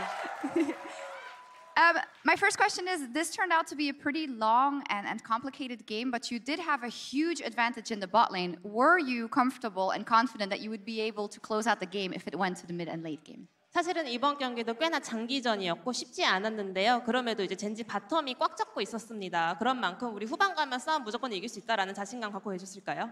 네, 확실히 라인전부터 좀 차이를 많이 내고 있다 보니까 저희 선수들한테 그냥 바텀 너무 심하게 차이 내고 있어서 후반 가도 안 질 것 같으니까 편하게 하자라고 좀 했습니다. Yeah, I mean, we were winning lane and we were so ahead of the opponents. So I was telling my teammates, like, we are the spot capping so hard. So don't you worry, you know, we're going to win the later games. So yeah, relax. Yeah, relax indeed. And that was the first win for Gen G at Worlds. But overall, it seemed like it have been 2 difficult games. Also, your first one versus RNG. How do you reflect on your start here at Worlds?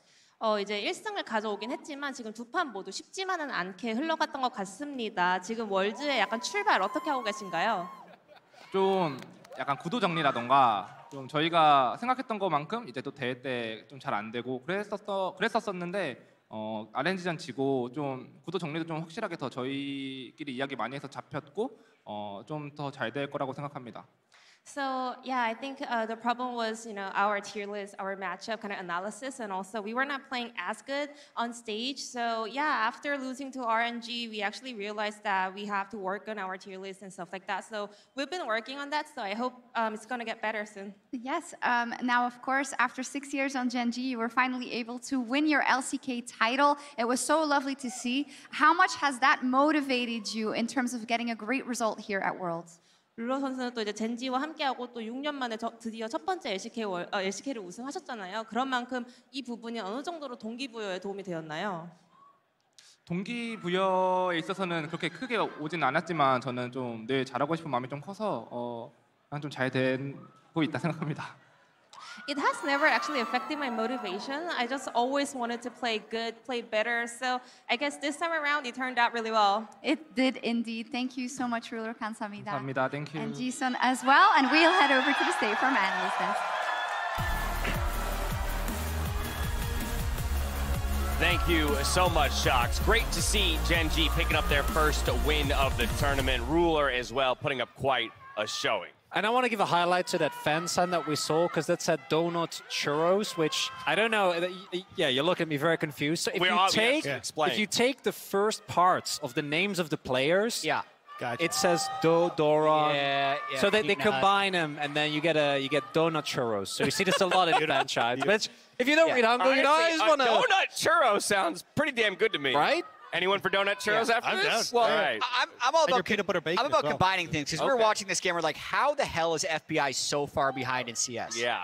It's simple math. Okay. So the matchup was bad. So that's like, I gotta hold this right. That's like 15 CS. Okay, yeah, that works. Yeah, but the player difference was another 21 CS at 15, which matched 36 CS at 15. So it's like the Ruler lane versus the FBI lane is just naturally winning, but then they're also in a winning matchup. So I was misreading because I thought that was L plus 15 CS. Yeah. No, that's just that's like a line. That's like the. I'm not the artist. All right, I'll show you. I like that you brought up the CS differential though, because let's talk about how it was built. Yeah, I mean, it was really good to see Freya from Gen G where they're able to get this slow push happening from the get-go, right? Level 1, they have full control, and you can already see the poke is landing well, using the fact that they've got this double range to fantastic effect. And as they start to bring down the jungler here as well, it makes it very difficult now for 100 Thieves to actually get involved in this lane.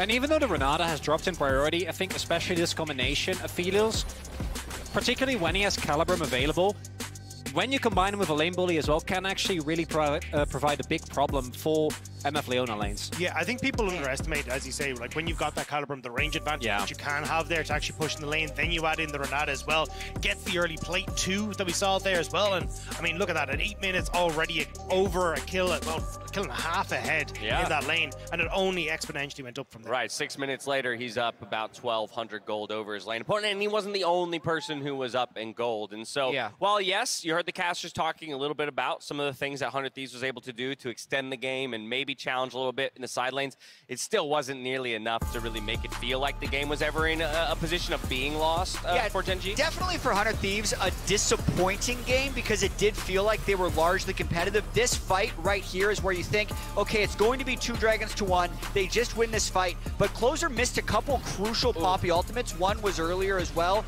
that allows Peanut to flash in and steal. This puts it on Soul Point. I think was very demoralizing. They then kind of got wrecked in the next fight to eventually give up the soul. But even here, like, Chovy at this point is about 70 CS up on Abadaga.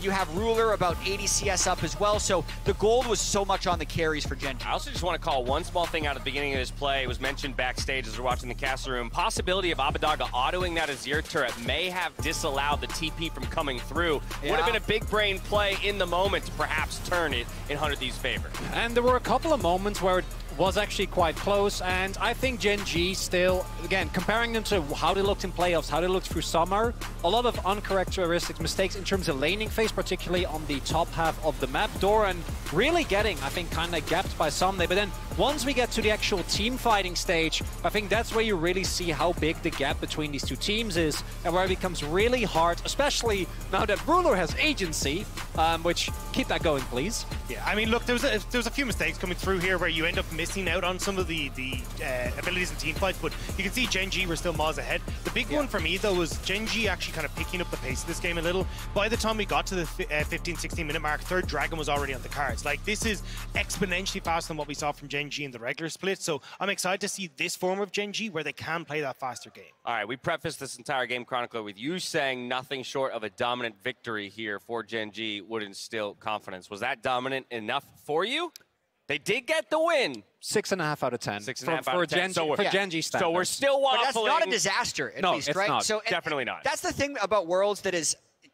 The only thing to me that matters is if you won or lost. Yeah, people do not remember the details. Your emotions do not remember the details. You just remember when you go back into the room, did we win or lose? What is our record? So 100 Thieves, it doesn't matter that they were close. They're winless. So they're going to feel awful until they get on stage again. 0-2 for 100 Thieves, 1-1 for Gen G, picking up their first win of the group stage. Now, the World's 2022 Event Pass has launched, letting fans around the world support their favorite teams on the Rift and in real life. Fans can claim rewards and collect 2022 tokens to exchange for exclusive content like prestige skins and promos. And to top it all off, 25% of the pass proceeds will be added to the World's 2022 prize pool. So check that out. We're heading to a break. We come back. It's EDG versus Fnatic on the other side. We'll see you in just a bit.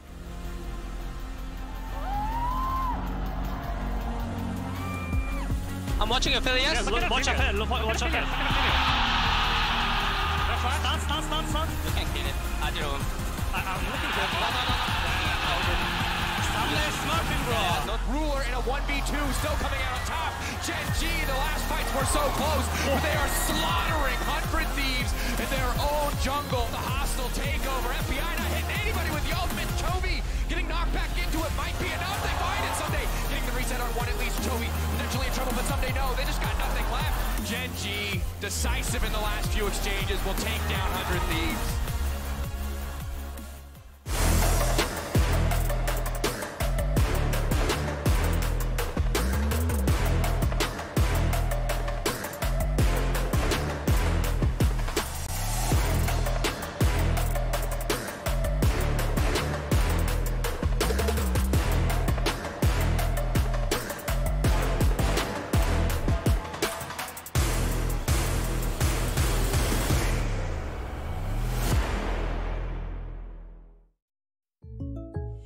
Yeah, that's the most I can give you. Fine. Then it's time for the ace up my sleeve. My beloved squishy pig with original holographic cover art. Hey, Ash, what you selling? Save the references, Jake from State Farm. I'm saying goodbye. This little piggy went to the game store. You don't have to sell your favorite games. State Farm has coverage options, so you get a rate that fits your budget. Thanks, Jake. Hands off the squish! For surprisingly great rates that fit any budget, like a good neighbor, State Farm is there. Call or click to get a quote today.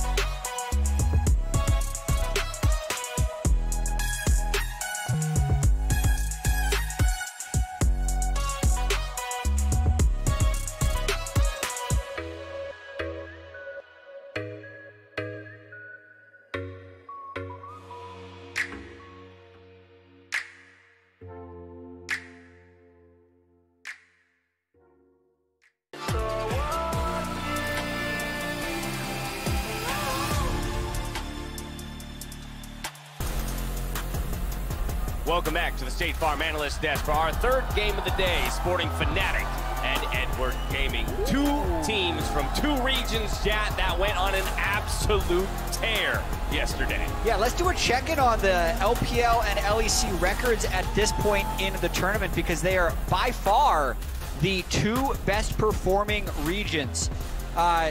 But this is the international matchup history we have first, which is actually very in favor of Fnatic because of the two best-of-5s they played at Worlds. Yeah, very interesting. Again, just because when you do think regionally at international tournaments, LPL, LCK are always going to feel like the most dominant. But then when you dive into some of those head-to-heads, the stats can definitely break down a little bit differently as we relive some of those head-to-head matchups. I remember Atlas saying, because he was at this point still in the LPL, yeah, I went into an interview, I was like, EDG's going to take this. And then I came back, and the series was over because they got 3-0 by Fnatic. Yeah, everyone remembers the 2015 EDG. It was not the prettiest of times for Edward Gaming, but they did bounce back, coming back in 2021. But Fnatic have been their kryptonite for quite a bit, and especially when Fnatic are sitting pretty at the top of the table right now, we're going to have to see if they can try and keep that one going. I was going to say, but of course, as you mentioned there, chat, both of these regions feeling very happy with their performances so far, sporting 5-1 record across all of their teams. So while that's going to feel great, the reality is one of these two is going to 6, the other one's going to 2 in that second column. And especially for Fnatic, right? This is a first place decider for them. They have never gone 3-0 in the first week. This could be the first time that they break that curse and actually manage to get that first 3-0. And for Fnatic, that would be an incredible performance to put forward, especially with all the turmoil that they had trying to get to Worlds. Having that first step already looking good in week 1 could be phenomenal for Fnatic.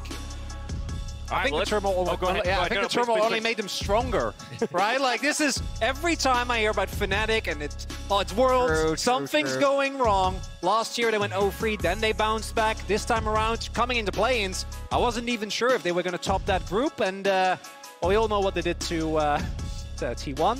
So and they absolutely smashed it. Also, Chronicler, I know that when it comes to this Fnatic roster, one of the people that you are most honed in on is Humanoid in the mid lane, but today he goes up against Scout. And I want to highlight the fact that Scout, his stats are this good after they got clapped by T1. Right, like, because Fnatic has won their games. It makes sense. Humanoid has had a great tournament. But for Scout, the fact that he's still sitting on a 7 KDA when he got styled on by Faker is insane. All right, well, there you have it. We're going to be focusing in on that mid lane matchup with quite the critical eye, but I'm told the teams are ready to go, so we're back over to Dracos, Cajal, and Kobe for the call. Oh, we are so ready. EU versus LPL Classic, and we are already in the thick of it now. Aatrox, Caitlyn, Graves, Maokai. I'll just keep saying champions. Boys, tell me what it means. Well, it means Azir, again, has still not hit the ban phase here. Humanoid, back-to-back Azir games for Fnatic, and he was huge in both of them. He was indeed. Viego ban's a bit odd. Razork hasn't played that much Viego throughout the year. It's more so kind of Trundle Poppy. When Wukong and Viego were the go-to champs in early summer, that was his bit of a bread and butter, but that meta quickly fell off and went towards early game junglers. Sejuani, the last ban. We're seeing a lot of Sejuani bans on red side to match things like the Maokai. Is Azir the first pick? Such a power pick for Fnatic and Rogue, especially in EU. But Yuumi, no! Yuumi unbanned, it's please! Something that I overlooked. Insta-lock! The Yuumi gets left unbanned. Look over here where you're staring at the Viegos. They slip in the Yuumi. It's sleight of hand to be sure, but I think the one loss that we're all sustaining here is we don't get to watch Hylissang and Mako, 2 of the greatest engaged supports in the world, play engaged supports.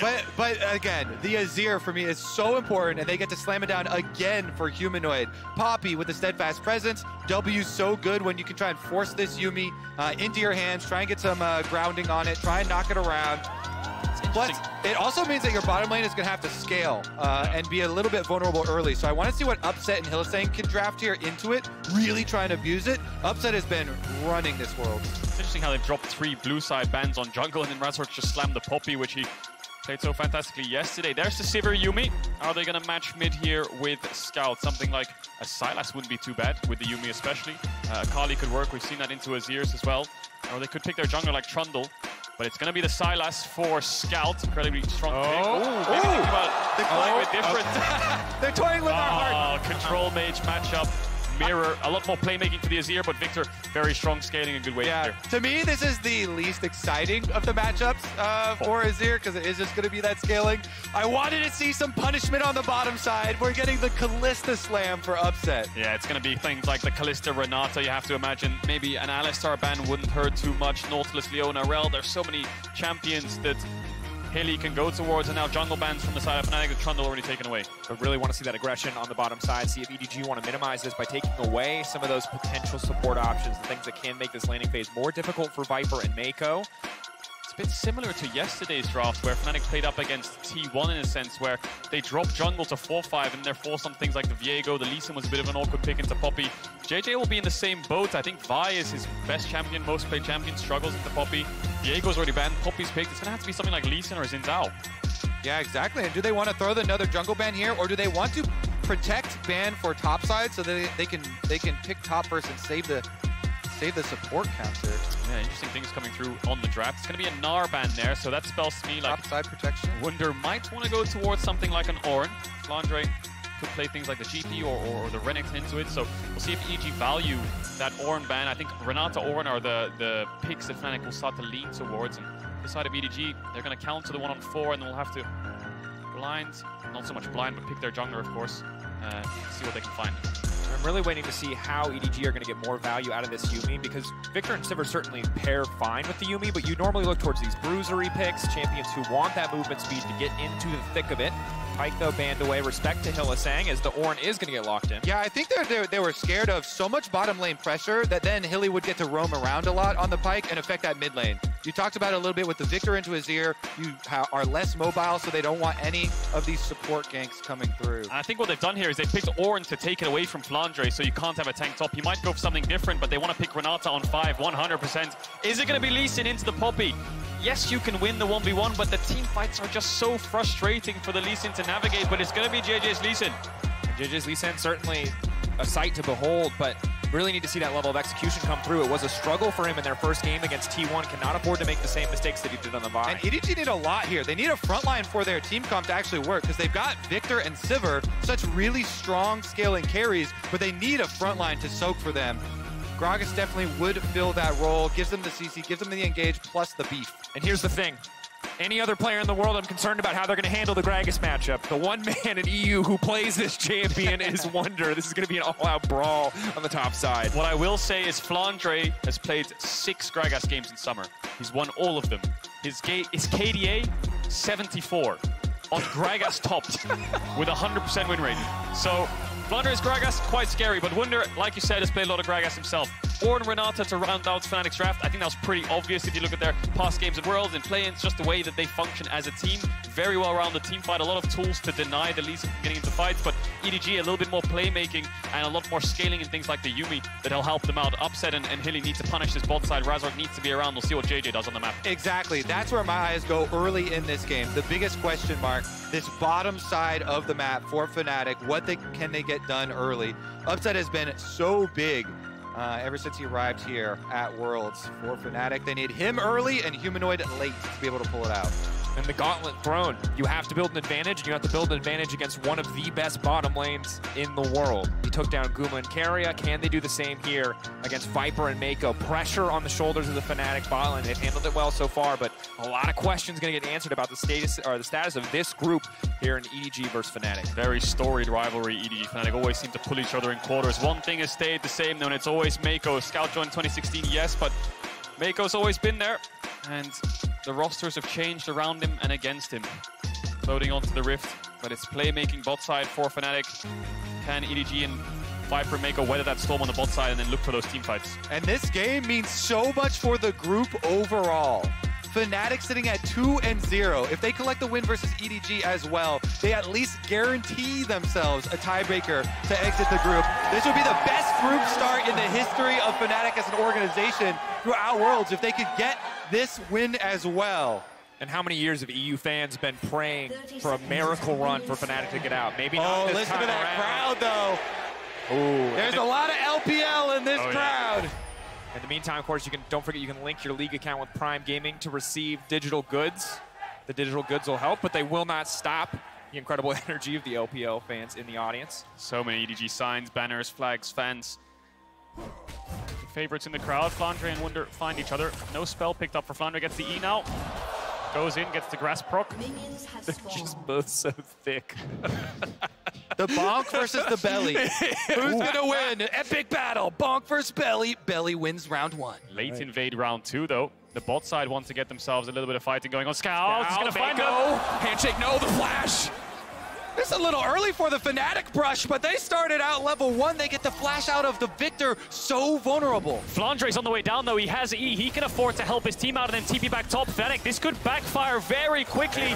Will they spot the Gragas? Going in, Lee Sin another one, so incredibly strong. He's been pulled back into the team. Exhaust already going down. One Yuumi spell taken out, but Upset forced to cleanse away. In the meantime, big damage. Nice there. The boomerang by Viper first blood. Massive for the side of EDG. Hylissang ignited. Now JJ keeping him going in. The extra movement speed. He can flash out to safety. Disaster for Fnatic! A beautiful start for EDG!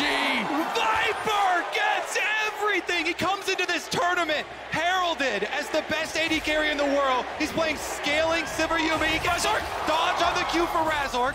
But Viper, the story of this game now is going to be massive advantage. Wait, can they? He doesn't have smite. Okay, nope. Razork will secure this one. Guaranteed. We'll get the level 2. Pinks down onto that ward. Viper's basing already. He just got 2 kills. That's 700 gold with the first blood. What's he going to pick up? Long swords. Could look for a pickaxe coming back with that wave as well. JJ's now hovering mid. Wants to go into Razork's topside jungle. Red buff auto? Oh! Humanoid still in good spirits, hitting him with the emo, holding on, but again, disastrous start. 1k gold lead this early into the game, 2-0. Sivir coming back to lane with a pickaxe, hasn't even got there yet.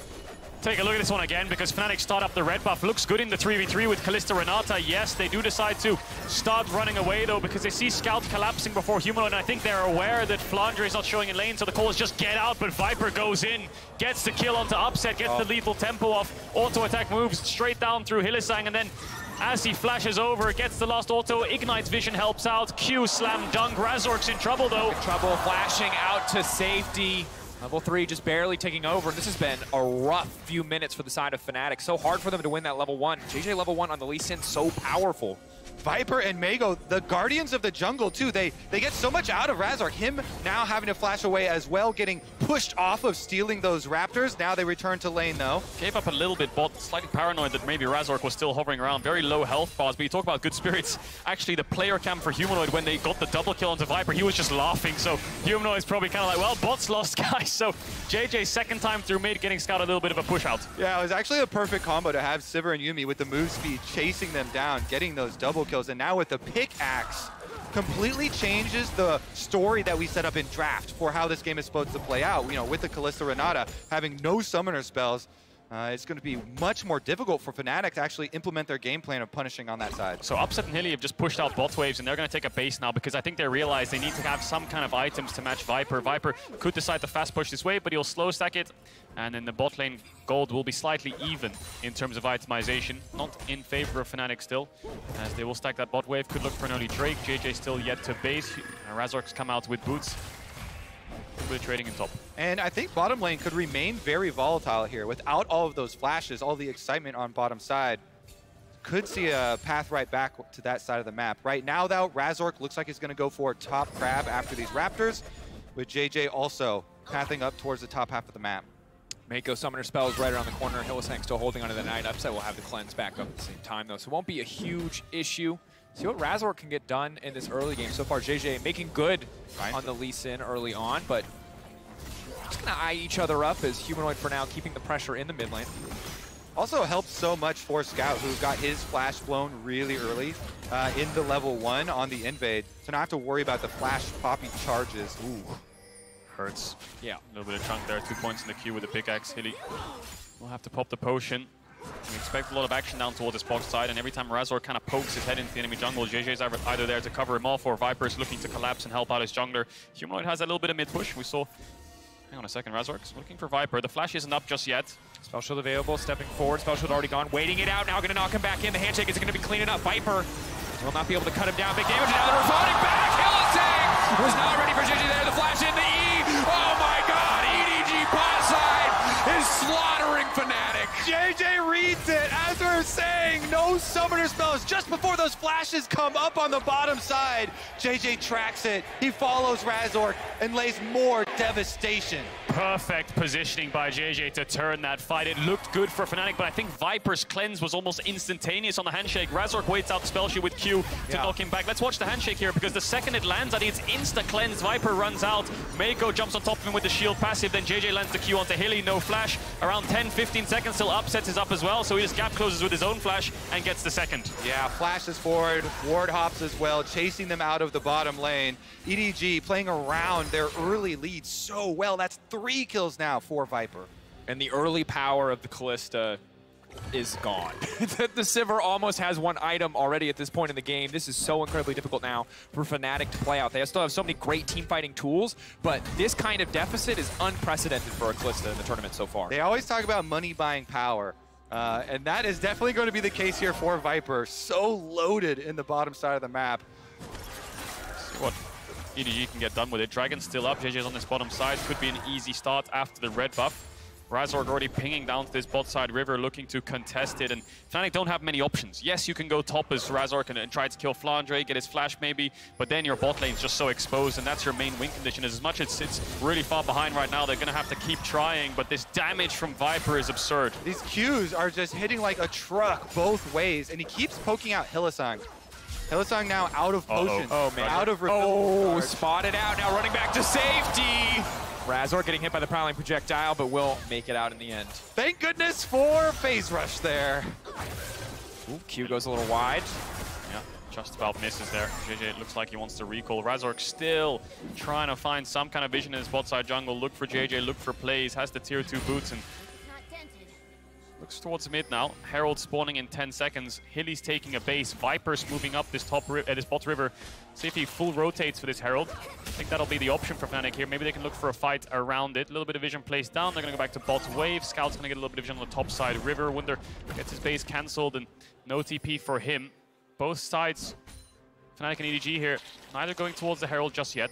One of the big points of power here for Fnatic, though, has been Humanoid. He pushes in mid lane, see if he can get a chunk on Scout as he tries to get back to the wave. A little bit of extra damage and setup as the Rift Herald is here and all the pings come out. They start rotating early for EDG. Sivir and Yuumi on the way up. Will it be enough? Humanoid obviously prioritizing the draft as a champion that he's done so incredibly well on domestically and internationally now as well. See what he can get done. Viper moving into mid lane, ready to clear this wave out. Is Flandre looking for a bit of a fight here. Just uses the ult, I guess, getting Wunder lower and lower. You got Lee Sin slowly moving closer to the top side. Razork and Hylissang on the chase, however. Waiting for the knockback, is going to get him out. Could try to finish the Herald down, but Scout moving up. Viper moving up. It's going to be a big man difference. Razork, can he get it? 1K getting lower. Oh, he got it. Takes it. Makes his way out, but it doesn't look like he's going to be able to grab the eye. Thank you for the leash, Razork. He waits until the Herald is down to 2,500 health, ejects JJ, perfect ultimate there, and is able to smite, take it away. You still get the extra 200 gold on it. Yes, you won't be able to get the eyeball for the Rift Herald, but you deny it from EDG, and you get the kill gold on the Rift Herald. Razork pulls off Mission Impossible, really. 4v5 on the top side. Wunder was chunked out, and Viper was hovering around mid for so long that maybe he thought the objective was just as good as secured. Razork gets out, Upset gets bot waves in, manages to get a plate and even up this CS deficit, so EDG's game plan slightly falling apart. Won't affect them too much though, because of course Razork didn't pick up the buff. And credit to Razork, ultimately, even if he didn't get the buff, he's pulling ahead in terms of jungle CS pretty massively, about 20 in the lead overall, equivalent of 5 camps, and on top of that, he's been able to go bot lane a lot of times. Yes, it ultimately turned against him, but despite those individual deficits, despite the bot lane falling down, he individually is pulling ahead. Yeah, 300 gold steal for him, denies it from EDG to keep on pushing. It's plays like those where you should have EDG, you know, with all these numbers on top side, have full priority over it, but Razork says no before the rotation comes through from the bottom lane. All right, let's get the reset though. They've got a long way to go if they still want out of this. Tackle into the wall. Sin knocked in. Quick kick out, stops it from coming up in any future fight, at least until it's back on cooldown. And I will say, despite the level 1, Razork and JJ have been meeting each other on every single point of the map. Every single time one of them pokes their head into river or looks for a gank, the other one is there to respond. Razork getting the better hand there. Initial vision, manages to get the chunk out, and of course Hylissang was first to the move.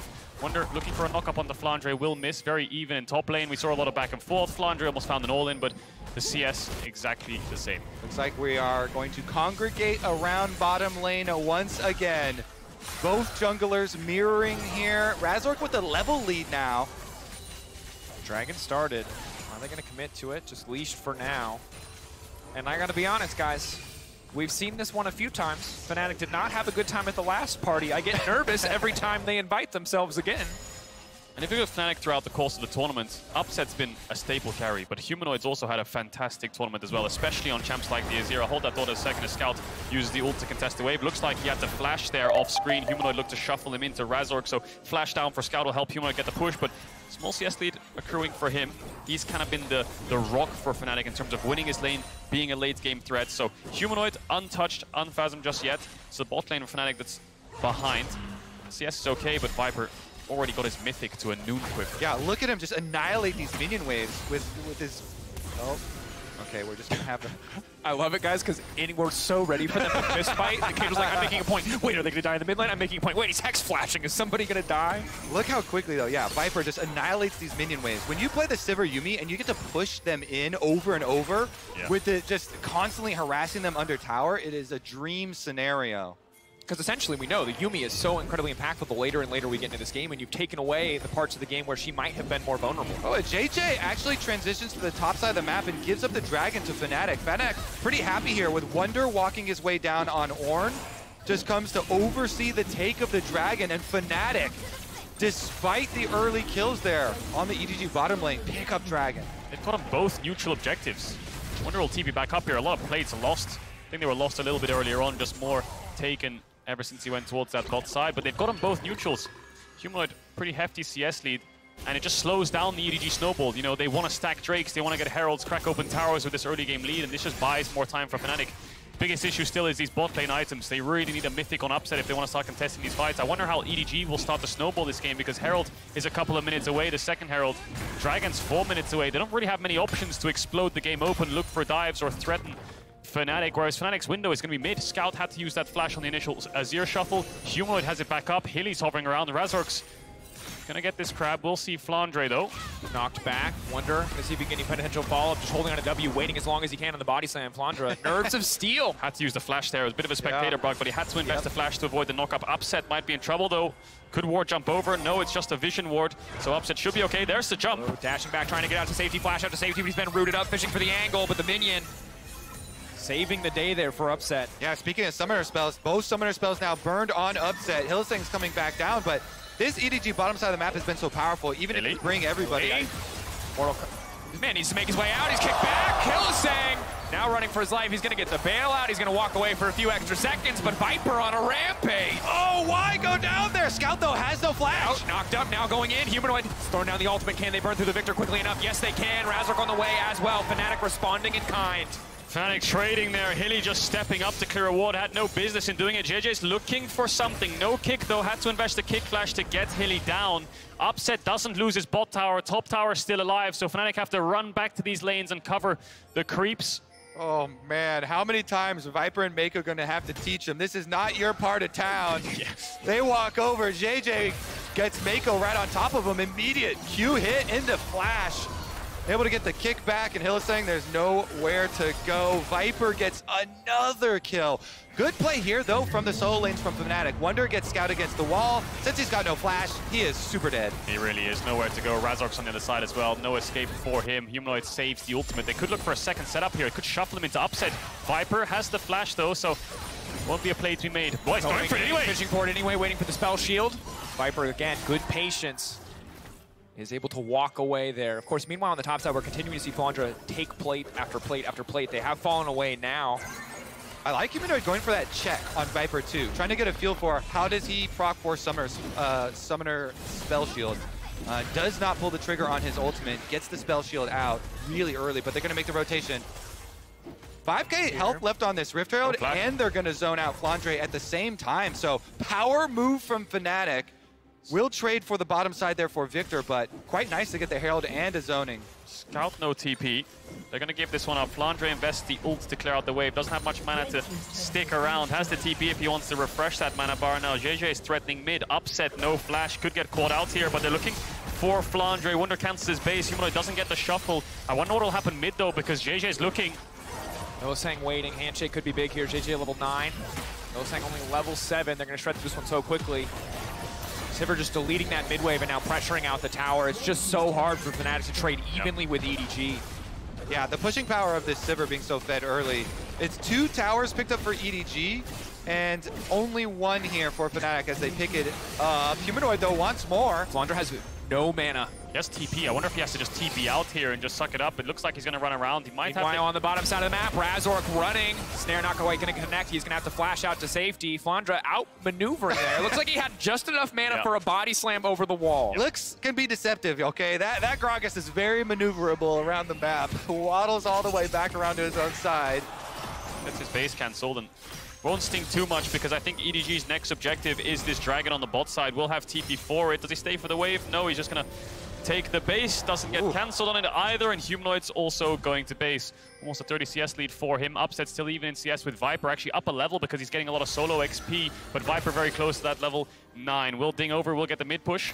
TP bolts from Flandre, here comes a dragon fight. Yeah, exactly. We're going to see who can carry harder. Superfed Sivir in the mid game or Azir, Humanoid, trying to wait on his ultimate. If they could delay for Azir ultimate a little bit longer as well, definitely would be in a much better spot of fighting it. Humanoid was going towards top side, but he comes back out on the map towards mid lane here.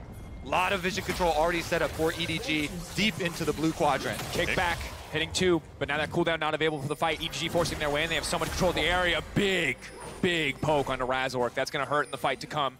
So much damage. Mid-wave contest coming in. Razork's going to pop the Herald, try to get these creeps in, try to threaten the tower, so EDG have to respond. Flandre on the side. Humanoid dashes forward to chunk out Viper. Mako on the Yumi will have the sustain. Here comes Yornhorn. All fishing for Scout, trying to take down the Victor before the fight even starts. Now looking to knock back the rest of the team, but Razork is interrupted on the poppy charge. Scout still able to lay down the ultimate. Flandre off to the side, could just be the next on the list. Hylissang getting thrown in the bailout, now coming out, but he will not survive. Flandre getting cut down as well. Running, he's so damn tanky, but he will still drop. Fnatic now turning back onto the Dragon. Huge pick for Fnatic! They take down Scout, no Azir, 2-person disadvantage for EDG. Sticking around, wonder if I can they get the shutdown on the Viper? This could be everything. Razork now getting cut back.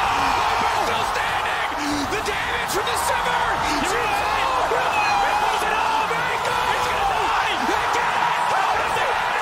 Humanoid! Oh my goodness, the Azir carries harder! How the hell did Fnatic win that fight? The second that Wunder dashed forwards and Viper lived, it looked like the turn would come through. JJ dashed forwards with so much confidence. Humanoid was on at least 1 or 2% health and they managed to find the turn. Oh my, let's take a look at the first pick though. It's all Wunder. The Orin pick onto Scout. Scout again getting picked off here early. Flashes later after he's already the victim of the knockup. Flandre tries to come down and they do exchange 1-for-1 and get out the Hillit kill, but that is 2 members for 1 free Dragon. 4 versus 3. Wunder tries to look for the turn, gets the knock up onto Viper. Razork tries to step forward, but down. So much damage coming out. Viper untouched. JJ flashes in, manages to take down Razork, but it's Humanoid who dashes, flashes in. Upset gets the rend while Viper's in the air, and Mako, a lonely cat, gets taken down. Fnatic get the ace, they get the Dragon. Humanoid versus Viper round 2. Viper's still so incredibly powerful.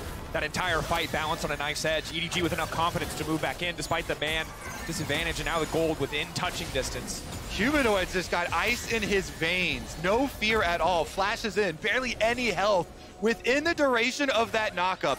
Before Viper hits the ground, they get the kill. Here's round 2 though on the Dragon. EDG with positioning and vision seeing the approach of Fnatic. It looks like they will be the ones in the end to claim the prize. Yeah, Dragon didn't fall off that fight. It's going to be a 1-for-1 in Dragons, even across the board. Infernal Soul spawns. Humanoid's going to go top to catch the wave. I think the biggest benefactor from that fight is Upset. He got a couple shutdowns, 700 gold I saw.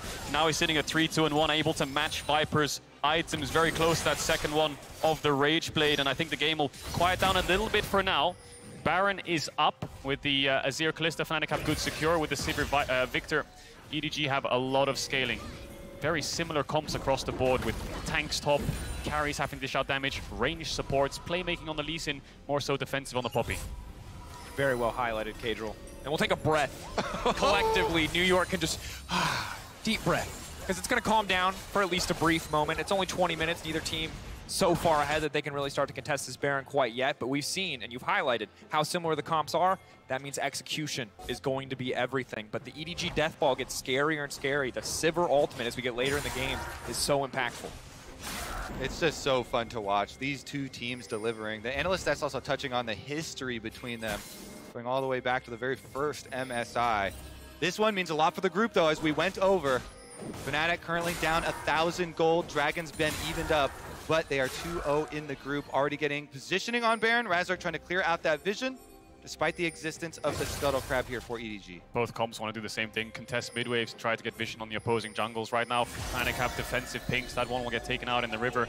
EDG on the offensive as they're grouped up first. Humanoid pushing out top is going to take a base. Looks like he has the Shadow Flame on the recall, so he's calling his team to just back up, play safe, wait for him to come out of base. Doesn't have the TP. Flashes not off cooldown yet for either side of carries.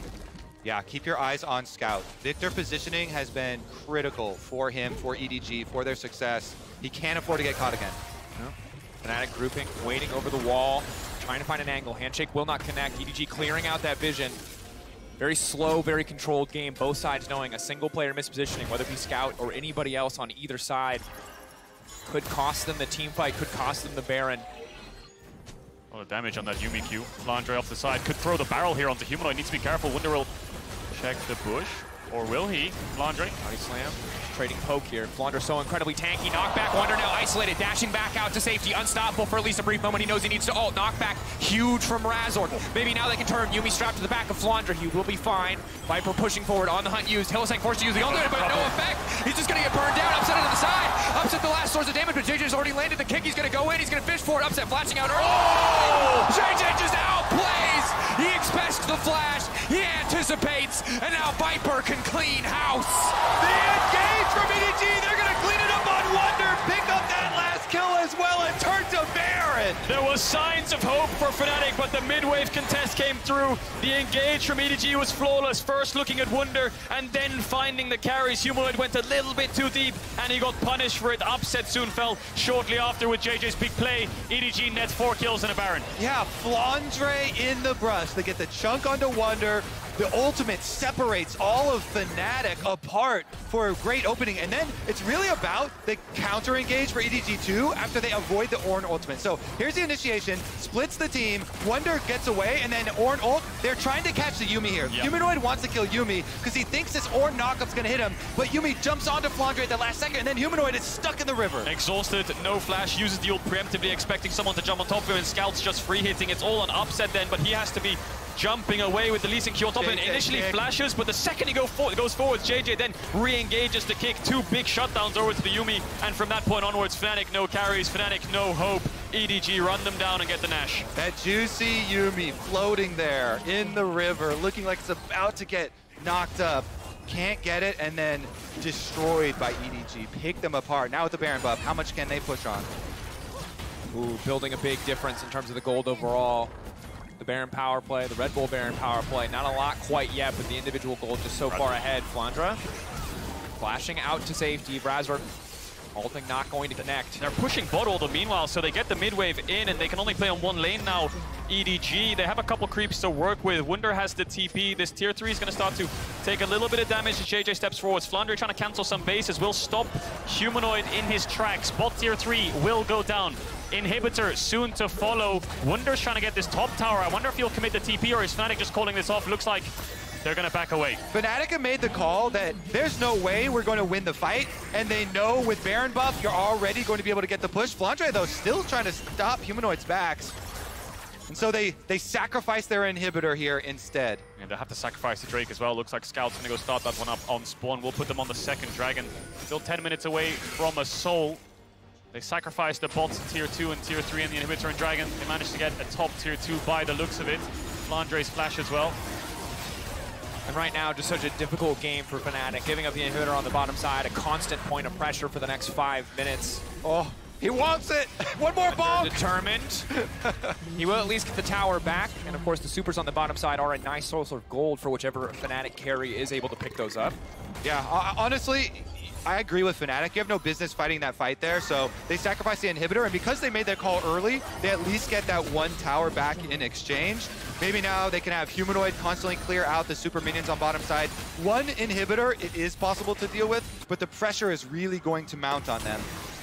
No objectives now for the next 4 minutes, really. 20 seconds left of this Baron buff. Will EDG get this mid-tier 2? Humanoids on bot, and that's their main source of wave clear. Upset can't really step up, a bit too short range, no flash. They will get the tier 2 mid. I don't think they can continue for the tier 3. By the wave crashes, the Baron buff will fall off, so EDG will take away the jungle camps, place down their vision, and carry on farming. And the issue is, whatever Upset has done to catch up, 3-item Sivir, to me, 4-item Sivir, just always so much scarier than that Kalista. Yes, she can avoid the Gragas, maybe the Lee Sin, some more bruisery champions, but her raw damage output is just unmatched the later and later we get into this game. Yeah, it's easy for him to hit frontline, too. Got the armor shred as well as the extra range from rapid fire. Look for those poke little instances. Shred right through Razork and Wunder. Scaling on the Sivir and Victor is just going to become really hard for Fnatic to deal with. I guess the only consolation prize they have an Orange, so they can upgrade the items to try to match that scaling a little bit. The Azir will do very well when Humanoid can get towards that Rabadons, and I think that's what Fnatic's saying. They're saying, hello, well, we got 3 items on this Kalista, but we really need a Rabadons on this Azir, and then we can start to contest these fights. Scout will have a Void Staff by that time, and Viper might just have an Infinity Edge. 2 minutes, 15 seconds on the Baron. Fnatic just trying to buy time. And they do say that the unseen scaling is the deadliest, and Mako right now. That's a strong cat. That's a Ludens. That's a little Hextech alternator. 6 stacks on the Dark Seal, baby. 6 stacks. Love to see it. Yeah, the poke damage definitely is going to be brutal as well. I think Fnatic, Humanoid has done a lot for them. They're looking for him to continue to carry a lot of weight here on this Azir. One thing, of course, we talk so much about execution. Poppy ult is going to be a big factor as well. The ability to eject a carry from a fight. The ability for Ornalt to find all that CC. With so much hard CC on the side of Fnatic, with Renata ultimate, there is always potential in the fight if these ultimates connect to turn it around, no matter the gold lead, no matter the scaling advantage. I think you're absolutely right, but the problem that Fnatic are having is this Gragas ult is so disruptive to stop them from being this ball that wants to focus one target. It just splits you up so much, and especially against a Lee Sin that can then pick you off. It becomes really complicated for Fnatic to stay together and then find that team fight engaged. So we'll see how they navigate it on this top tower. Wunder trying to push out that wave. Razork already channeling the ultimate. Will knock away Viper. Doesn't choose to use the spell shield. It's going to be fine. Fnatic not seeing that as a window where they can pull the trigger and fish for an engage, as Humanoid is on the bottom side right now, clearing these supers, that point of pressure that we talked about earlier. A lot of CS for him, getting closer and closer to the death cap, but it may cost them the tier 2 tower if EDG want to press the issue. That's pretty funny, actually. Viper just takes the Poppy ultimate and then rotates over towards mid lane. Here's a little chunk onto Wunder, though. So Viper finishes up pushing that mid lane in, and now Cask disrupting. EDG keeping the siege up. No one stepping forward to hit the tower, but Wunder getting lower and lower. Might have it on the next wave, but we'll see how long they stick around for. 30 seconds on the spawn, bot waves coming in. Humanoid has to deal with those. He's so close to that Rabadons. And I think when Humanoid picks that up, that's when Fnatic will then feel confident to take fights and punish EDG a little bit more. Right now, it looks like they're just trying to hold on. EDG all leave the top side. They won't focus at top tier 2 anymore. Gonna base, pick up some items, refresh wards, pick up some stopwatches, because in a 10 seconds time, Baron is up, and EDG will want to force it.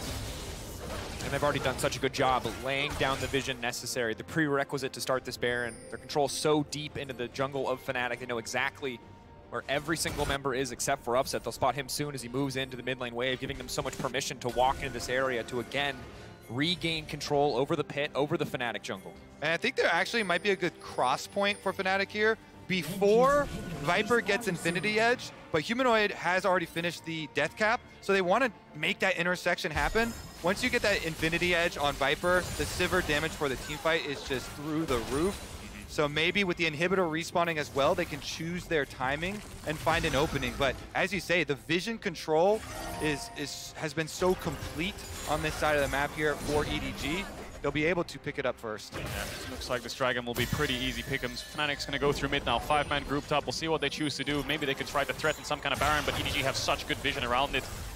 Towers will help a lot in terms of flanks. Flandre looking to use that ult to disrupt again. Humanoid dashes forward, tries to chunk out Viper a little bit, has sustain with the Yuumi by his side. Wunder trying to contest against JJ, will dash away. Flandre, there's the disruption, doesn't get a target.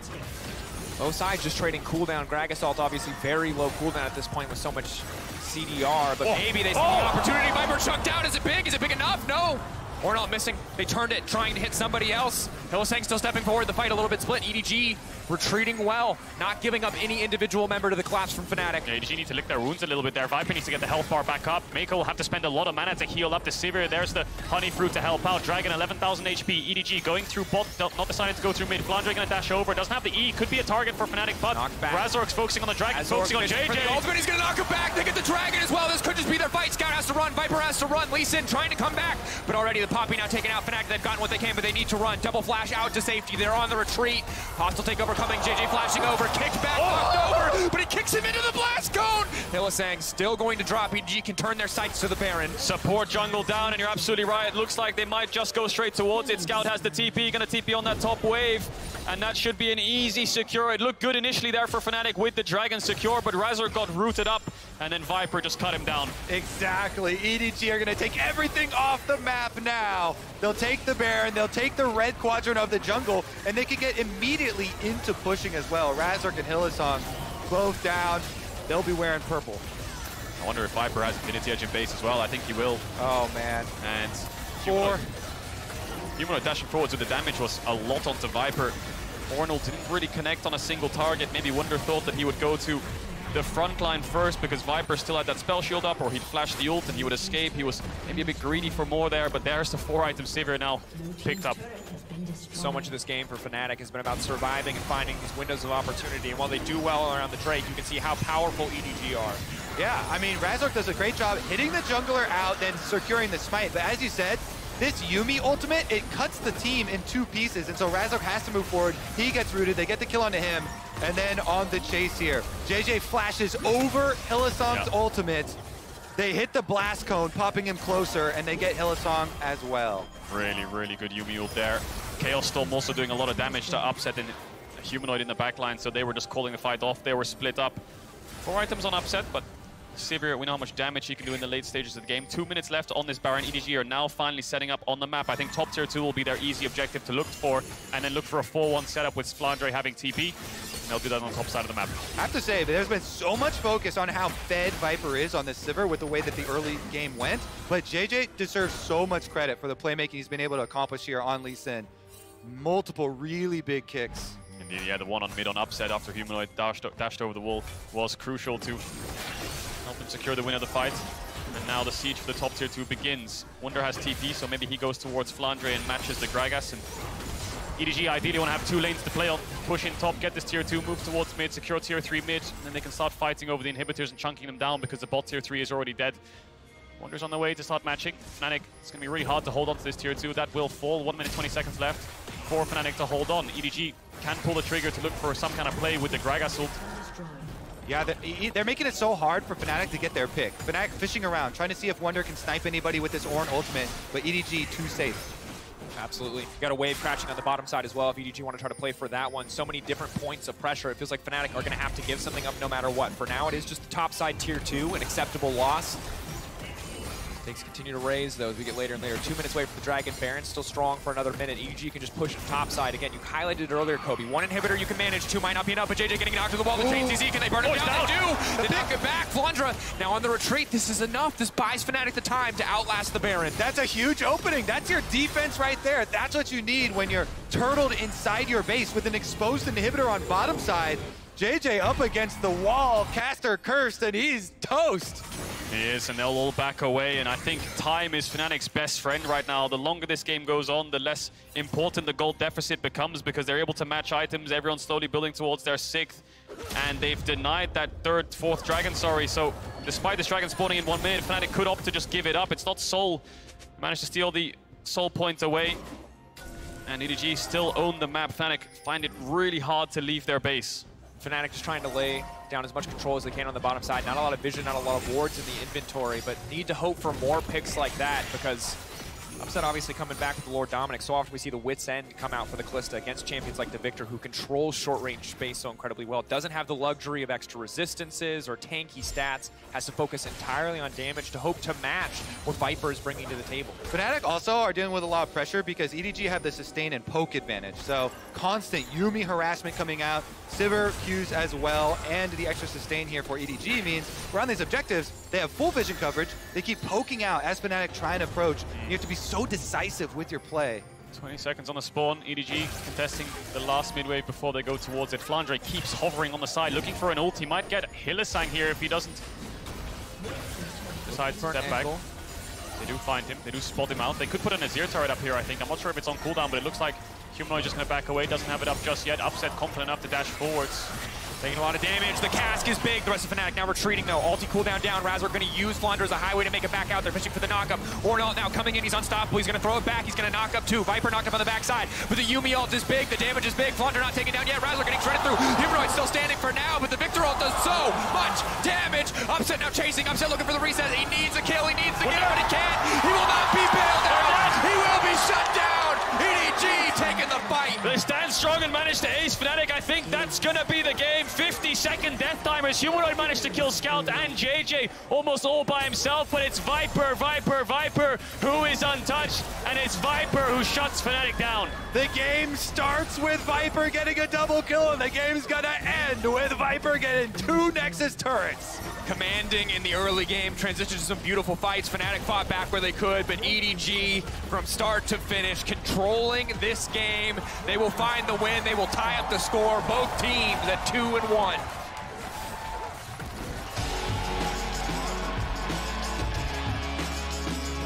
Well, well, well. Quite the interesting group we have here, fellas. The level 1, my goodness. Crazy stuff. Scout, base checking, having to flash, but then calling down Flandre. Flandre being willing to come with the rest of the team, fight them off the red buff, and it was a game-changing first 2 kills there, and summoner spells being blown, adding that extra power to Viper, the Sivir and Yuumi scaling combination. Yeah, Flandre like the unsung hero. These ults to disrupt the fight were just so crucial that allowing Viper to find space, and Flandre was the bodyguard for Viper in that last fight. And also just have to highlight his laning phase. So many of the individual micro things that he was able to do to stop Ornn's base damages from coming through, from really being a threat. Really solid game from him. And obviously, it's always going to be the Viper story when you start the game out with 2 kills, when you're a Sivir with a Yuumi strapped to your back. But across the board, feels like an incredible turnaround when you look back at EDG's start to how they're performing in the last 2 games. Of course, if you're looking for more Worlds content and you miss Emily Rand, like you do here on broadcast, you can check out Rift Reactions hosted by Emily and Travis Gafford over on Spotify. A new episode dropped this past Wednesday, so go give it a listen. Listen, see what they have. See how they react. See how they will react to Emily. this content. Hi, Emily. What's she saying there? This group is shaping up to be a banger, and this, I feel like if Fnatic were to win and go 3-0 and there's like a favorite in the group in terms of getting out, that benefits Cloud9 a little bit because then they can fight their way back against EDG and T1. But the problem they're having now is there might be a 3-way tie, and the 3 might just fight each other out, and C9 need to join that brawl. Yeah, it's Vowed analysis, but you just turn this into a problem for NA, and I love that about you. You're like, we can talk about that. No, but in a positive way. They what you're saying is EU let us down here as well. All right. Yeah, just like last year when they had to be the tiebreak. That's enough from us. Jox is going to be speaking with a member of the victorious EDG in a few moments, but for now, we're going to send it on over to the State Farm analyst desk. It's enough out of Cadril. I know that much. We've made a graphic for this. We did. With EDG taking down Fnatic here, we made a little bit of a graphic for Group A. You guys care to explain what's going on here? Yeah, so everyone beats everyone. So T1 stomped EDG. EDG beat Fnatic. Hold up. You said everybody beats everybody. There's a 4th team in the group. Where do they go? Where do they go? Do they go here? No, I got they're over. There you go. So this. This is no longer a fun game. I was down for the everyone beats everyone else. And I mean, honestly, beaten anyone yet. Honestly, that does reference the point that Cadril was making. In fact, that win there for EDG might make it more difficult for Cloud9 to get out of the group just because of a possibility of a 3-way tie at the top of the table. Yeah, I think that's how all these groups end up going, though. It makes it harder to get out. It makes it easier to win. Hey! Because there's no chance of an undefeated team in the group anymore. So Jad's calling it here, Cloud9 for the win. All right, in this game, when it came to EG taking it, it didn't take long for them to make every second count. Thanks to reliable Cisco network, it was Viper in the early game, picking up a double kill at level 1. Yeah, and this was a really good call from EDG. They'd already moved Flandre into position, so he was behind the crew here. You look towards mid. Humanoid was still shoving in that mid lane, and they're very easily able to collapse. Viper does a really good job of flashing forward to get 1 kill, predicting with the boomerang blade over to get the 2nd one. It was so good, and the fact that Viper got these early kills was instrumental to this game, because you saw how hard Humanoid was working to make this game tough for EDG. If you don't have that early boon, this could have been a very different game. End of all things on Sivir with a Yuumi behind you, right? When you're staring into the face of a Kalista, but you're starting the lane with a double kill, there's no better feeling. First recall, he buys a pickaxe, and then he ends the game with 10 of the 19 kills. But just really quickly, Humanoid is really good. He kept him in this game for a while. He is damn good, but not quite enough to overcome the giant that easy is EDG. Now, Riot is working with Take This, a non-profit dedicated to increasing support for mental health in gaming. Take This is developing a free curriculum on mental health tailored for the gaming community. Head over to takethis.org to access those resources and more for free. While you check out that info, we're joining Shox on stage with EDG's Mako for our Verizon post-game interview. Thank you very much indeed. With the victorious Mako and Iris here assisting with the translation. First up, I have to ask about the level 1. What happened from your experience and how did that influence the rest of the game? 首先恭喜你们拿下了比赛的胜利，可以跟我们讲一下一级团到底发生什么事情，以及说后面都那么顺利的就进行了比赛了呢？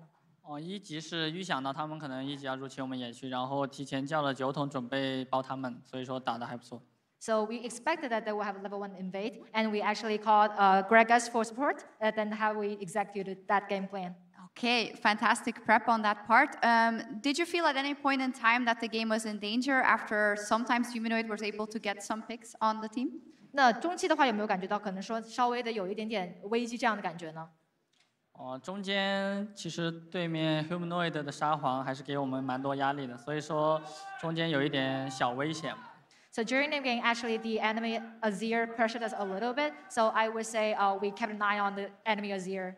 And still a very cool head. Now, you were extremely fed as Yuumi. We know you are a legend on the hard, tanky, engage support. But how much do you actually enjoy playing Yuumi?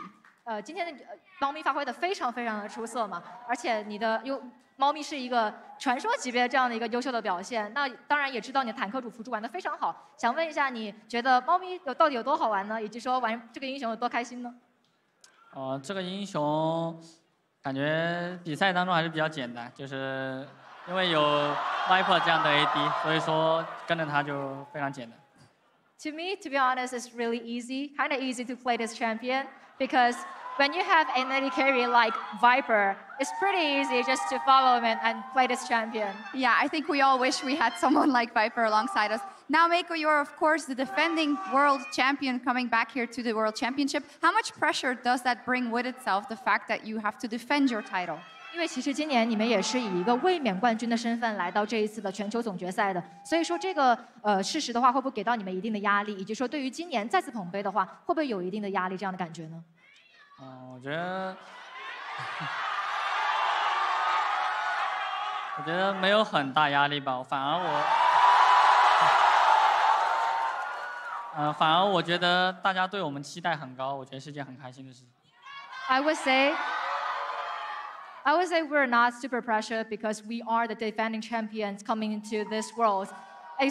So to be honest, because of the expectations are really high for us and coming for the fans, so we're actually very happy to meet the expectations. Fantastic. Thank you very much, Mako. Thank you, Iris, as well. We have another fantastic matchup coming up that could throw this group into even more disarray. C9 versus T1 after this.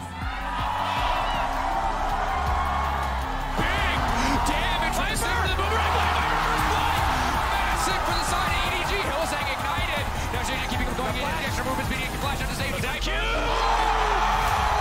Disaster for Fnatic! A beautiful start for ADG! Wonder if can they get the shutdown on the Viper? This could be everything. Mazur now going to come back. Viper still standing!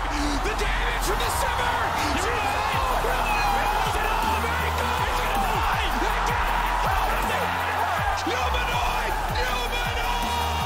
Upset now chasing, Upset looking for the reset. He needs a kill, he needs the kill, but he can't. He will not be bailed out.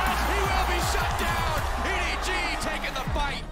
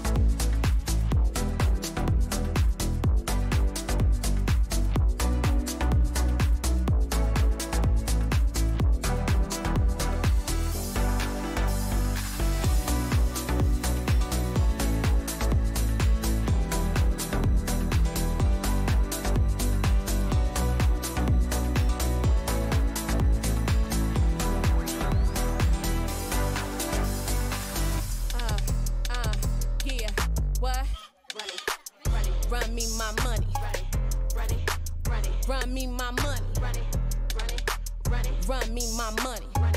Yeah, yeah, yeah. Big bad money maker, working hard for all this paper. Check my stats, I'm kinda major. Can't nobody do it greater. I can make your body rock. I'm the boss, I call the shots. Doesn't matter what it costs, baby. No, I got it. I'm forever popping like the hot grease in the pan. Gotta make them understand.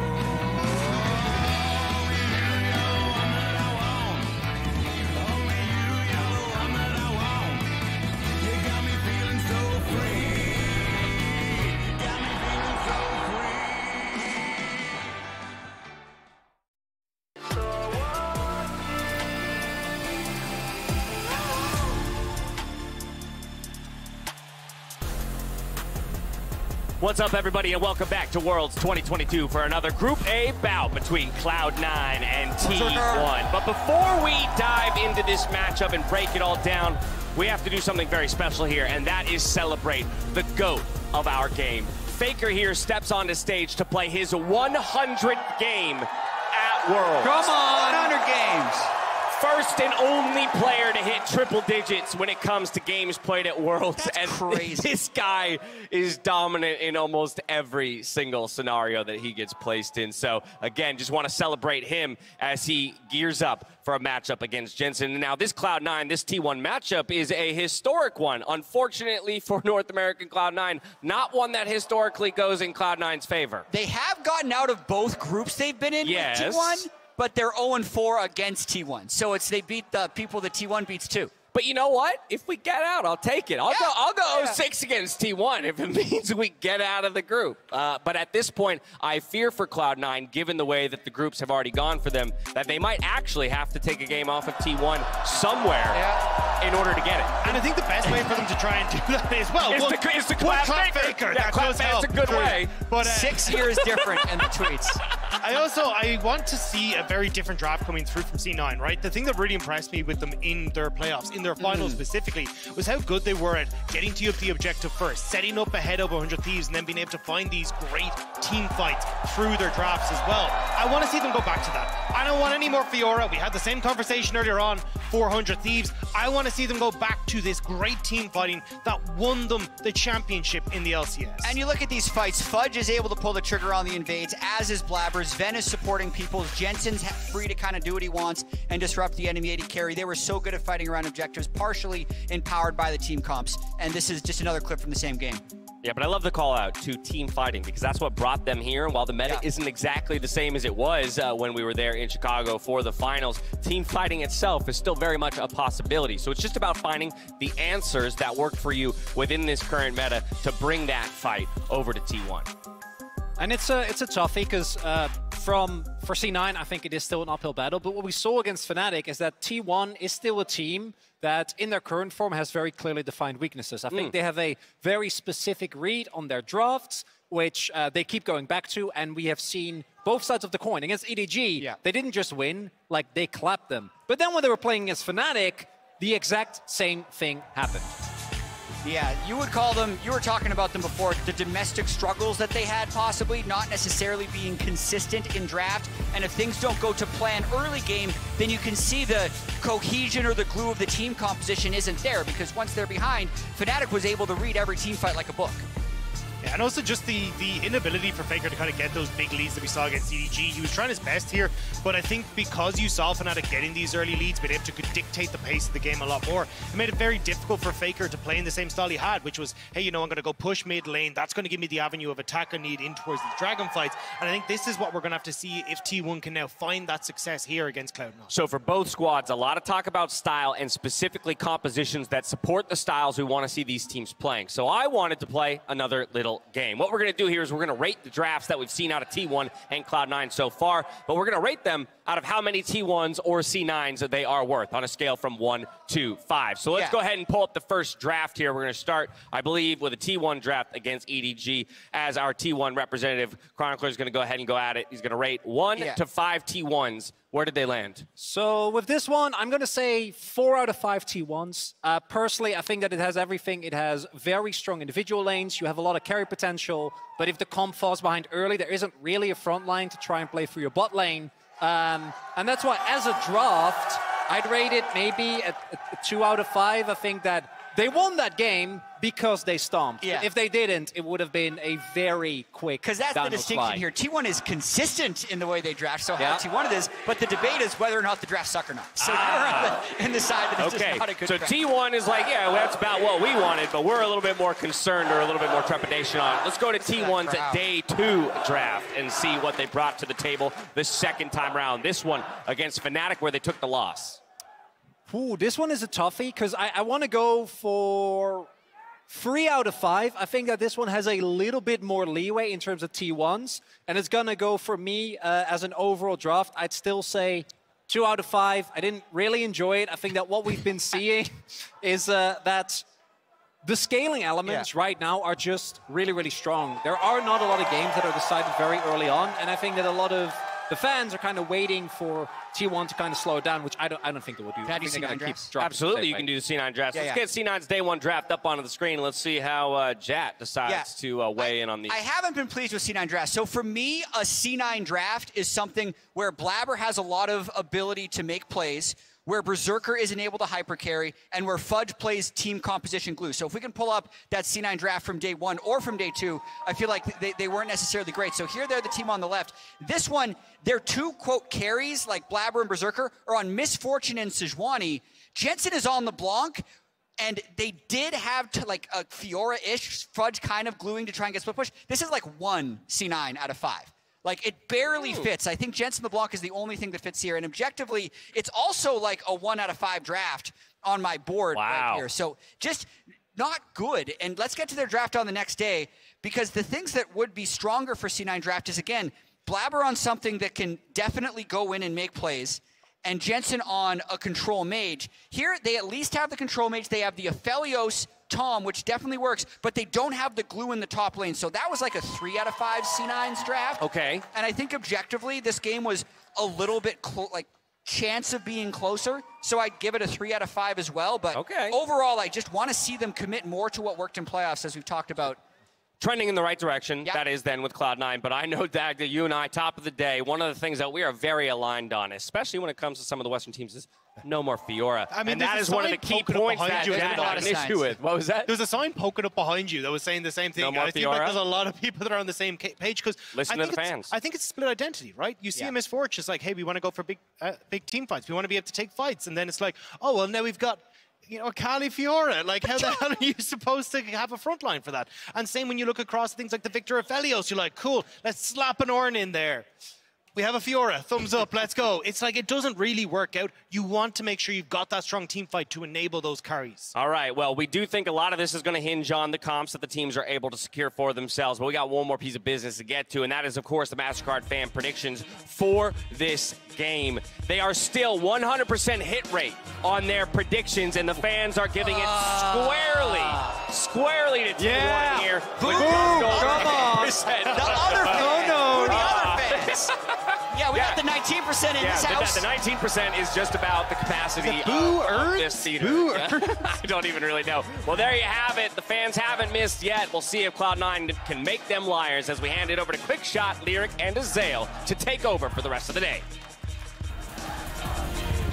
Thank you so much. Frankly, I don't want to say anything. I just want to listen to this crowd. The volume is electric. Hello, ladies, gentlemen, and everybody else. My name is Quickshot, joined by Azale and Lyric. Actually, Azale, how does this feel? Is this hopium? It feels amazing, Is this hopium? You've got to love the LCS faithful here. We've been having a rough start, but surely no one beats the LCS 7 times in a row. It's our game, baby. Let's go! Look, Quickshot, I gotta say, I might represent the LPL. I still do come from NA, though, so I gotta say, I feel like I'm on the side of the crowd. That's definitely the case. New York City! Are you ready for Cloud9 to take on T1? We are moments away from picks and bans. And Azale, I'm going to come to you first because the discussion around Fiora top is both mirrored by our fans' side as well as the answers. What are you expecting from this draft as well as what you've seen from T1? I'm expecting a pivot from C9 back towards more what they... Dance with the girl that brought you, kind of, so to speak, right? You know, do what really worked for them in playoffs. I think we've seen a lot of the NA teams made a hard pivot away from what they played on 12-15, thinking a lot of these champions were dead, but we've seen a lot of success from Poppy. We've seen a lot of success from Sivir Yumi. A lot of these picks that C9 were so incredible with, I think still work now, and I'd like to see them move back towards team fighting, focusing on that, and away from the Fiora, which sadly enough, LCS has never won with internationally ever. We have 0 wins with Fiora in international play. So I think we've seen enough of that. That is definitely not what you want to be looking towards. And I think one thing we've seen as well is some teams opting into just very low engage. Cloud9 actually did that in their last game. And again, having those tools, having the point and click CC to be able to start a fight on your terms, and then if you fall behind, at least be able to walk into areas you have no control over would be a huge boon for them. Lyric, just a moment ago, Faker's face was on screen. He was smiling. It was the smile that only the unkillable Demon King can pull off. I have this voice in my head saying, I pity the fool that faces Faker after a loss. How much do you think he and T1 are going to be looking to bounce back after the defeat to Fnatic yesterday? I think T1 should be feeling pretty good because we've seen their strength has still been strong at the tournament, even when they lost to Fnatic. Their top side has been absolutely incredible, and if they can set Zeus up for success, I feel like coming in today against C9, they're going to be feeling pretty good. Well, I'm also really interested to see, what adaptations, if any, will there be from T1, because they're playing a little bit differently than people were expecting for them, right? I think most people saw Faker as more of a facilitator for the side lanes coming into this event. People were expecting to see a lot of the Gallios, the Lissandras, these types of picks to really set up Zeus as well as Keria and Gumayushi. Now that it's back to kind of engaged meta, people were thinking it's going to be that. And we've gotten back-to-back Akali games. One absolutely went off, was dominant in that game. The second, not as much. So I'm curious if it is just going to be Faker continuing to play those aggressive assassin-type picks, or if he'll move back to more of a facilitator role. I think he definitely has to pivot, especially since we've seen their bot lane struggle. I mean, Gumayushi was getting hard targeted the other day, and Faker's going to need to make sure that doesn't happen again today. And let's remind everyone that this is Group A's first round robin being concluded right now. With the fact that EDG just took down Fnatic, we're about to see the third and final game of a round robin, and the Caitlyn is banned away, followed up by the Yumi. Yeah, it's a really important game for both teams. If T1 were to win, they would pull even with EDG and Fnatic. If C9 are to win, they would be only 1 game away from first, going into that second round robin, so definitely a big one. And Fiora, not going to be played in this one, so all NA fans breathe a sigh of relief. And I think it's just a huge point when you are going up against T1. And I like what T1 are following up here, taking away something like the Sejuani. When I'm looking at them, Owner has lent more heavily on some of these playmaking junglers like the Lee Sin, even leaning towards things like the Viego. So take away the simple, easy-to-execute champions that let Cloud9 fall back on the team fighting. I've got this horrible feeling that I like. I think banning Sejuani against the North American squad is a good thing, because I think they've had a little bit of an infatuation with that. Absolutely. I mean, I think there's been a much higher priority on MF, on Fiora, and Sejuani for the NA teams, compared to kind of the other scrim bubbles that we're seeing around the world. I would rather see that Sejuani priority be on something like the Maokai, move towards that, which has been really, really strong. And I do think Maokai is very first pickable here, unless T1 are going to ban it away. Azir also very high prio, so I wouldn't mind seeing Jensen even just slap down at Azir right now. It feels open too. So strong in the meta. I think those are the 2 major options. Fudge in NA has preferred to go more in the counter matchups to the Aatrox, and I think that's kind of why we were seeing the Fiora. So I do expect the Azir and it does make sense. You know, he feels comfortable in that. With Fiora banned out, I would think he might go towards a Jax or a Camille as an answer, something that has a little bit more of an ability to 5v5 than the Fiora that we saw from him in the first couple games. Yeah, and I'm curious actually to see what T1 answer with here in terms of mid lane, because we've seen Faker, he's been wanting to bring out the Assassins. He picked the Akali into the Azir in their first matchup. We have things like the LeBlanc, which we know Faker's famous for, or could lean back into the Victor, which we've been seeing come more and more in the recent days. But there's Owner locking in the Viego, which we've already seen him on. Honestly, I would love a Poppy here from Blabber. I mean, I think Poppy is incredibly strong. You already have 2 dash champions. You already have a fair bit of physical damage. I think it can pair very, very well. Gnar would seem like a perfectly fine answer into the Aatrox. You know, definitely not a lane counter by any means, but something that can hopefully absorb that pressure and then look to 5v5. But I do think Poppy fits really well into the C9 draft and denies a lot of the picks that we've been seeing as well. Jax was that earlier option I was talking about. Jax, Camille are things that he likes to go to. One of the things I love about both of these top laners, Zeus and Fudge, both of them only have 1 Aatrox game this entire summer. And this will be the second Jax. So you get the Poppy as well as the Jax as well. So I mean, everything as far as like I would predict for C9 going pretty according to plan. We'll just have to see if Fudge can really make it work here. You know, this is a guy that has extreme confidence in himself. You know, he said in an interview that he is the NA GOAT. Everyone just doesn't know it yet. He's going to get there. Faker, though, moving back to Lissandra, so this is more one of those facilitating picks.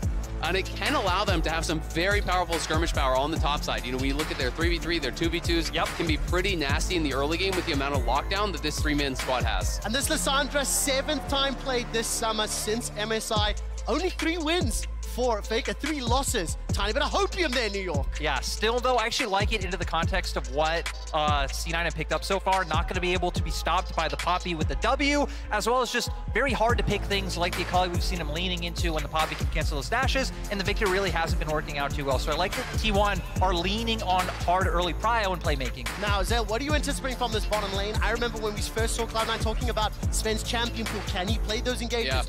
Nautilus looked okay in the laning phase, but then sort of fell apart later. I wonder what we're going to see today. I mean, I definitely think he would be looking back towards, you know, one of those engaged champions, because I think some of the most powerful enchanters in the current meta are already banned out. We see the Renata taken away. We see the Yuumi taken away. Tom Kench is another comfort thing. So I do think we're likely looking towards some hard engage. I think C9's comp needs it as well. So Nautilus to me does fit in. You know, perhaps pairing along something like an Aphelios or you know, something along those lines, I think could work pretty well. I actually think T1 are actually going to look for a bit of an Aphelios lane themselves. That's why I like Cloud9 taking away the Thresh. I think for T1 leaning into something that not only has, you know, a bit of range to play with the Calibrum, but brings some mid-game power once you get something like a Gale Force online, would be incredibly strong, since it looks like no matter how you pivot your draft now from T1, that Cloud9 definitely have the scaling angle. Yeah, they definitely do, but I mean, Cloud9 does need engage in their comp. They don't have any sort of hard engage unless they're going to commit more to split push, which I don't really want to see from them, because it really hasn't been working out. So they do need a go button. They do have good scaling. Tristana would be interesting if it's paired alongside something, you know, that does have hard engage. You can even threaten the all-in these lanes. I'm just kind of curious to see what he would actually go towards, because we are kind of stepping outside of Sven's comfort a little bit. I mean, we're taking a look at this Leona.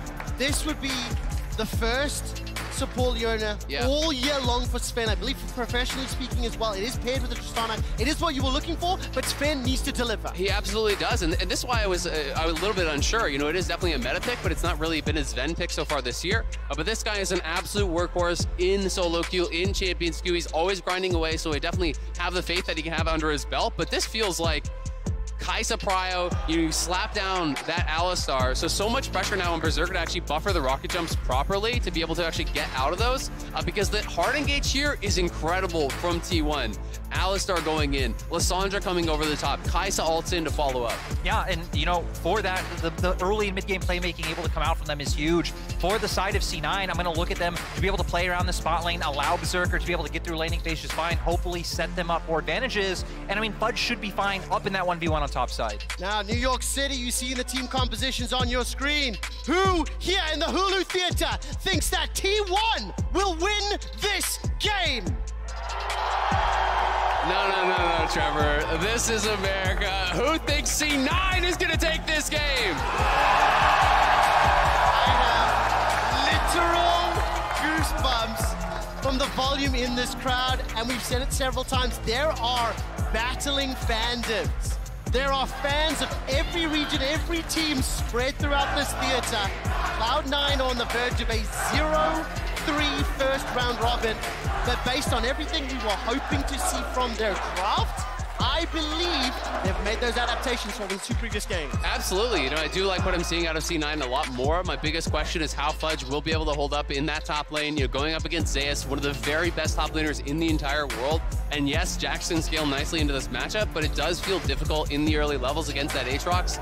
You know, if Zeus is actually hitting those tippers, the knockups with the Q, you can get chunked out of this lane pretty easily. Well, we're about to load up onto the Rift. My stats team has confirmed 100% first ever professional game for Sven on Leona, and he has a tough task ahead of him. Jensen staring down Faker. What will happen is I'm about to ... Can Jensen deliver on a tweet he made 6 years ago? I feel like Jensen has to deliver in this game because one thing I'm looking at for C9 that's pretty favorable is they should have both Prio and Min and Bot, right? As you're going to push into Lissandra early, Berserker and Zven should be expected to on the bot lane as well, so maybe you can set up for Blabber to play heavily around these lanes early on and start setting T1's comp behind where they can't really use the fact that you want to have Faker moving and roaming around the map. I love the cowbell. We're 3 or 4 blocks away from Rockefeller Plaza, calling out one of the best SNL sketches of all time. I think Kerry and Sven, 2 players I will be keeping my eyes on throughout the course of this laning phase. Absolutely, and you know, when you call back to the can't wait to comp Faker tweet, you know, it did not go well for Jensen after that. If I recall correctly, he was getting zoned in between the 2 towers by Faker after that one, so definitely looking for a better performance in this game. Blabber looking like he wants to invade and start enemy Raptors. It is a great strat on the Poppy. You know, you clear through those Raptors very, very fast. I'm curious to see, though, will he commit to more of a split map situation, or is he just going to try to go Raptors to Raptors and try to defend his own bot side? Because those paths can be quite strong. Yeah, I definitely feel like Blabber should head down and actually play with his bot side. Yep, he's going to be able to do it. He's going to set up Jensen quite well, but can they actually defend it? That's kind of the question, right? Because Owner's already there. Yeah, it looks like Owner should be able to get this one. Blabber's going to be a little bit late to fight into the chickens. Going to be smited away, and Owner, small advantage already. Look at the mini-map. Sven has already stepped up towards that tri-bush, but that's going to push this Poppy a little bit down. And when I think back to the draft, I think back to some of the tools available to T1. If you can keep Blabber down, that Champion's Kit becomes significantly less powerful, assuming the rest of T1 will be able to deliver. Yeah, absolutely. I mean, you know, if you get too far behind, you know, you are going to be very squishy, but Poppy does always have that playmaking, and that's something that Blabber is always looking to go for. This is a guy that C9 has developed a lot of faith in over the years, and you know, it's really fun listening to them talk about Blabber because they talk about how when Blabber makes a call, if you don't listen, Blabber's going to end. But if Blabber makes the call and you do listen and everyone goes with him, that he's almost always right with these calls. They've developed so much faith in his instinct for the game, and he's such a student of the game. It's basically, you know, all he thinks about, all he does, and he's one of those big stars for Cloud9. And also, I just overall like what he's doing so far in the early game here with how he pathed from Raptors to Raptors, now matching Owner's pathing. But Owner might be able to find this one. Oh, Fudge stepping forward and waiting to see what cooldown's available. Flash is still up, looking at the mini-map. Blabber's making his way into Owner's jungle. That's a leap forward. The 3rd Q gets the knock-up. Counter-Strike will channel the stun by some time. Flashes into the tri-bush. Here comes Blabber. Leap across the ward. Fudge is out, but summon the spell blown. Successful game. Yeah, and Owner, I mean, looking for one of the plays that set T1 up for success in their season, right? All about playing around their top side. That's how they're able to beat EDG on day 1 too, but with Fudge able to get out, not able to get it. It's Grabber, baby. We're on the board. I completely forgot for a moment.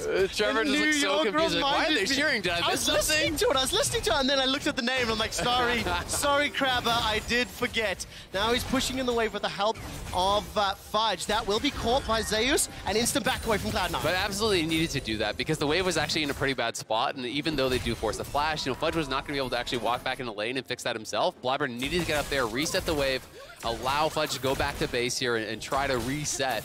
Of course, he will have to be playing pretty safe, and I think that's one of the reasons that he does pick up a pink ward here. I think we're actually going to see him just sit on the pink ward and have that available for the leap strike on the retreat, because you are going to be pretty dependent upon that now that you are down your flash. But Faker moving down towards the bot, they should know he's coming. Ooh, Faker level 5, Tomb not available to him, but no further follow-up either, no stun from that Alistair, so Sven as well as Berserker able to back away. Just quick scan, CS is pretty even across the board, and with the exception of that flash being blown top lane, We haven't seen anyone picking up that first advantage just yet. Yeah, still though, overall nice use of the window by Faker.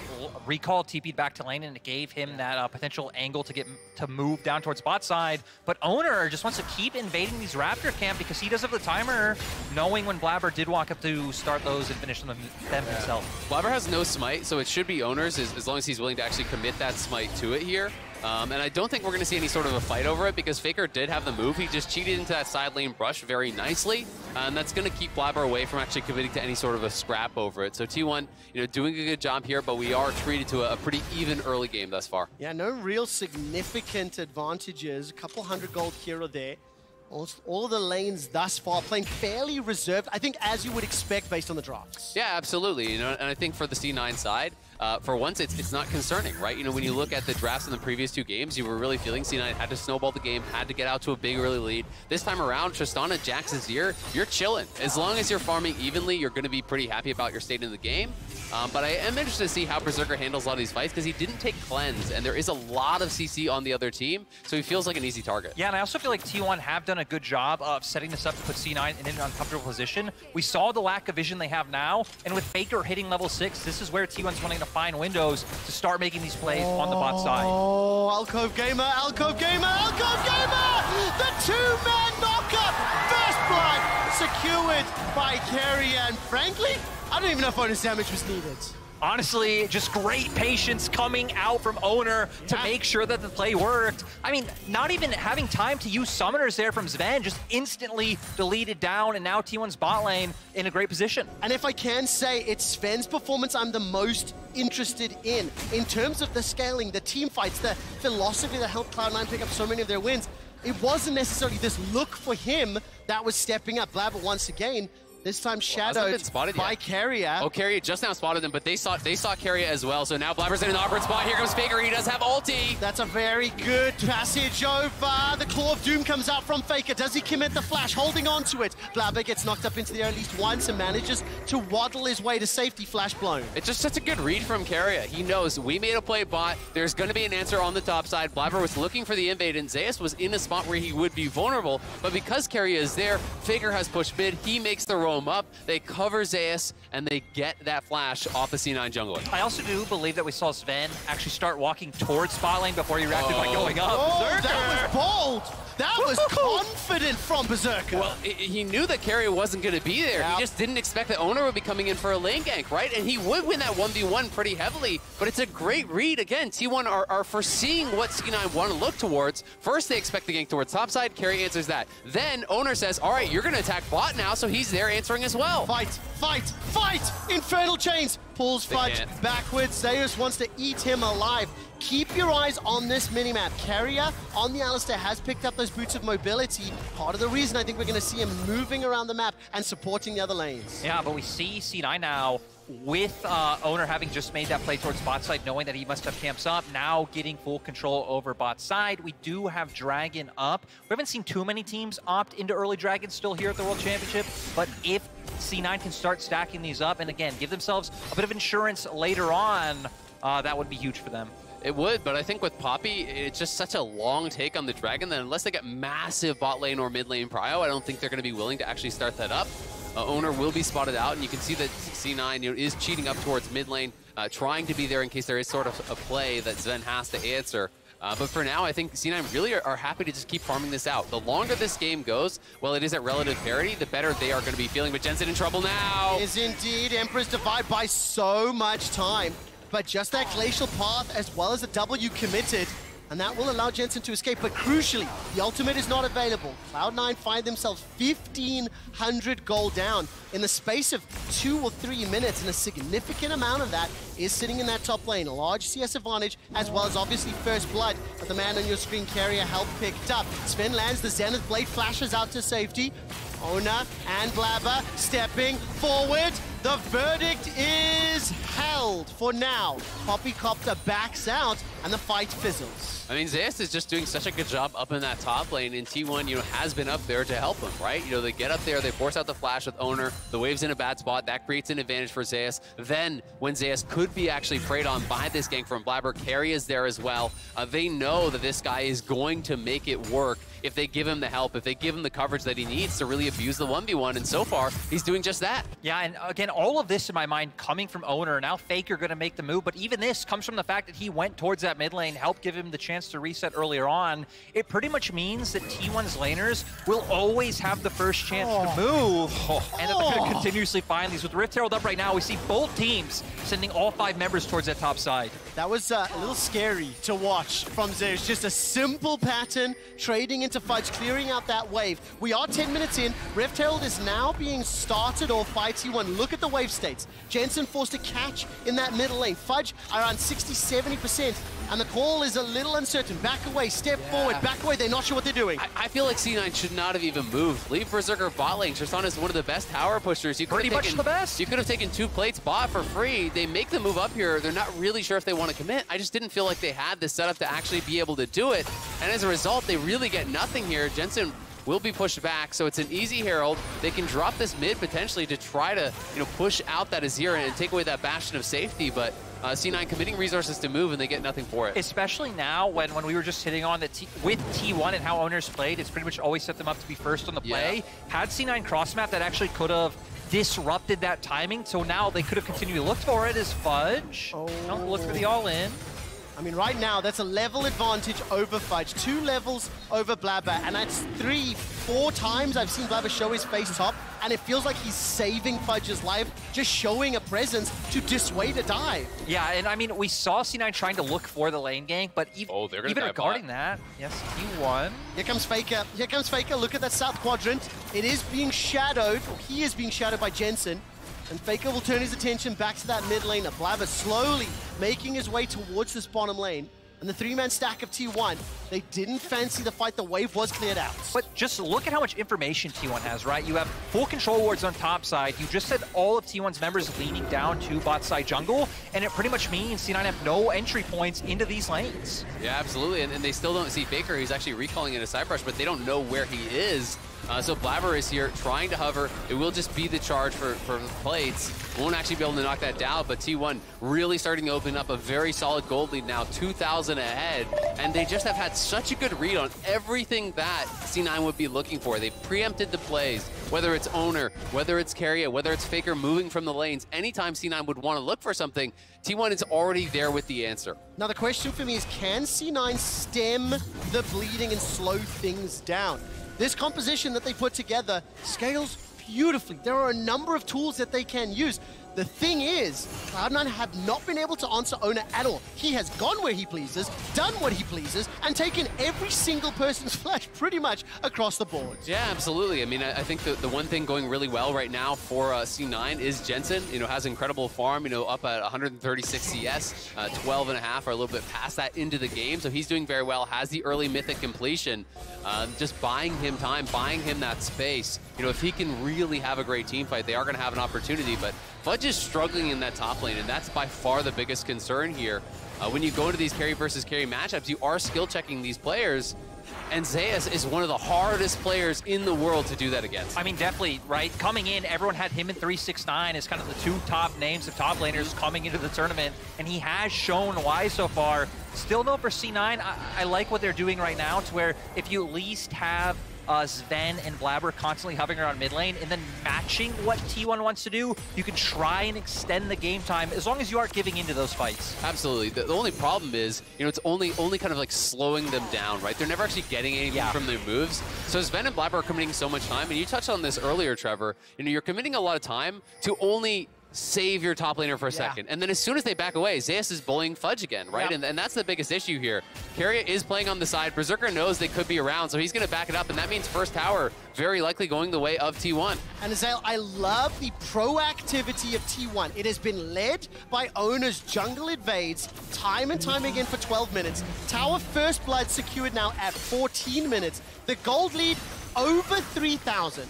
There's been a Mythic's advantage on the side of T1 for a while, but it does feel to me like their focus around slowing Blabber down in the early stages, invading the jungle, putting them behind, and look at this itemization difference. Thrift store shopping for Berserker into Kraken Slayer, and nearly second item completed. And I think this is exactly when T1's comp really hits their stride, right? I mean, Lissandra Viego, we've seen this combo so many times before. One item, so much burst able to come out, the lockdowns there, and then the resets coming out for both champions. So even though C9 can slow them down, definitely going to have to start trying to find those opportunities across map. Now, I will say, exactly as we talked a little bit about, Jensen on this Azir, he is up 25 CS. I think some of that movement from Faker has allowed Jensen to make sure in this matchup he has that small advantage.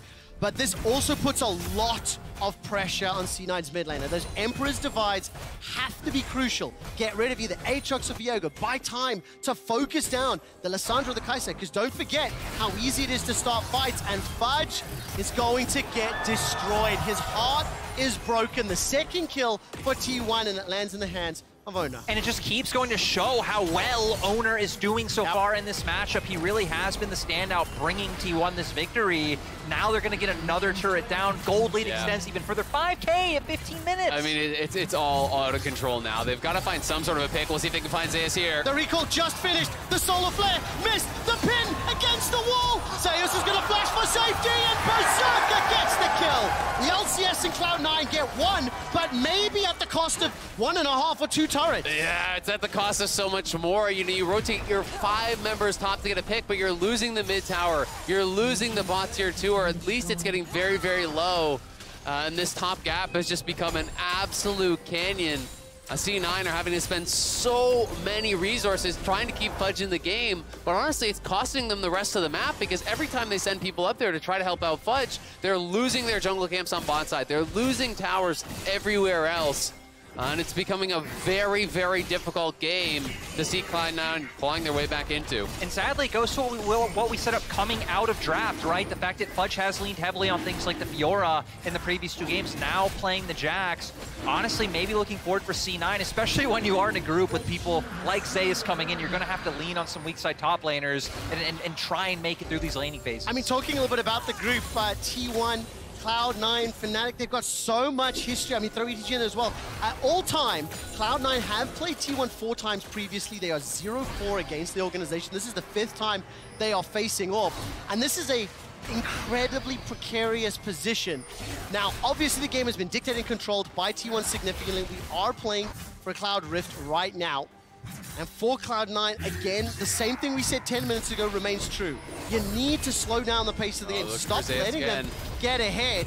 A second teleport's being channeled. Faker's making his way in. Blabber and Spin about to arrive. So far, 2 for 2. The Ring of Frost may cost Faker his life. He goes golden. Gumayushi is going to be backed up by Garrier. The Killer Instinct. That's 1. That's 2. Jensen pump for a triple. Guma gets a quadra. And we see Guma popping off. Faker able to buy so much time. They were able to pick up the Rift Herald as well. They're barreling down the bot lane. Zeus is also pushing in topside. They have everything. Costa curses do not exist. T1 just obliterated that fight. And that's about all she wrote, it feels like, for this one. T1 erased Cloud9 off the map. C9 really pushing, trying to find a play in the side lane. They can feel this game slipping away from them.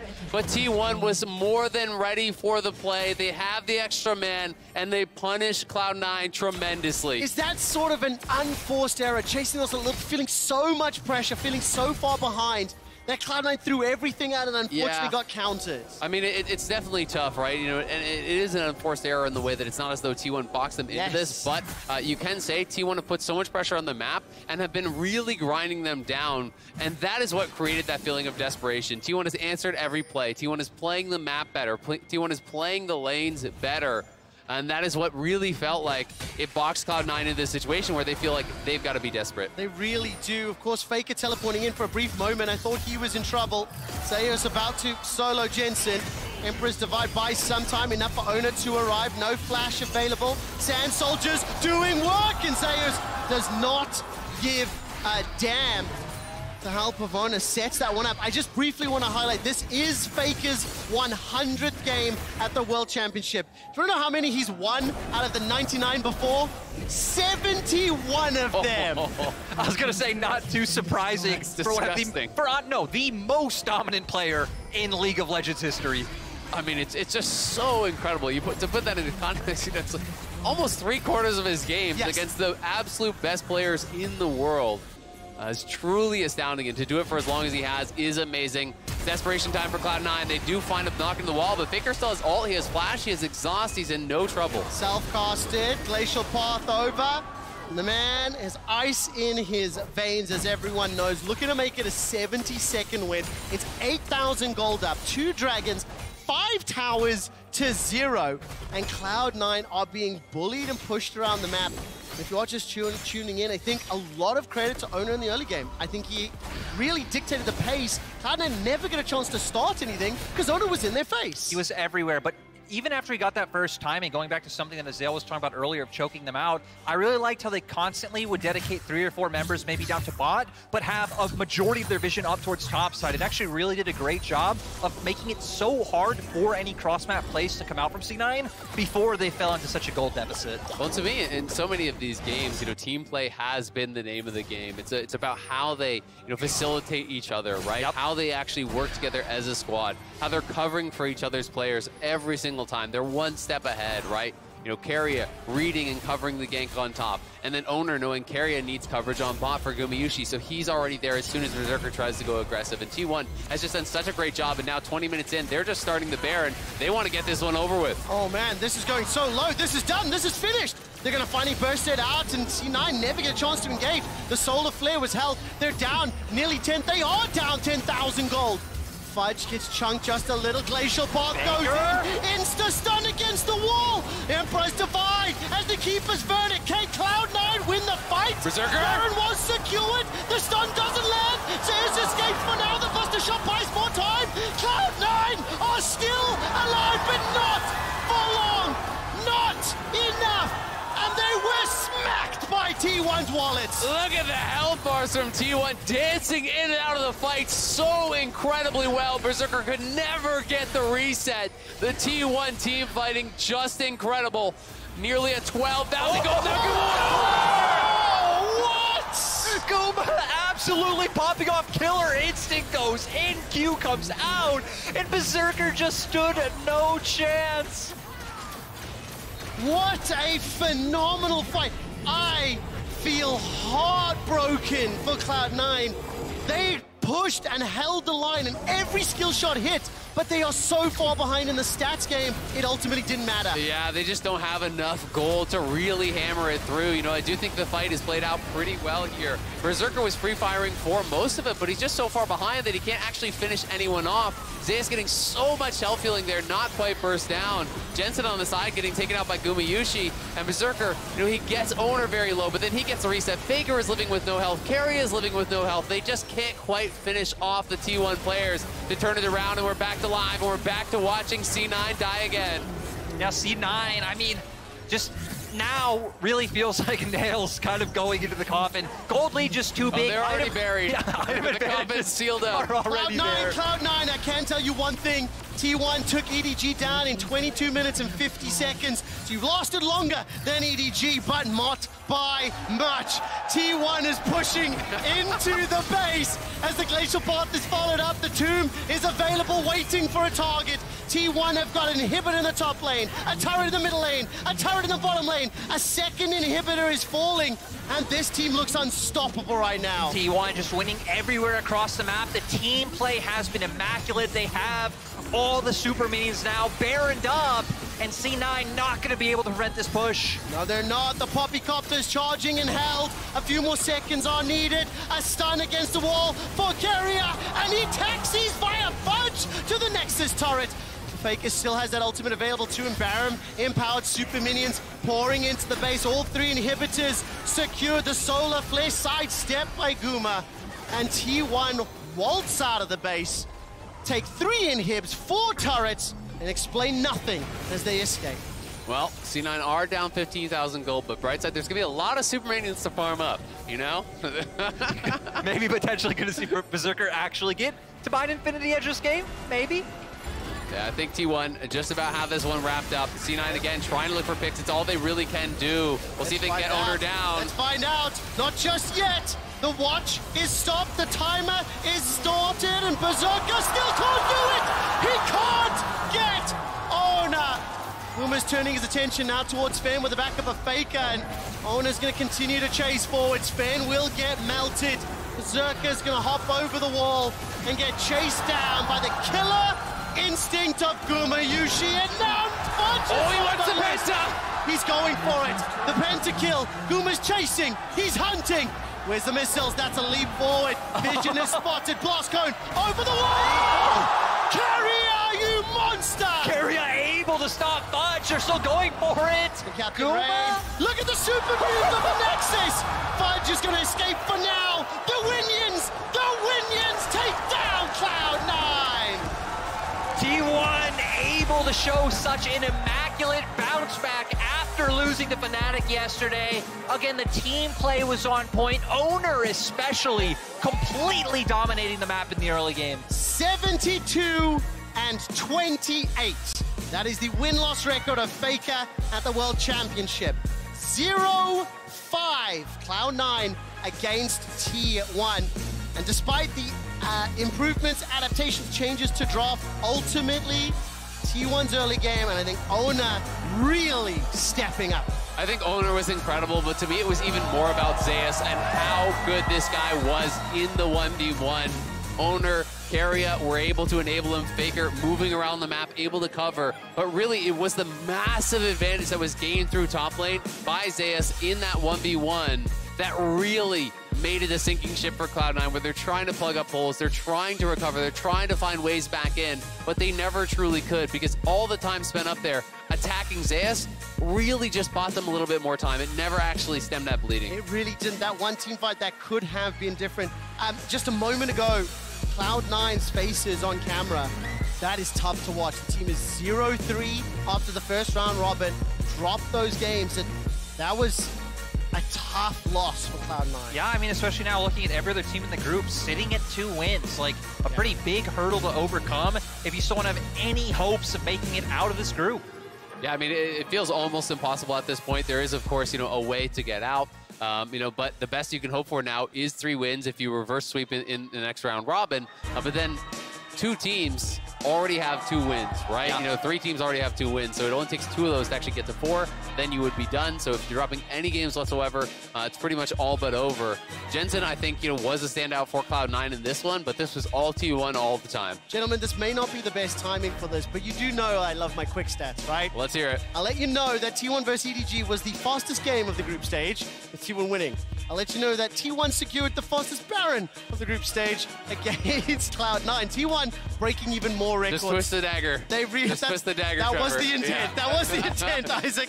I do think we might have bleeding out on the ground. We might have an updated group standings just to show you this is what we were talking about. Yeah, 2-1. Can you feel the twist? I can. I'm sorry, New York. I know this was painful, but this is the state of Cloud9 0-3.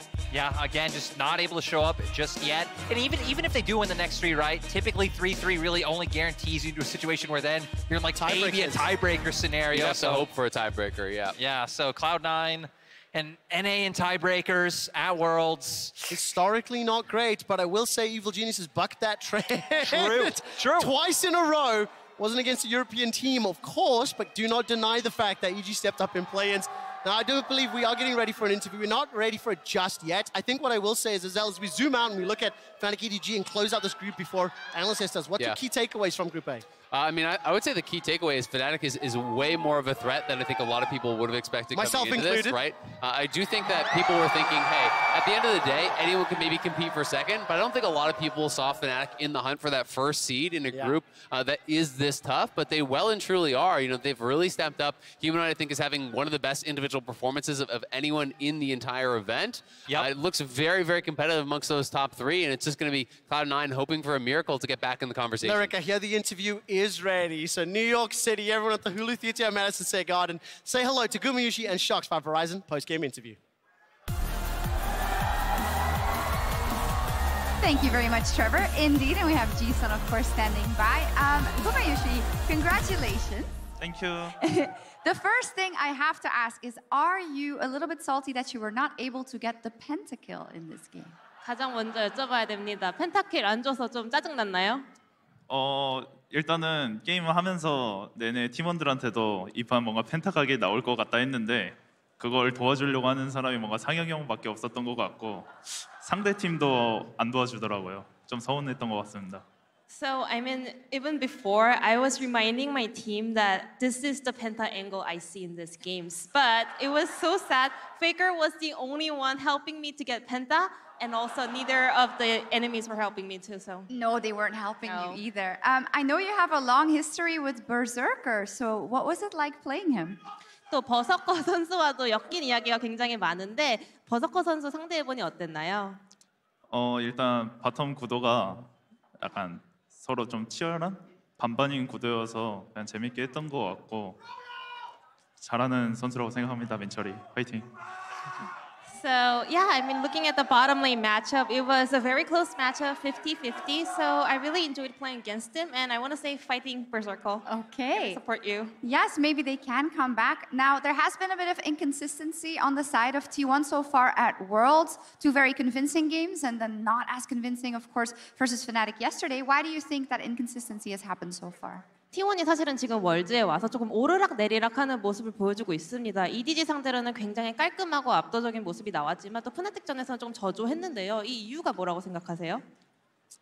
일단 저희의 실력이 그렇게 하루 만에 오르락 내리락 할 수가 없다고 생각하고 푸나틱전은 약간의 사고였다고 생각을 하고요. 그리고 푸나틱이 잘하더라고요. 푸나틱 is good. 그래가지고 앞으로 남은 3경기는 3승 0패로 마무리할 수 있도록 할 것 같습니다. So, you know, it's hard to believe that our performance level goes ups and downs like that. You know, it's more about, you know, having an accident in that Fnatic game, and at the same time, Fnatic is really good. But so, I will make sure to get 3-0 in the remaining schedule. Okay, about that remaining schedule, this group is a little bit crazy right now because of the top 3 teams. They have all almost beaten each other. What are your general thoughts about the group and how it is going to play out? 사실은 지금 속해 있는 조가 굉장히 상위권에 다 몰려 있습니다. 어떻게 생각하시는지 남은 일정에 대해서는 또 어떻게 생각하세요?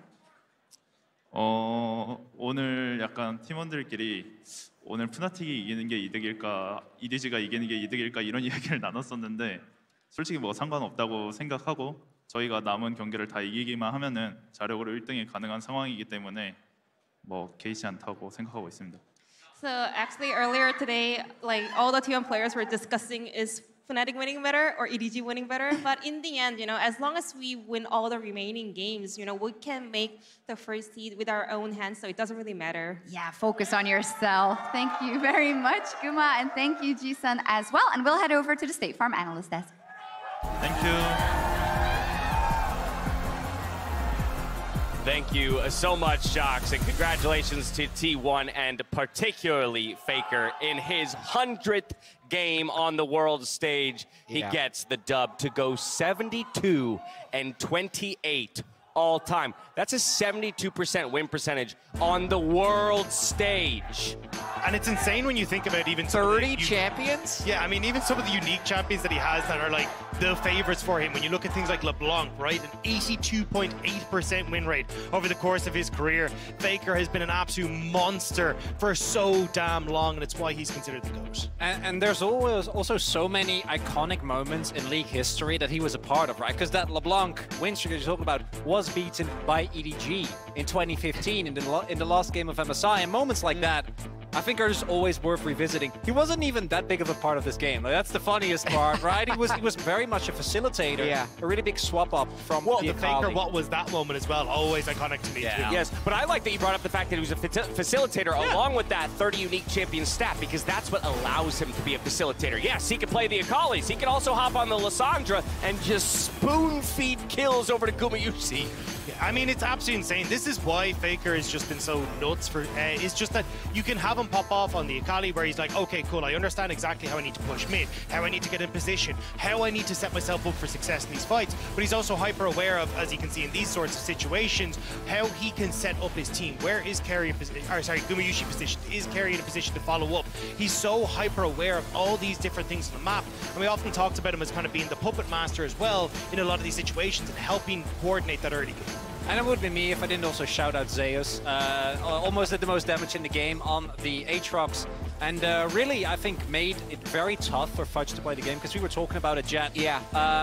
It didn't really feel like there was a good answer for C9, because I did like it drops a lot more, but it still wasn't enough. Absolutely. This was a bit of a departure for the T1 drafts that we've seen previously. It's a lot more standard, a lot more just generally strong team fighting, and they played a lot more reserved. And Cloud9 did play a team composition with good lane prio from mid lane. They got a counter pick top lane, even though Fudge wasn't able to execute it and lost lane pretty heavily, and they had pretty strong engage. So it's a really, to me, like hard loss to take because they just weren't good enough, right? So there's no scapegoat here. There's no Fiora to point to. I was gonna say, that's the scariest thing for me when we preface this whole game saying we want to see a change in the draft. We get a number of those changes we're asking for, and yet the result is the same. So it's gonna be a tough one for C9 to stomach. As we now know, their destiny is not in their own hands with 3 teams at 2-1. So they're going to have to rely on some other stuff breaking down in the group if they want to shut out. I have a possible New York comparison. I was thinking about this before. Bring it on. Right now, NA feels a little bit like the Knicks.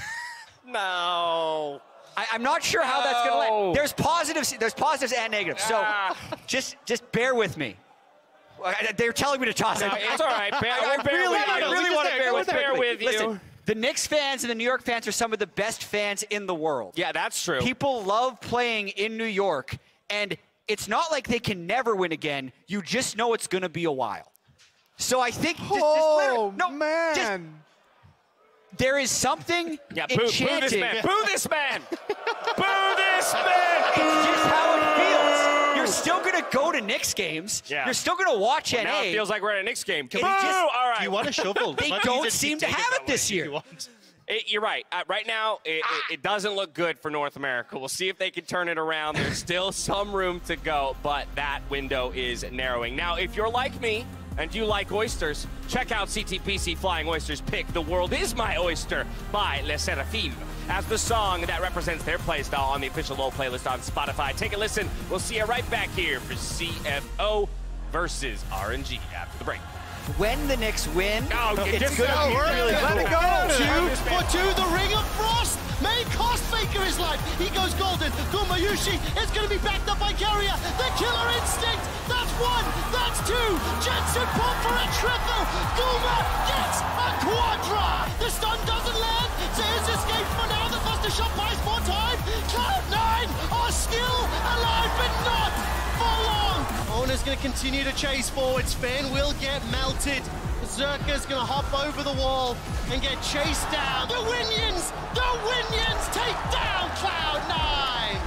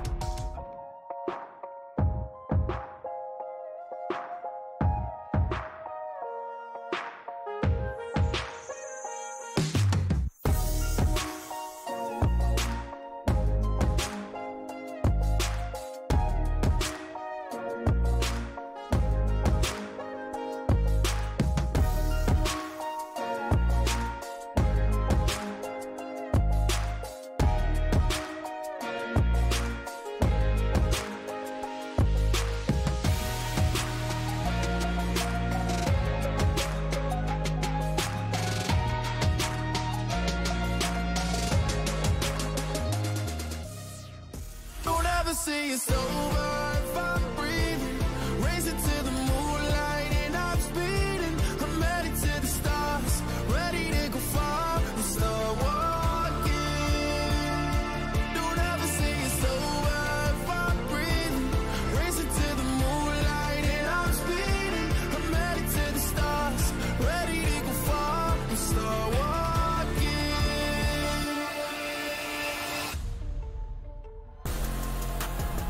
Welcome back, everyone, to Worlds 2022 in the State Farm Analyst Desk. We're preparing for Flying Oyster to take on RNG in our next bout of the day. Let's start with the fact that Oyster has impressed us. They kicked things off with a win, smashing their way to the top of the group, but it's all about whether or not they can continue that momentum into the series today. Yeah, I mean, I've been really impressed with how well the CFO have been able to get their early game under control. We saw them being quite slow in their home region, where it was more about building these lane advantages for themselves through their CS and trying to play through that stall. But instead, what we've seen them really kick up a gear is this early aggression, where they've been able to get these kills and work through that, and it's been fantastic to see. And you caught a glimpse of Shun there. A lot of their win was off the back end of impressive Kai'Sa play. Once set up by the team, he comes through with the ultimates, lays down that late game carry damage. We're going to look for a performance like that out of him if he wants to take down RNG. Because that's the problem. You talk good Kai'Sa performances. I still have nightmares from Gala for the last two MSIs, and I think RNG improved so much, but I'll give it to you, Jack, because you've been a believer since the beginning. Yeah, absolutely. And I have a bone to pick with Dagda, actually. Pick that bone. Didn't think that they would win on day one after seeing them improve throughout all of play-ins, win MSI, and also go 13-3 in the summer split. Why did you have such low faith in RNG? There's an idea in the LPL called don't poison the milk, all right? And that's you don't talk about what's happening for these teams because you don't want to overpraise them, because that's when they fall. So this is why coming into this game, I was like, look, I can't actually praise RNG because I talk about they're going to win. There's not a hope in hell they're going to be able to beat Gen G. You have to put them in their place. You have to make them humble, and then that's where they can pop off. But honestly, really impressive stuff from RNG, right? The ability to actually control the early game. Ming was all over the place. They looked fantastic. They did. I think you're doing some double talk right here, because if they lose, you're like, oh yeah, to the first seed. I am the RNG man, all right? I have been with this team since the beginning. I am not going to turn my back on them. I know what I need to do to get them to win Worlds, Did we get that on camera? Just briefly, I'm sorry, I'm still struggling to get past don't poison the milk as like a regional thing. RNG? Don't poison the milk anywhere. I thought it was fair. I thought it was if you want to have an Irish accent, by the way, this is a pronunciation tip. You say just say RNG. I don't know why you sound like a pirate, whatever you say. Congratulations, you're now an LPL master. I'm RNG. Say RNG. I'm with RNG. I always thought it was an orange but G, but not Jack, an E. I also want, just as equally, I want to understand why you're so confident. Top of the day, you said LPL 4 seed equals #1, but like, I mean, come on. Because this is my philosophy for Worlds, that the playoffs patch was bad for RNG. If you look holistically at the year, they went 12-4 spring, 1 MSI, 13-3 summer, trending upwards, only lost 2 best-of-5s to EDG, and then made it here to Worlds. So I still think this is the, like, it's actually one patch off of going for a golden road that they used to talk about. Like, that's the level that they're almost at, but people have discounted them coming into Worlds. And I think the big reason we had discounted them was, as Chad is kind of pointing out, you know, Enchanter supports, where the hell is Ming supposed to go and play? Like, this guy, we saw him against Gen G, how he'd roam around the map, and that's why when you look at your screen, this is where we're seeing these big early game leads, like the first Herald, the first Towers, the massive gold difference. A huge portion of that was the 75% kill participation that Ming had at the 14-minute mark. He popped off roaming, and that was what was missing so heavily from RNG's game plan. And quite obviously, for both of those squads, those early leads they built were integral to getting their first wins on the board here in the group stage. But the reality is, when you go up against each other, one of those numbers is going to turn negative. You can't both be in the lead through the early game. So my question to you, Chronicler, is, of these two teams, which one do you think it is more important for the early game to go their way?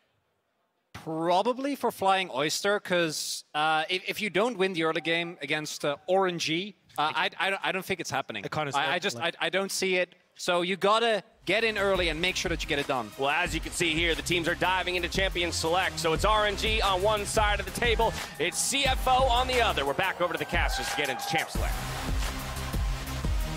Thank you so much, Analyst Desk, and welcome to the Casters. Quick shot, Azael and Lyric bringing you game 5 of the day. And listen to the LPL fans chanting RNG, or the fans of the the LPL. That's a better way of saying it. I'm going to come to you, Lyric, first. RNG surprised the world. They took down Gen G in pretty convincing fashion, and now the expectation is they'll be able to do the same thing again. Yeah, and we've been seeing them do it through a lot of early aggression. RNG have actually been playing a lot faster than I expected them to so far at Worlds, and also a ton coming from Wei. His Graves absolutely popped off against Gen G, so I think really good look by CFO to take that one away.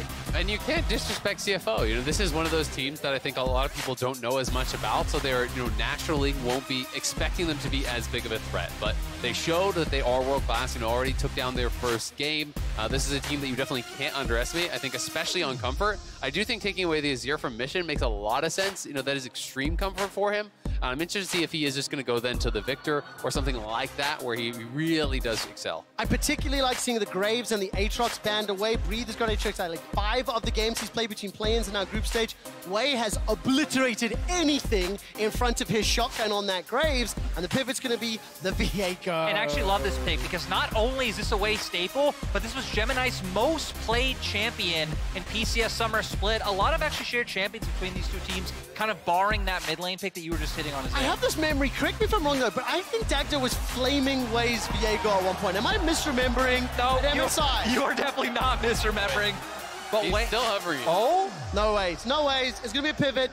We don't talk pivots, we don't talk pivots. Why did Dagda hate Wei's Viego? Remind me. You know, Wei might have had a rough time back at MSI when the team was still trying to figure out how to play with Finn.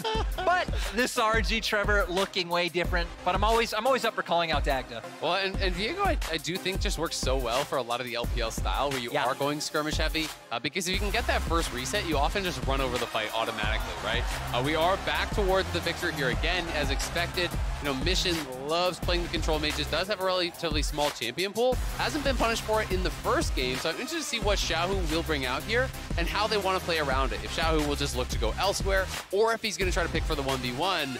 Xiaohu Lissandra, though, one of my favorite picks for this guy. He never disappoints. Second most played champion all summer long, 12 games, of which he's won 8. And I just want to explain to all the viewers, the reason Rammus was hovered, we play a badass Rammus music video here in venue, and everyone was bopping along to that track. I think the players enjoying it as well. I will say, RNG and Flowing Oysters taking their time this drop, really contemplative of every single pick.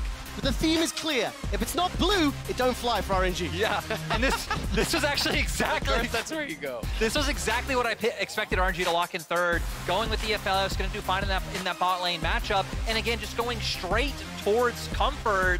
Now for CFO, I mean, Poppy's been incredibly strong so far. Absolutely has, right? You can interrupt the dash there, you know, from the Viego potentially, but I don't think it's like that amazing of a pick into what we've seen over on the other side thus far. But the theme continues. It's actually blue is all picking blue champions, red is all picking red champions. I love this. This is next level. What does this mean for phase 2? More seriously though, Gemini's Poppy has been played 5 times this year. He is undefeated on the pick with a 7 KDA, so there is some level of comfort, some level of understanding. All 5 of those games were in summer, so it's recent as well. Yeah, absolutely. It does give them a lot of playmaking, the ability to disengage some of what is likely to be a lot of engage from RNG. Generally, when they do go engage heavy, you know, they like to overload it. They like to really pile in and try to find these team fights. You know, Viego, Lissandra already going to be diving in. If you can reject one of those people out, you can potentially keep Shun safe on the Tristana, or potentially keep Mission safe on that Victor, because they are going to need a lot of peel here based on what they're drafting. Exactly. I think it's all about the disengage, why they go with that one. And you know Koala is going to pick up and engage support. Koala actually, the PCS, is one of the players who wasn't leaning towards things like the Yuumi or any of the enchanters, so RNG have clearly done their research with the bans they're throwing out. Can I tell you what the numbers are this? When I look at Koala's games all year long, his most played is Nautilus with 24 games and an 87% win ratio. Do you want to know what the next most played is? Tom Kench at 8. It goes from 24 to 8. So a lot of comfort and a lot of preference on that style. Honestly, I'm not too surprised. We even have quite a few supports like that in the LPL. Heck, he's going up against one Ming, very much in the same boat. And now for the side of CFO, they could look for their support here. Things like the Alistar still up in Nautilus there, or the Amumu actually just going to be locked in right away. Yeah, just straight up locking in the Amumu there. So they do have a lot of AoE lockdown. You know, it's not with the MF, which is traditionally where we see the pairing, but there is a lot of AoE damage here you know, with the Victor as well. Gala, I think, having a little bit of fun hovering the MF. You know, now the Amumu has already been locked in. Oh, blind pick Fiora, come on, do it. Yeah. Do it. I think 7 they do it, games, Trevor. 6 wins, it's gonna happen. Yeah, 100%. I mean, for Breathe, he hasn't been one of these top laners that likes to blind pick things like the Ornn or tankier champions. He feels comfortable going straight into that 1v1 matchup up in topside, especially when he knows he has Xiaohu on Lissandra that can help him out. Absolutely, and Rest, you know, is not a guy, I think, to really bring out the Jax, you know, and picks like that. He mostly has been an R guy. He is, you know, a big carry for the team, and most people do look at him as their big star. But again, you know, I was expecting heavy engage from RNG once they went for Viego Lissandra. You add in the Fiora, you add in the set, there's just an overload of melee champions that are going to be flying in.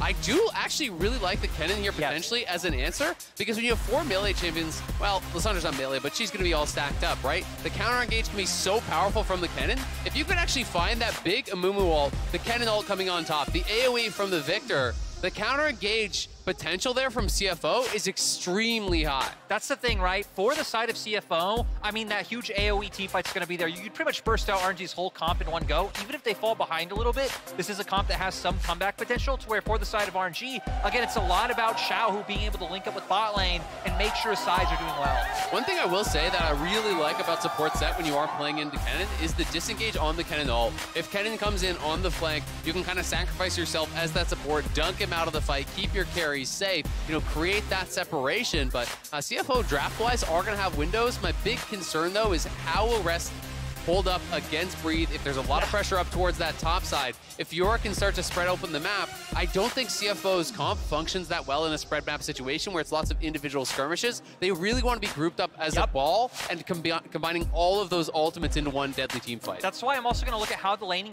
phases of these players are going. The Desco's hitting on it. These guys were known as lane kings back in the PCS. They pretty much have solid matchups across the board. So it's going to be about keeping RNG's laners down, tracking where Wei goes, because Wei needs to be the glue for RNG. I mean, we're even seeing Grasp Kennen. Ooh, that is about as lane focused as you could ever imagine. I really wonder where he's going to go with the build, but very atypical. Is paying respect to Breathe's Fiora, knows that he's going to be a beast. Azael, Lyric, you're going to have to keep an eye on that top lane build from Rest as we load onto Summoner's Rift for the penultimate game of the day. CTBC Flying Oysters from Mulai made a massive statement on day 1, shocking everyone with a dominant win. And I will say, to build on the conversation we'll be having from draft, the Flying Oysters tend to win from strong objective control, from picking up CS leads, at least when it comes from the PCS. And let's see whether they can do that again. And as I just about jump over to my analyst, Prime Gaming is giving away 150,000 RP to multiple fans each day. There was way more zeros than I was expecting. Head over to primegamingworlds22.com to enter, and make sure you put in today's secret code. It's on screen. So for you second screen viewers, look at us, look at the screen, and type hashtag Prime giveaway in chat to learn a little bit more. So Lyric, I'm going to come back to you. Look a little bit at Flying Oysters. I think we like the draft. There's a lot of zone control. We see how the comp can play out, but crucially, you need to get to the point that those pieces can add up to make the Voltron to be able to take down RNG. Exactly. That's why I'm looking at Gemini to do more of covering his lanes and kind of shadowing early on. Both of your side lanes have the ability to play aggressive, so I'm kind of curious to see where he wants to be proactive. When Shun and Kerwala are bringing so much all-in potential, I would expect it to be down towards that bot side, especially because when you're going up against Set, I mean, Set's one of these champions who so liberally blows his flash to try to find all-ins on the enemy AD carry and trade flash for flash. Oh, already going into a quick pause. We'll let you know as soon as we do find out anything about it. Not much has happened, thankfully, just yet. So I'm sure they'll be able to get this sorted out. But yeah, it's going to be a really interesting one, right? And I was just watching the top lane, you know, in those early seconds here. Breathe already playing very aggressively as expected. Level 1 Fiora is actually so deadly. Being able to chase down and zone out Rest pretty effectively, you know, trying to push him away from that XP as much as possible. We do have Viego obviously starting down on red, so expecting him to clear up towards top, and potentially, you know, Breathe could have the wave bounced and maybe in an awkward spot for Rest where he could be pressured. Rest is playing Grasp with the Undying Cannon in a matchup where Breathe is going to be somewhat favored, especially if support comes. I think that was the statement that Looks we like a heard. good hot dog. He's enjoying it. Enjoy.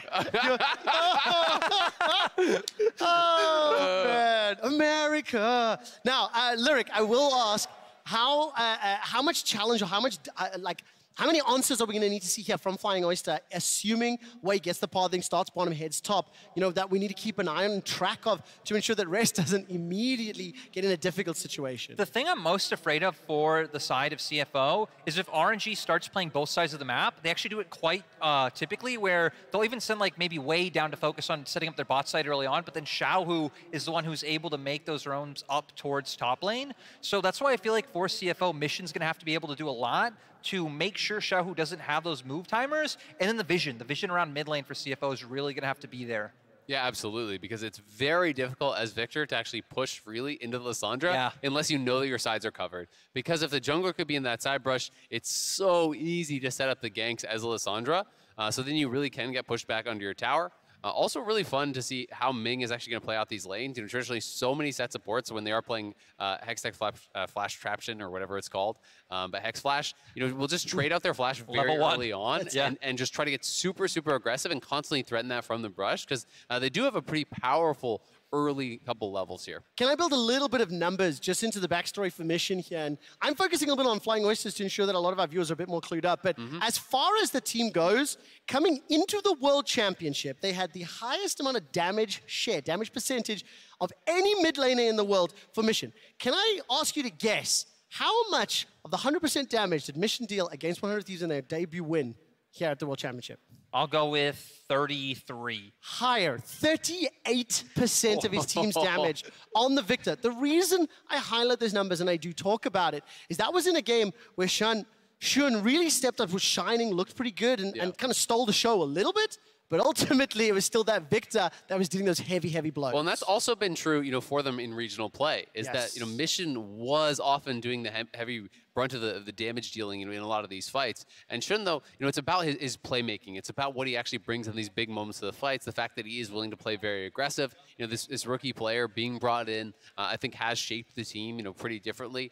Rest and Shun, I think a lot of people are looking at kind of as these big stars because of their flashy moments, but Mission really is such a solid player and just brings that steady element that every single team needs. Yeah, and I mean, Mission's actually always been like that going to the start of his career. Starting in LMS 2016, I actually used to coach Mission when I was a coach in the LMS, and he's always been that standout piece where he's going to play the Azirs, the Victors. I remember even bringing out things like the mid lane Varus back in the day to be that huge, let's say, like laser for any team he's on to be built around. Yeah, I mean, still also his 4th World Championship. Now, our referees and our technicians on stage are still triaging the problem. As soon as we are able to share more details with you, we will. And we are in touch with them and working on it. And I think turn our attention a little bit to RNG here. Now, after taking down Gen G in the manner that they did, the expectation is that this should be a clean clap. That's kind of what they're expected to do, anticipated to do, and we're seeing what sort of fight the Flying Oysters will put up. Honestly, I feel like it's really hard to know what to expect from RNG because let's remember, going into play-ins, it's like, hey, maybe this team just goes undefeated. They ended up losing to DRX. They lost a game to DFM in their best of 5, and then coming into main stage, it's like, okay, maybe we don't have the highest hopes for RNG. Then they beat Gen G, who was almost everyone's tournament favorite, maybe coming in tied with JDG. And it seems like this team just keeps... It's the best time for bold statements, Lyric. They just took down Gen G. Jad already made the bold statement about RNG winning Worlds, so I feel like I can't take that one from him. Well, Dagda made another one. Oh, true. Flaming hot take. We can actually see Dagda right now. He's shaking his head in approval. We won't let you, thought they were traitor. We won't let you let that one slide.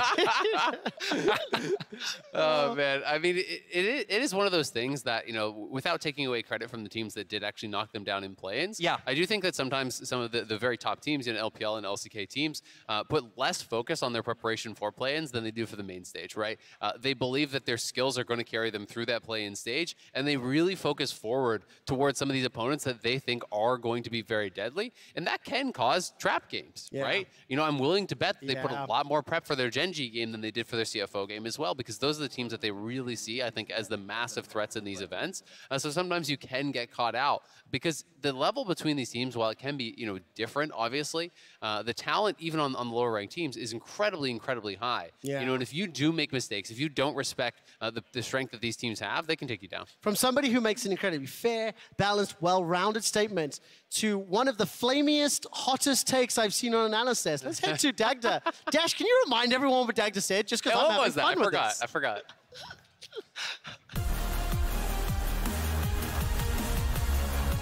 First of all, thank you very much, Trevor. For those of you who don't know, we have a direct eye line to the casters over there. Yeah. So it's nice to check in with them every once in a while. Nice little wave. Hi, gents. How you doing? Dagda, they asked me to remind everybody what you said, but I think it should just come straight from your mouth. Flaming. RNG are the greatest team to have ever existed. All right, well, maybe while we play a game, production can go back and pull some replay footage of that flaming hot take, and we'll just let it play out on its own. I wanted to play a quick game. I don't know if you guys know this. Yeah, while we're waiting for, and don't worry, we'll update you with any updates on the pauses as it comes. What is this? In case we didn't have a pause graphic, you made one for us. Gotta love it. Okay, so did you guys know that there are 13 world champions playing at this tournament? Okay. Can you name all of them? Yeah, that shouldn't be too hard. Actually, let's just try and do it as a team. Because I actually haven't been given the names. This has only been delivered to me. There are 13 world champions. Well, let's write them down. So we'll start over here. Wait, who?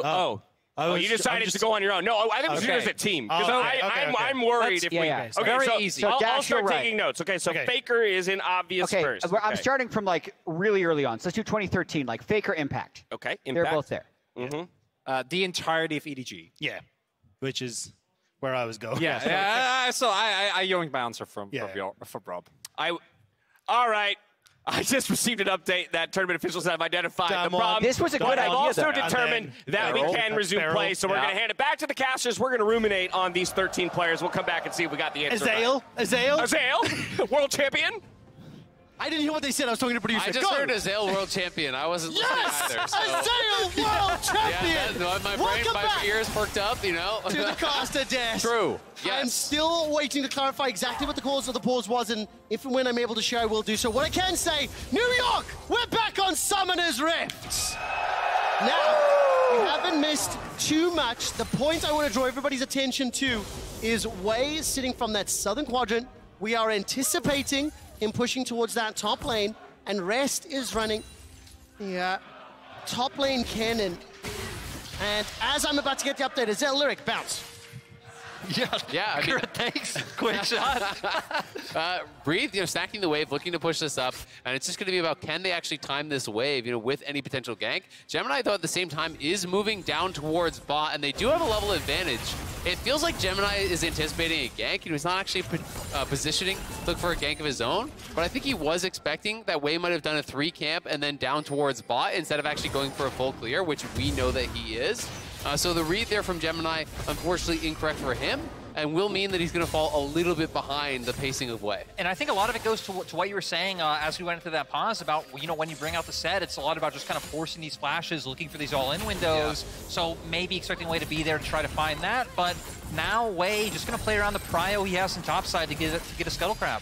Well, Wei's going to be able to pick that one up, and I can confirm for everyone in home that tournament officials investigated a question around peripherals and are confident that play will be able to continue unaffected. So that is great news, as Wei is going to step into that northern quadrant. The wave is pushed into that Grasp of the Undying cannon in the top lane, and there's already an early recall from Breathe, making his way back towards the lane. I can also let everyone know that Dagda just walked past the caster desk and gave us a big smile and kiss. He's so happy with how the conversation is played out. But what I will say is that for the Flying Oysters, these early minutes of laning phase is really going to draw my attention. Their composition, we talked about how it can have answers into RNG's comp. It needs to get to those stages of the game where their synergy can really be multiplicative. Yeah, I mean, definitely having the comp there that's able to come together. The thing so far is that they've been able to get a ton of vision around their bottom lane because that's where they want to look for this aggression. When you have the Amumu, typically it's a lot about the all-ins for them as well. Yeah. But RNG have done a great job of tracking where Gemini is. They actually got a ward on his Raptor camp, so they know exactly that he's up towards that top side of the map already. I mean, you can look at multiple wards up in that top side. You know, they know he's going to be clearing up towards there. They are going to be tracking him very, very effectively. Way now down on this bottom side. Looks like he wants to invade for the respawn of the Gromp, potentially, but Xiaohu's coming from mid. This is spotted, and it's going to push both Shun and Koala back. This is problematic. Wei steps forward inside the mist. Xiaohu's holding on to the glacial path. Look, plate secured, minions denied. Shun is already down 12 CS. It's a 500 gold lead for now. He will be able to make it back into lane with the help of Koala, level 4, but they are starting to get bullied and pushed around. Absolutely, and if you look back towards mid lane, Mission has not been able to actually bounce the wave yet, so Xiaohu is going to be there just in time. You know, maybe you lose 1, 2, 3 minions off the wave, but like, who cares? It's not much of a cost there, so the timing on the roam, very good from Xiaohu. You know, able to sync up well with Wei, as we expect when he is on this Lissandra. He has such good move timings. He's very rarely punished from that. Again, and it's one thing that I feel like we've seen RNG even improve on coming into Worlds is how much they've been linking up pre-10 minutes into the game. Gemini now trying to do the same for Mission, but he's going to be able to farm up just fine. As it stands, junglers not being able to have a significant impact on the flow of the game. Wei, with the help of Xiaohu, managed to get a small CS lead for Shun against Shun in that bottom lane. Gala's starting to clear that wave and still pull a slight bit ahead. But as both top laners now nearing level 6, Rest is TP back into lane. I think it's very important to highlight Breeze still has his TP. That early shove, that early control allowed him to get back early and make it to lane holding on to the summoner spell. Yeah, absolutely. And it's just really, really nice because I think because you are playing this melee into rage matchup, if you want to play it aggressively, it does mean putting yourself at risk. So if Gemini gets up there, he's still going to have the TP, assuming he can escape with the flash, you get right back. There's not going to be much of a punish. I do really favor holding on to the TP in situations where you can get the early bounce. Some players do really value the couple minions of experience that they'll lose, but for me, there's just such an opportunity cost to that because if you get ganked without TP, it's very, very punishing. Yeah, you just fall way too far behind. But we also see on the opposite side of the map, CFO, looks like they're getting a dragon, maybe not uncontested as RNG's coming in. Oh, look at the engage! They've caught Xiaohu, but at what cost? Ming steps forward, Xiaohu's about to get dropped!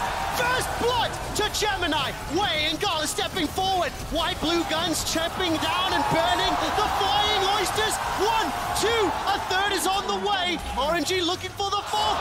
Bandage toss! From the stolen Amumu, and Shun's forced to flash. RNG, they have the numbers, just still chasing Shun down! Being able to secure the kill, and even Breathe getting involved. RNG bringing everyone to this fight. RNG are relentless and wipe CFO off the map. Breathe on the roam there. The unexpected 5th member coming down for RNG. And he's able to even TP back up towards topside, catch the wave, and they're going to take another plate. The initiation from the Flying Oysters felt so good. They caught Xiaohu, but it took so long to take him down from that self-cast ult that the rest of RNG rocked up, and then they Goomba stomped on the Flying Oysters. Yeah, and we're going to see here, right, able to get the dragon, and I love what they do here because they pincer in on Xiaohu, who sure is able to buy a bit of time with the ultimate, but immediately goes down. They were still able to get enough done with the AoE damage coming out from the other members that once Wei gets the flash into the queue, he gets the first reset, and RNG are just able to keep running them down. I mean, Wei playing this out so incredibly well. Breathe even arriving there at the end. And we can see back towards live, RNG even taking the Herald. So bad going to worse there for CFO. It was a good aggressive look, and I like the initial pincer, but it just, unfortunately for them, it took way too much time. You know, the self-cast ult for Lissandra, as you said, bought so much space, and now Gemini going to be forced to retreat out of his own jungle. Caper's verdict is being held on to. Gemini trying to step forward there on a little bit of a invade mission. Xiaohu now somewhat being flanked, but as it stands, Flying Oysters down 1,400 gold. In one small saving grace, they did get that Ocean Drake. So it starts there. The problem they are going to have is a 2-0 to Aphelios that is up 17 CS in lane, and it's got all of the tools around him. If you have to try and get to Aphelios, you got to get through Here's Nora, problem number 2. Diego rests. Flash is available to him, slicing Maelstrom as well. Jumped on, caught out, and goodbye, buddy. Get some sleep. And for RNG, right, they saw, hey, CFO have control over bot side. Gemini's invading. All members are hovering around. Let's just get the hell out of there and go straight towards the opposite side. But Gemini still towards the bottom lane. Yeah, and can they actually get something here? Koala does have the ulti. Mission's moving down. There is pressure on CFO to, at the very least, zone them off and try to take some plates.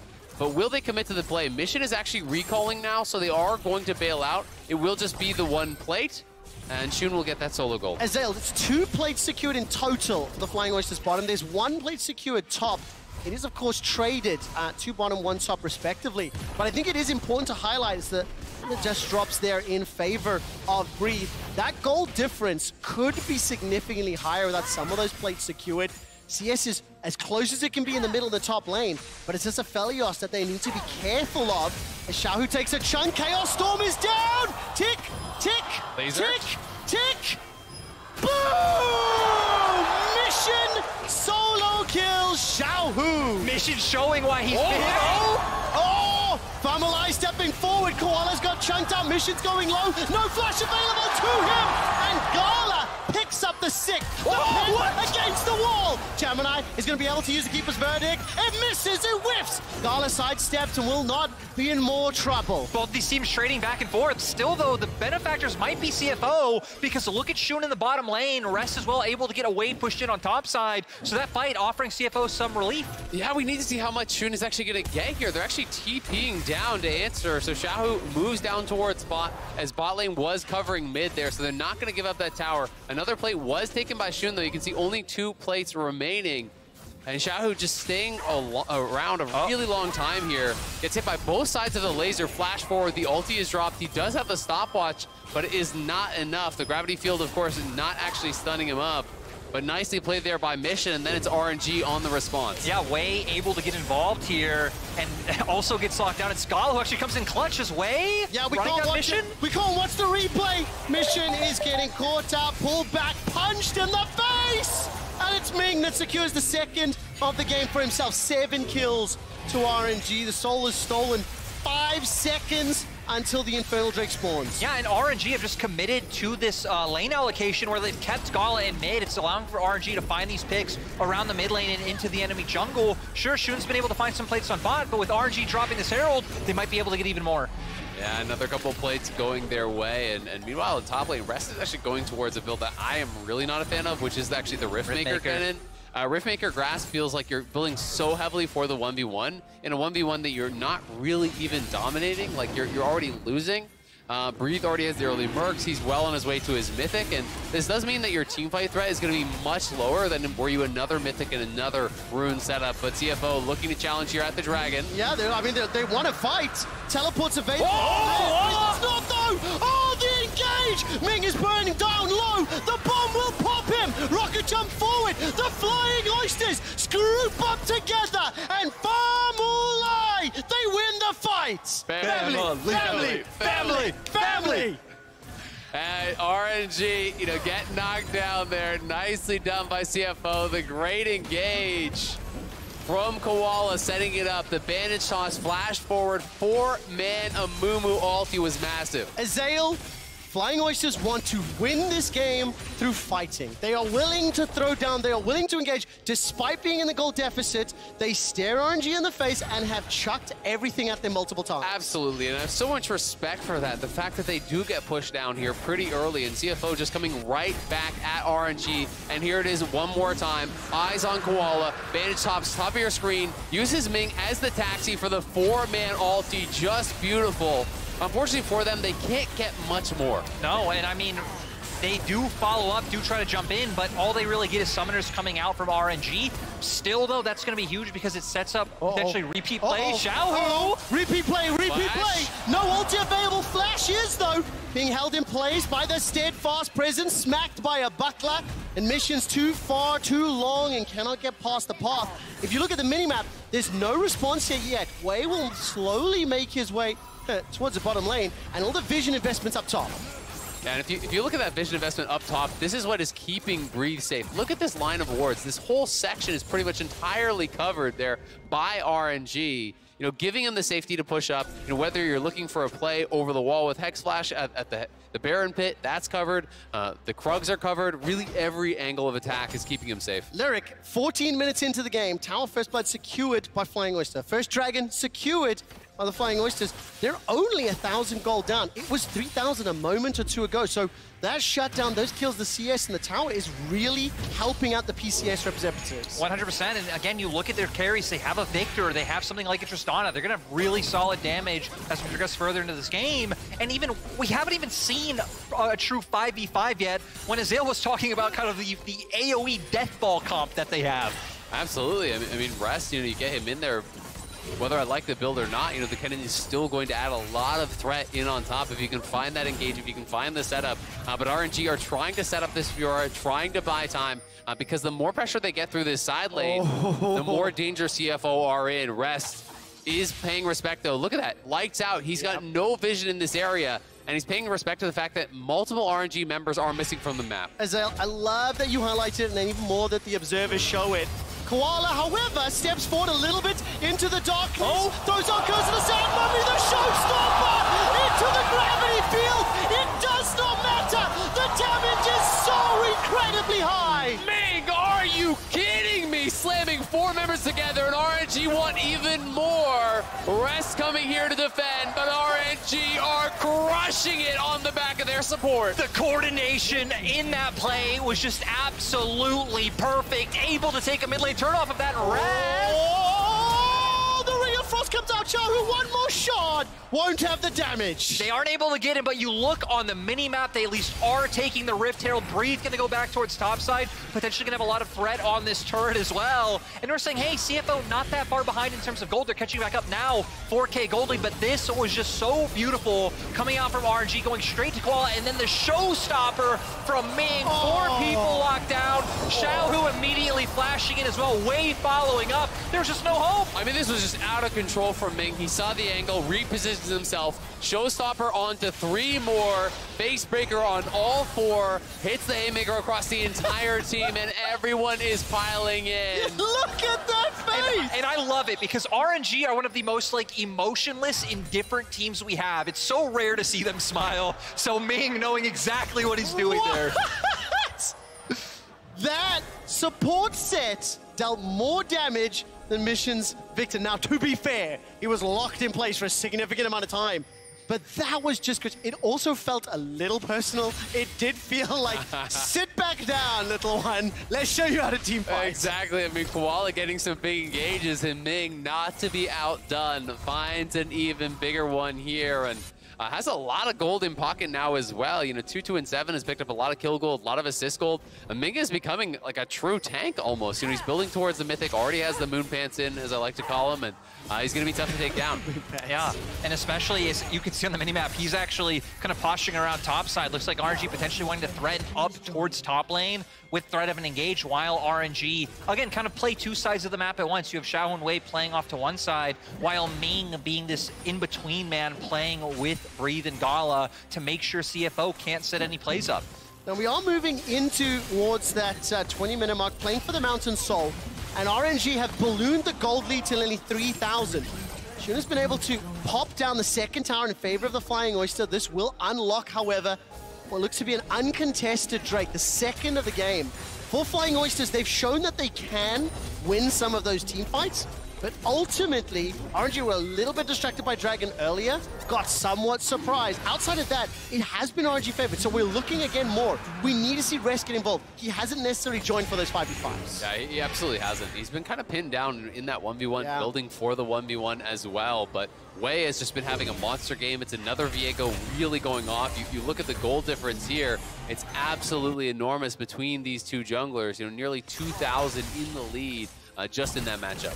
Yeah, and he's the big one that they're playing for right now. Still hasn't made his way to that second item, but has Rift Herald in pocket, so RNG still going to be looking to balloon that gold lead. Breathe should be able to get the top lane turret just either by himself or if RNG make a slight pivot towards top lane. So I'm kind of interested to see where they opt into using this one. With Dragon not really up anytime soon, you can't even really use it to get any setup. So it feels like they're going to have to start kind of conglomerating to one lane and get a good push going. I'd like to see them set up efficiently pushing on one side, and then trying to push up on that side with multiple members, try to get a crash on a tier 2, extend their gold advantage through that.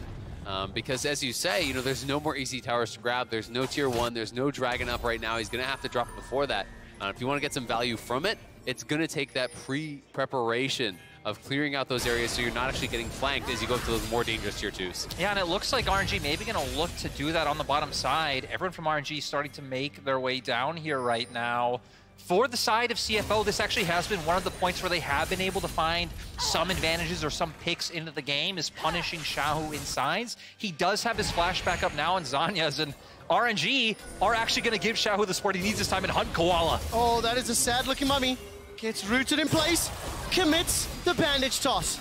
Death Ray's fired. This is a split pincer move, and the Flying Oysters back away. But RNG just playing it out so well. It's, as I say, they need to invade one side, so they invade this section of the map. They start to clear out the vision. Now they have an easy setup to actually go over towards this tier 2 and drop it very, very safely. It's textbook stuff from RNG by pre-prepping that jungle, by clearing out the wards. They know they can no longer be flanked. They're not really in any danger taking this sort of a path whatsoever. And don't forget that RNG are one of the most prolific teams at 1-3-1. Kelsey Moser would love to hear me saying that out on air. And they're playing the map, pushing the wave, setting up the vision. Then you have Gala, 4-0-4. Out of his team's 11 kills, he's been involved in 8. It's sitting on that Bloodthirster Gale Force and chunking down the Oysters. I mean, Xiaohu is hanging on the side here. It looks like he is looking for a potential angle to threaten them back. Oh, and I feel like CFO, though, might need to find an angle themselves because Breed's pushing in mid. How? Breed's pushing in mid right now, but with Mission back, they weren't able to force the 5v4. For the side of CFO, you have to overload one lane to not let RNG play out through both. There were teleport wards available. They were not used. Rest has his TP available. Mission has his TP available. RNG just brute forced the bottom lane to take another tower. Yeah, absolutely. I mean, it's great setup, though. Credit to them, being able to clear out the vision. You look at all the vision now that is littered in this jungle. This used to be CFO's jungle, is very clearly now belonging to RNG, but I do have to agree, at a certain point, CFO have to pull the trigger. They are built for 5v5. Kennen has not really been involved in any sort of team play yet this game, and Mission in trouble again. Lost his smash. Gravity Field is dropped. Xiaohu's arrived. Buster shot buys time, but Ming and the RNG Dynasty are not done. There's one back from Shun. Rest will get popped. That slicing Maelstrom cut through nothing. And 4 members of RNG alive. And it all comes from Wei and Ming, setting it all up as a jungle support duo. Now they're going to keep up full control of the bot side jungle, and this mid lane tier 2, it's going to be gone. RNG looking incredible in this one, giving not much room for CFO to really get anything done. It's now 6,000 gold lead here. Wei pushing the pace of the game just so incredibly well. You can see how confident he is to just flash follow on that play, knowing all of the team is collapsing. They're all going to be there behind him. Yeah, it was just a great follow-up of the communication between him and Ming. Xiao even able to buy a lot of time once he got involved. And sadly, I mean, you've been hitting on the rest build quite a bit, Azale. We saw not really a whole ton of damage able to come out from that Kennen. Oh, Ming maybe looking for it again. Oh, once again, Koala steps forward. Look at that shield. Ming stays alive. Moonlight Vigil plus the damage from Breathe is enough to shut down Koala. Xiao TP. Backpacking. There's the engage from Wei. Gravity Field manages to find a stun, but Gemini's forced to flash and run for his life. The flamethrower is burning. Xiaohu's Ring of Frost sets up one, and Breathe runs down another. 16 kills to 5. And RNG peel into the jungle. Ming baiting Koala into the play. They're able to find the engage, and now this should be barrier for RNG. I love the setup. Getting vision down first. They're even going to send Xiaohu to keep pushing in topside because they know CFO have no way to answer this play. Absolutely nothing they can do about it. Red-white guns as well for Gala, so it's going to go down so incredibly fast. Rest going to try to take a dragon back, but Kennen will do this so slowly that I don't even know if they'll be able to secure it. With Shun down there, they should be able to, and they will at least get a bounty off of that, but it's feeling like too little, it's feeling like too late. Yeah, and we're gonna go straight into the replay here. Ming hoping to find the engage onto Shun, isn't able to connect that E, and then Koala, I'm not quite sure why he went with that, maybe preemptively thinking if Ming finds the engage, leaves himself in a terrible position, and then with RNG able to follow up, look at Xiaohu coming on the TP flank is, we actually have something else not going on, and then able to run down the rest of CFO's members and just look at it. Just Xiaohu going in on one angle and then breathing away on the other. Yeah, it's the coordination and the collapse from RNG, and you have to love how active it feels like Breathe is being in the game. You know, Breathe always there to make the collapse, to come in, look for the play. Keeping a good attitude about it. You have to. Having a laugh. Yeah, if you don't laugh, you'll cry. And that's speaking from experience here, Trevor. Sale, I'll give you a hug later, my friend. The one thing I will say about that laughter that we do see out of the Flying Oysters, and also I think there's zero hesitancy.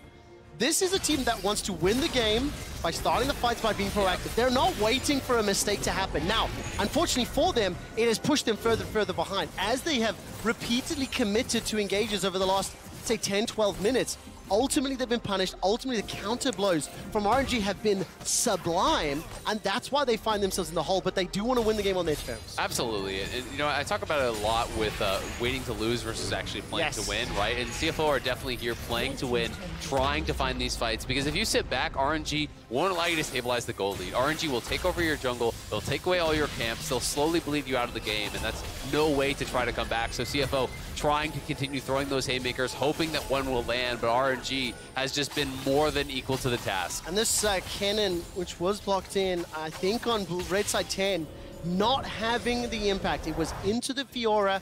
The grasp of the Undying build hasn't built out. And the only reason I do focus in on that, he has not been able to really join. The team hasn't been set up. Now, admittedly, the game plan, Vision, they've been bullied and pushed back, right? But it is one of those things that we saw the potential, and it hasn't been realized. Yeah, absolutely. And it's one of those rare games where you're not actually playing against Exhaust as Kennen. Almost always you are going to see Exhaust when you are playing Kennen. So, you know, to me, this was an opportunity to try to go for a very Glass Cannon style build, really capitalize on the fact that there's not an Exhaust, get in there with a flat spell pen and try to erase some RNG backline, but it's not the direction that he did choose, and RNG are pressing. And I even just love the way RNG are playing it out since Kennen hasn't been able to get involved, right? We see them kind of ping-ponging between waves, Breathe, walks mid, pushes it in, walks spot, and just pulling the members of CFO around their base. Lyric, is this the RNG you were anticipating? They're pushing into the base. After the look in play-ins, there were some question marks. There were some flaming hot takes made. They took down RNG 2 days ago. They're on the verge of stopping the Flying Oysters, and they've already broken into the middle and the bottom lane. Inhibitors are falling, and RNG currently look unstoppable this game. Yeah, RNG, again, they've just looked so good coming into groups. They've retooled, they're playing more aggressive, they look incredibly confident, and they're sticking with champions that they know very well. I mean, pretty much across the board, this is a signature champion for each of the players on the Rift, and they're just making it work. Now it feels like, you know, RNG just trying to make sure of everything here. Cross the T's, dot the I's. It looks like they want to play potentially here for the Mountain Soul, eliminate any sort of a chance that CFO would have to come back, because it's very difficult to see when you're already down this much, ever bursting through that. So I do think CFO will have to kind of choose their moment, try to make their stand, look for some sort of a fight, and pray that by some miracle it can go their way. Who's good at math here? Is that nearly 2,000 gold in bounties just on the members of RNG's heads? It is close to that. You're a glass half full kind of guy. Oh, I'm a silver linings kind of guy. Ultimately, though, with 2 lanes of supers, 1 minute and 40 until that Mountain Soul, and now rest. Don't get put to sleep, my friend. You've been jumped on by way of the glacial path into the Ring of Frost. That slicing maelstrom does naught to stop Royal. And CFO, I mean, they can't even leave their bases. RNG control absolutely everything, and now with 1 member down, it looks like they have the confidence to push into the base and try and finish this game off. Oh, how is this going to end? Mission stepping back. Steadfast Presence would delay any further engage, but Ming's the man that started it all and oftentimes ended every skirmish. Showstoppers available to him. He's looking for a ride to go forward. Also watch Koala Zamumu on the right-hand side, sitting next to that Nexus turret. RNG, they're ushering the minions forward. The top wave is about to fall. And Breathe has already knocked down the final inhibitor tower there. You know, they are moving up towards that last inhibitor. Shun is pushed out. Rocket jumps on cooldown. That's not available. Flash and Cleanse is. He's going to step forward. That's the engage. Koala goes forward. Oh, Shadow. Curse the Sad Mummy. It doesn't matter. Shun, however, has taken down Ming. The Chaos Storm is burning. Here comes Rest. No Maelstrom available to him. But Koala does what? What? Flash Gale Force into 4. And the Flying Oysters are running for their lives. Solo with another massive play. And now Shaohu back in the fight to follow up. CFO are falling 1 by 1. Gala grabs the win on the front foot as the engage ADC 4012. Royal, never give up. We'll take down the Flying Oysters.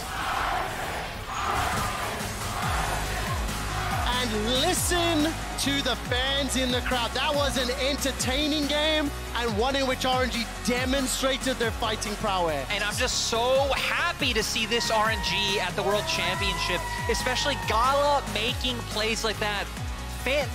International fans know Gala as this big playmaker, dealing all the damage, high plays. Didn't have, the most standout season in the LPL, but here at Internationals is where Gala always steps up and shows his best. He literally cosplayed Kai'Sa with the failure.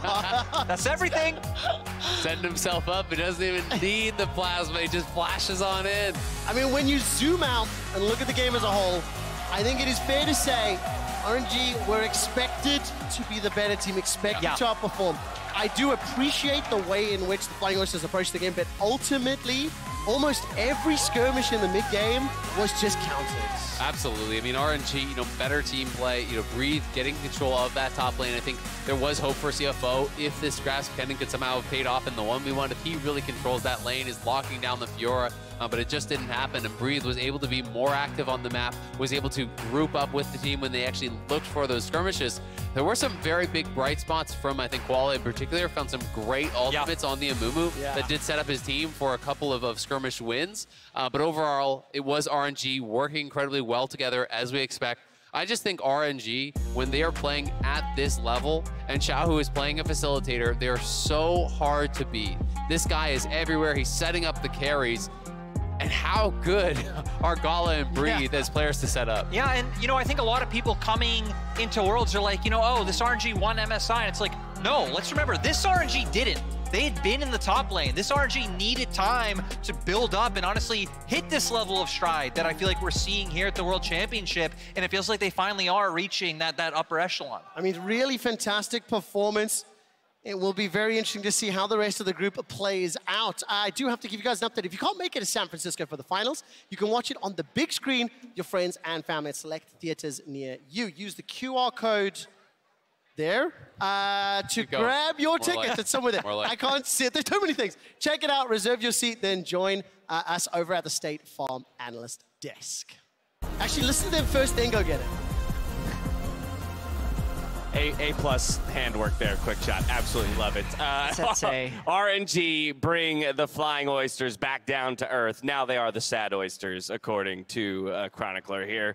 Quite a showing out of RNG. I do appreciate that from them as well. Good job, crowd. I feel like most oysters people see in their lives are sad. Really? They're almost all dead, Dash. Okay, guy. Wow, take this to a darker place, Chad. Thank you so much. Let's talk about how RNG got it done. We said that the early game would be important for both of these squads, and it very much was, because we saw skirmishing very early on and a ton of kills going the way of RNG. But when it comes to the player that catalyzed so many of those kills, it is our 1+ OP player of the game, Ming. It is the Ming VP once more coming through for RNG. This guy has been absolutely crucial to RNG's success for years now, and you could see it in this game as well. It feels like Ming has been unlocked once more since we've had this move from Enchanters over towards engaged supports. We saw him on the Leona, now we're seeing on the set as well. These setups for the squads were impeccable, consistently finding 2-3 members all the time and putting them in their place for RNG. And you don't see support set that often, especially when it's not paired with Kalista, because when you don't have that out button, it's such an unforgiving pick to pilot, but he always found winning fights. So even if he'd die after going in, the rest of his team was always there to clean up. And what terrifies me looking at this RNG is there was also a brief win condition in this game. It wasn't needed. It's like, you go hiking and you're like, I'm gonna pack well. And then you end up only needing like a bottle of water. And you still have like your energy bars. And you got like a whole set of gear ready to use it. And you just never get the opportunity. Yeah, but you should continue to pack that way. Oh, yeah. Hiking tips Well, for they everybody, will. all right? Pack for the worst of scenarios and hope for the best. Ming here putting on a stellar performance to push RNG to another win in the group stage. So I really only have one question left, and that's to Dagda. How are you feeling now about your Flaming hot take. They are the best third place team I've ever seen. I think, honestly, for RNG, I'm super excited to see them kind of bring this back, right? Yeah. I genuinely was worried when I saw them in play until we saw the drafts that were coming out, like Mila, the Vibe. Oh my God. There it is. That wasn't looking so hot. But no, genuinely, I think they've really stepped up. It feels like they're going back to comfort, even though we don't traditionally see things like the Viego. It's always been a very strong pick for Wei. He's performed magnificently on it. And I think the big step up for me was our Oppo player of the game. It was Ming. The fact that this guy's able to get out and start roaming around is absolutely incredible. So you're backpedaling? No. They're still further. No, did you not hear him say? He said they're still going to end third. That was what he claimed. Yeah. Look, maybe it's not third in the groups. Maybe it's just third in the whole tournament. Oh, there we go. That's a new flaming hot take. RNG at least top 3 in the tournament, all the way to the semifinals. Now, earlier during the pause, we had mentioned that there are 13 world champions competing here on the stage at Worlds. I just wanted to let you know that we're not going to let that disappear. We will get back to that at some point because as soon as the camera, we did, but we don't have time to go over that right now, Jat. When the cameras went off, Jat literally rattled a whole bunch of them off, and we hit all 13. We'll prove that to you a little later on. Now, as we've seen from our crowd here today, New York City is the perfect place to capture the rush of this tournament. And we're getting a behind-the-scenes look at the opening features shoot on the streets of NYC, brought to you by OnePlus.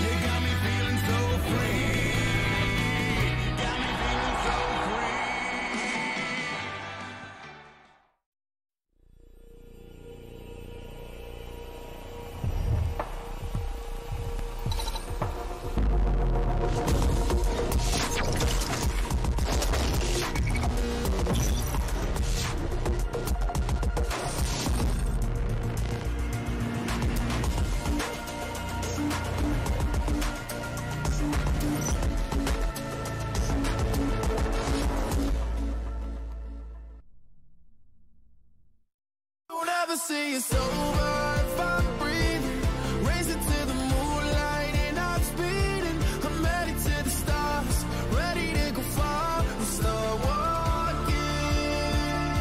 Don't ever say it's over if I'm breathing, racing to the moonlight and I'm speeding. I'm headed to the stars, ready to go far and start walking.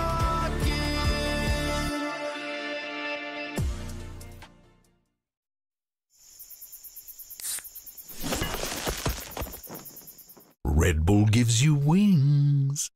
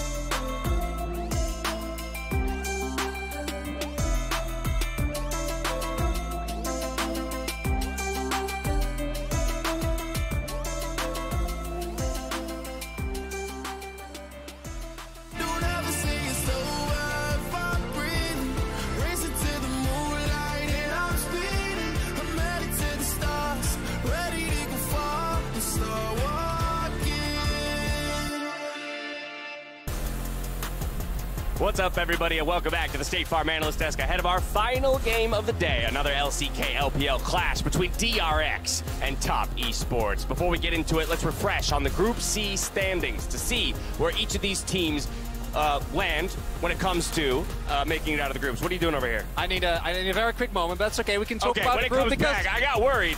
Yeah, no, don't you worry. Don't you worry. Rogue up top the table, 2-0. Top Esports looking to join them with a win here today. DRX hunting for their first win, while it was GAM Esports who fell down earlier today, 2-0-2. But that brings us to DRX's roster, and this is where I'll hand things over to you, Chronicler. Yeah, Pioshik's back, and Pioshik and Juan have been playing hot seat with the jungle position in DRX. Why is that?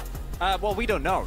It's a great question, Jeff. But fortunately, I think we're going to have a bit of a tough time here from the LCK point of view. So Lyric, as friendly as he has, got me an emotional support alpaca. And maybe that'll get me through what I'm worried is about to happen. Is it helping? DRX. Is it working? Well, it's very cute. It is very cute. So I think it's helping. I will hold it as DRX hopefully smash Top Esports.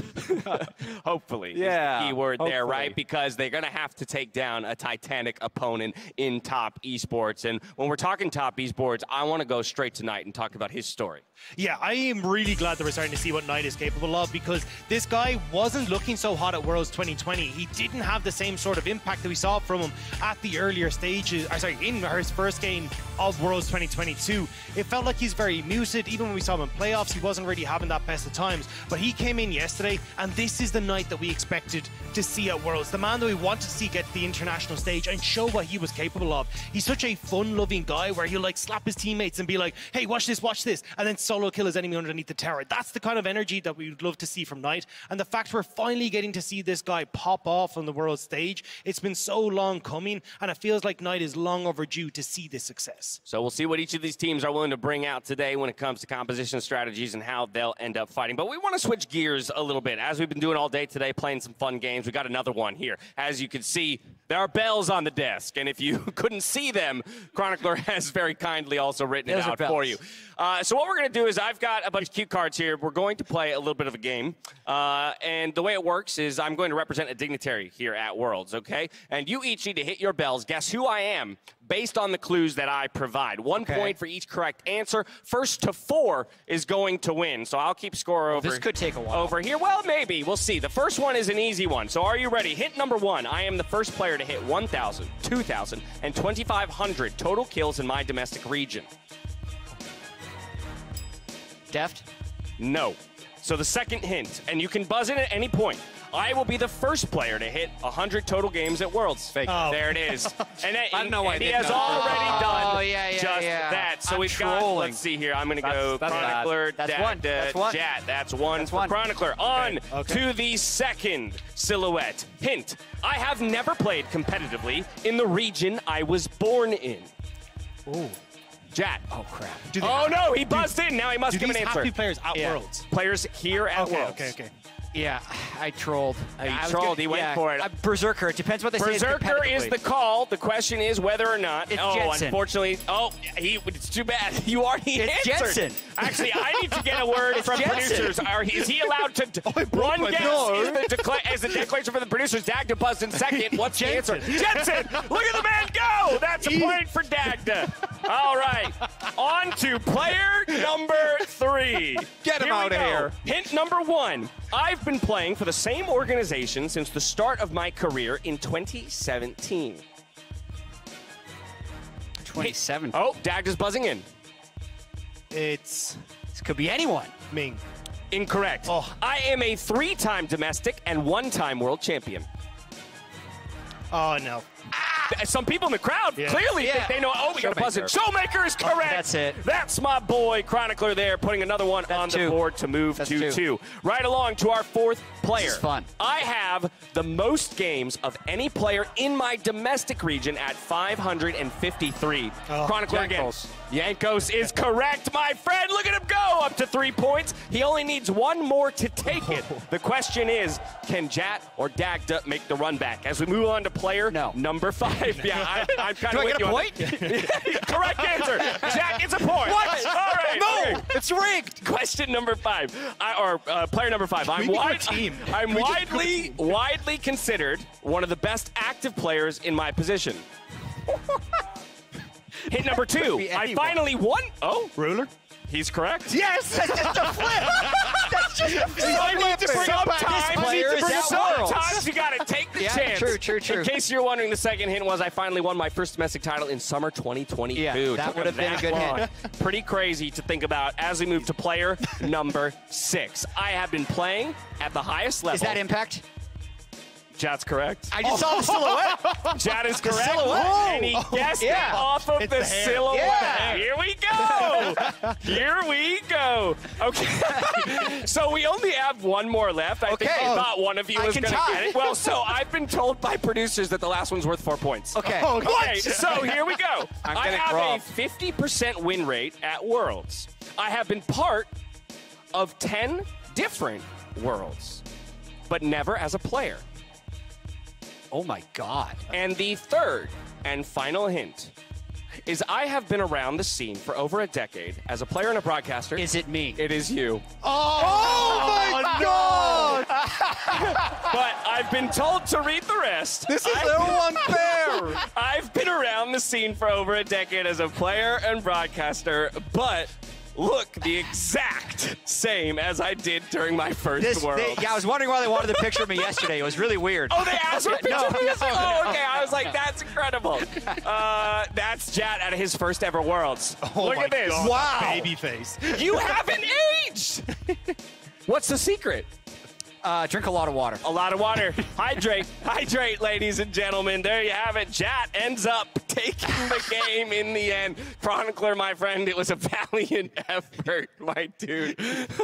Okay, now as we refocus back to our game, it's DRX Top Esport. Any final words here before we throw it to the casters? Emotional support alpaca pulling double duty now. You got this, Deft. I need a win. It can only do so much in the emotional support category. That's enough out of us. It was a fun game to play. I'm going to head us back over to the casters here to close out with our 6th and final game. Thank you so much, Dax. Welcome back to the Costa desk. I'm in my own head. Quick shot is that Lyric bringing you the final game of the day. DRX taking on Top Esports. And for DRX, I think one of the more difficult challenges we've seen, we already saw them take down RNG during the play-in stage. They went undefeated. They managed to advance the group stage, and now we're going to see how they're going to match up against Top Esports. Yeah, and you know, I think TES definitely coming in favorites into this matchup. DRX, like you said, I mean, having to go through plans, they have looked better than they did regionally. And actually, these two teams aren't strangers. Back in 2020, they were seated in the same group. It was still Group D. I believe 2 players from each side, Knight and Jackie Love, still on TES. We had Deft and Pioshik on DRX back then. TES were able to get the best of them then, but I feel like going through play-ins, DRX have looked better than they did regionally. The question is it good enough to beat Top Esports? And that is a tall task for sure. I mean, I think that most people coming into Worlds are looking at Top, they're looking at JDG, they're looking at Gen.G as kind of the big 3, you know, the teams that I think are most likely to hoist the trophy at the end of it. So this is absolutely a massive challenge for DRX. But I will say, Zeka in particular has just been on a tear throughout Worlds. He has been amazing. Him and Humanoid, as far as players coming from play-ins and advancing on, have really stood out as really kind of upping their game and playing at a whole nother level. And I do think that you're going to require something of that nature from DRX to be able to really get the best of Top, who's just so strong across the board. Now, the question I will ask both of you is, how much of an underdog do you feel DRX is now after seeing their performance in play-ins, after seeing them take down RNG, which is not something we were expecting even then?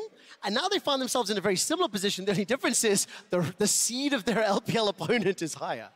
I would have to say, like 70-30 Top. Yeah. I give what was it before? What was it before play-ins? 90-10? 80-20 maybe. Wow, I think they were always good enough to win a couple games. I'll even say I'm 70-30 because it's a best of 1.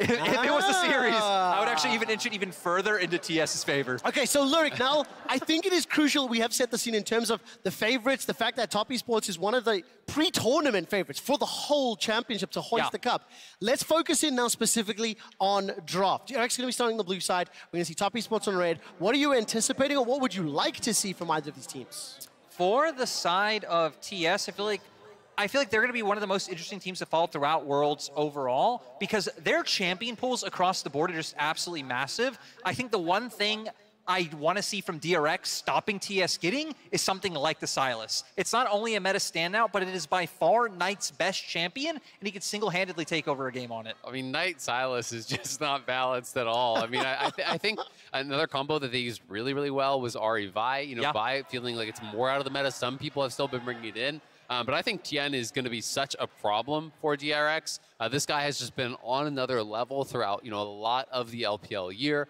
Has been such an individual standout mechanically as far as pathing, as far as the decision making.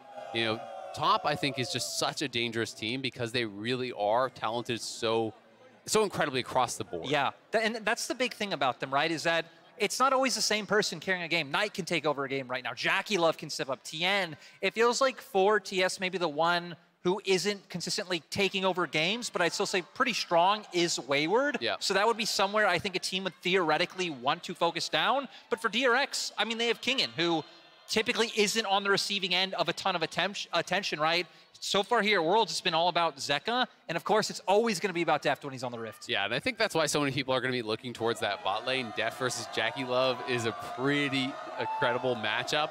And Jackie Love, you know, did have some of those oopsie moments throughout the LPL playoffs. Definitely has those moments where he really is riding that line, you know, that knife's edge. And it does allow him to pull off some of the most incredible plays you'll ever see. You think back to the base defense, you know, dealing with what I believe was a team fight record for damage output in one fight. Yeah. But then you think about the finals in Game 5, and you think about some of the other moments where he just goes that little bit too far and can get punished very, very heavily. Yeah, I also think I remember the damage off the top of my head. It was something like 97,000 that he dealt. Is that all? Is that it? And that's single it's over 90,000? And I feel like it's a really good contrast, right? Because Jackie Love going to play on a knife's edge, super crazy to where Deft typically has been one of these. LNG. The LNG. The LNG call out. They made it to work. You love to see it. Doing Bean Tarzan still making their way here in our hearts. Oh, no, not rookie. If you are just tuning in very quickly, we are swapping out a monitor on stage.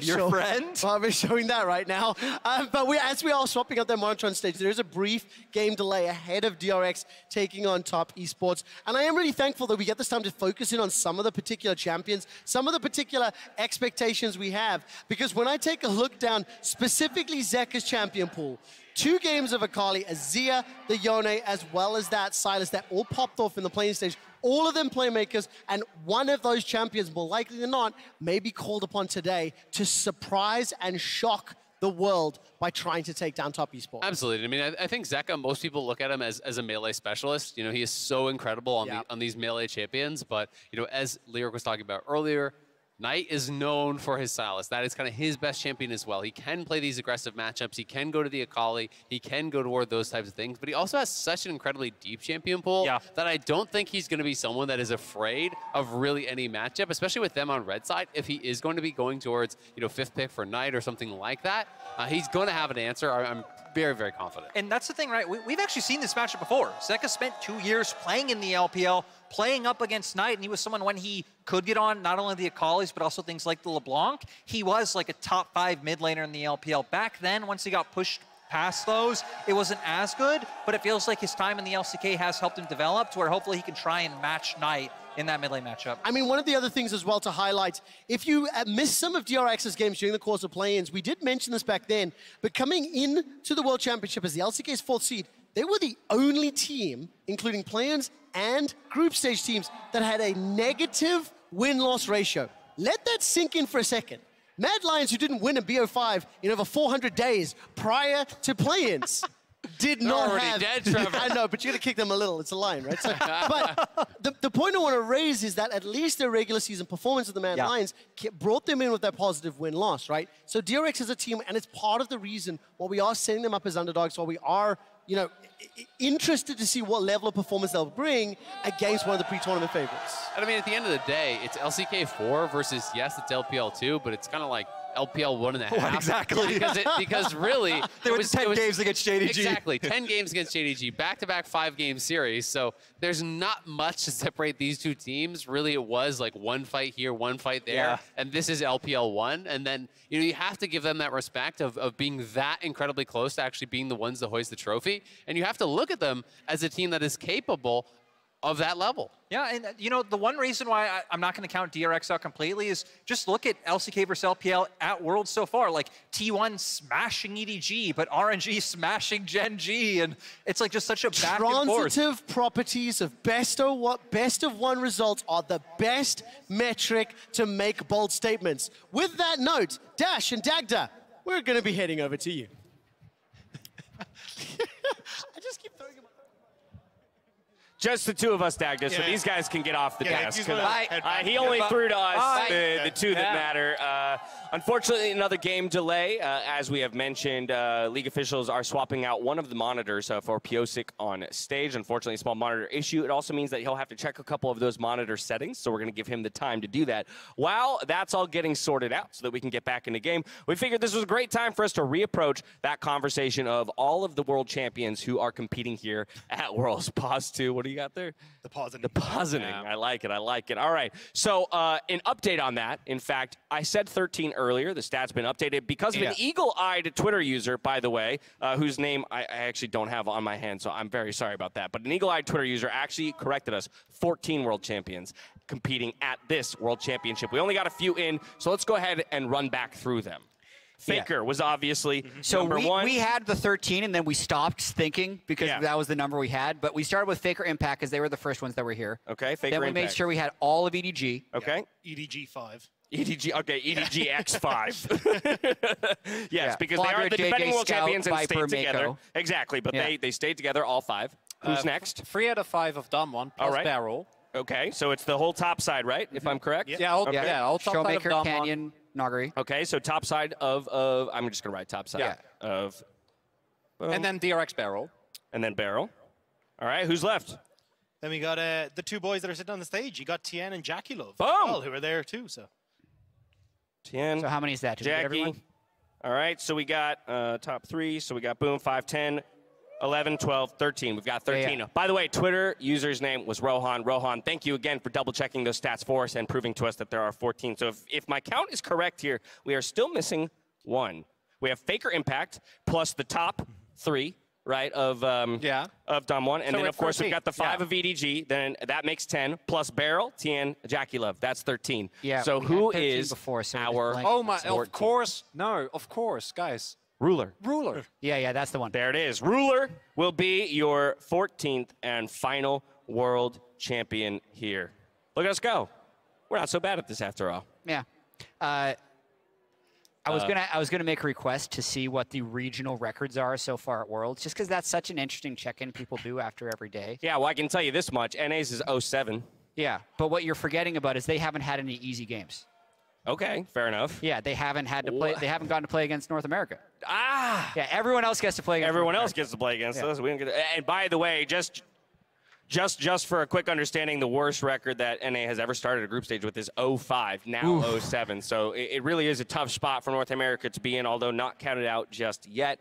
We've mentioned some of the struggles for the LCK as a region, just considering how well they normally do. So it's more of a comparison point than any, while it's the LEC and the LPL that really seem to be on fire so far here in the group stage. I'm being told the players are just about ready to dive back in the game. Good so quick stuff. shot and only quick shot. I'm going to hand it back to you. I'm so glad. Thank you, Dash. I will tell you that whoever your buddy is on Twitter that got the World Champions correct had nothing on my boy Ben. Down here, front row in section 206. He predicted it. He called you in the analyst desk out. He had all the info before your Twitter buddy, Roshan or whatever did. Anyways, welcome back to the Casters. Thank you for sticking with us. That monitor has been swapped out. The players recompleted their ready checks. Looking good. We're into draft. So Azael, Poppy, and Aatrox out the gate, followed up by the Sejuani as well. Yeah, it's going to be interesting to see where the priorities do lie here. Azir still available, Maokai still available. Some of the priority bot laners like Caitlyn still available that has been taking a lot of bans as well. Yuumi really rising in priority. We are seeing a shift in what is actually worthy of those bans over the last couple days. Yeah, that's why I'm really interested to see where TS go with this. Another thing we hit on, the Yuumi now taken away, but even though it's like, hey, Nai, you played against Zeka before back in the LPL, I really think we should finally start paying respect to the Akali that can come out in that mid lane. Yeah, absolutely. I mean, Zeka has just looked so damn good on it, but it is the Maokai that is going to be banned out. Whether or not he's willing to just blind a colleague, I don't really know. Caitlyn, though, is left up, and it's just going to be locked in. So Caitlyn Lux will be the expected bot lane here for Deft and Barrel. They're going to be playing heavily for that 2v2. And yes, this is always the answer from Jackie Love when someone wants to bring out something strong like the Caitlyn.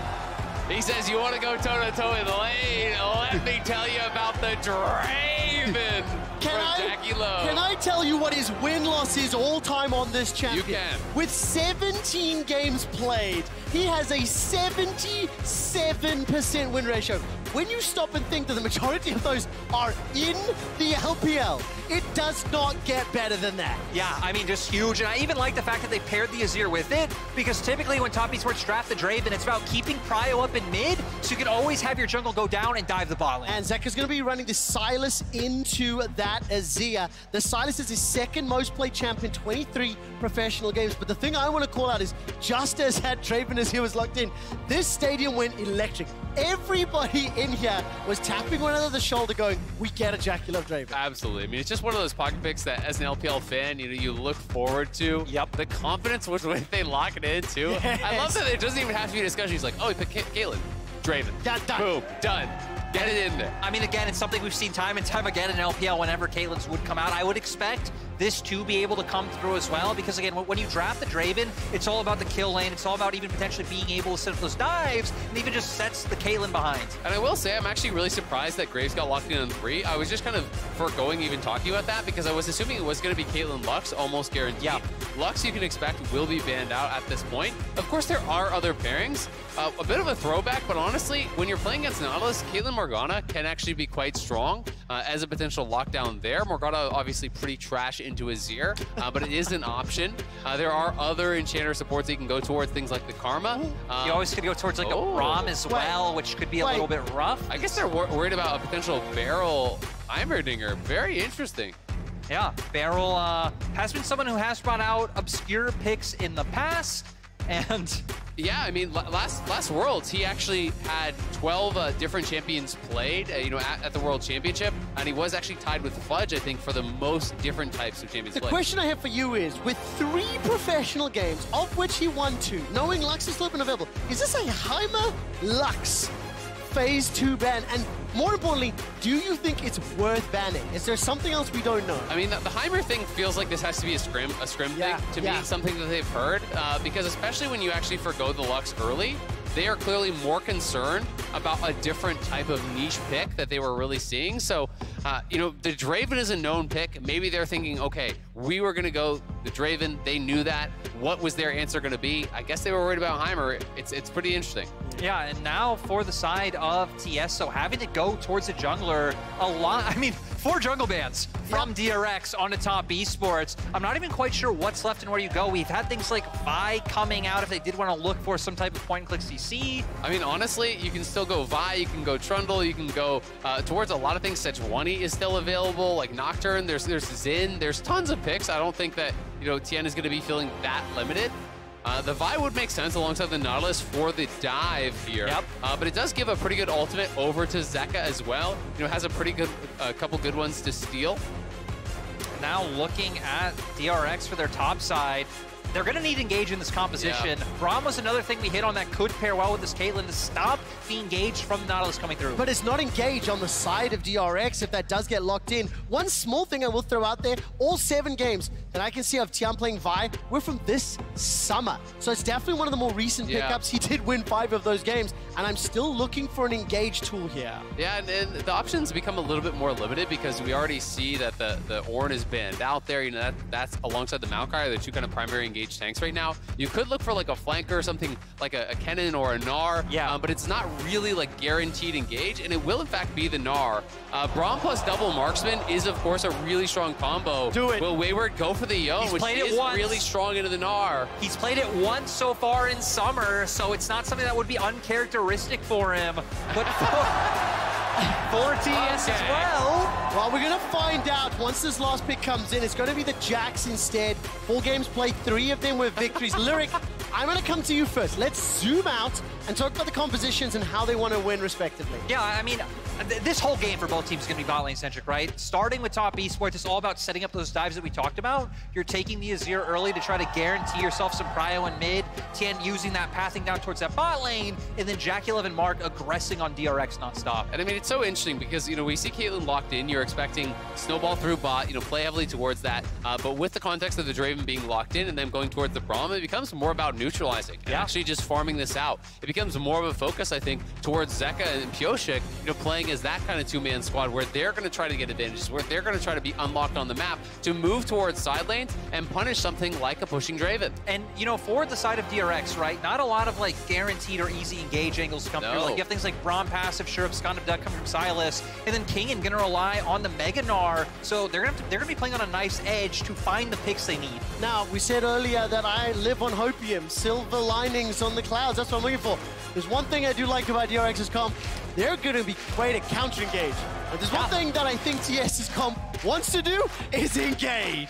Absolutely, but it is a very scary prospect, allowing top to choose when and where you fight. This is a team that is so good at skirmishing. And when you allow them to choose the moments of where you're going to fight, when you're going to fight, it's going to be really, really hard for DRX because it's so easy to play around Mega Gnar as long as you're tracking that Gnar. It's going to be so hard. New York City, Hulu Theater, to put your hands together. You think DRX will win this game? I want to see how loud they get. New York, do you think top will win this game?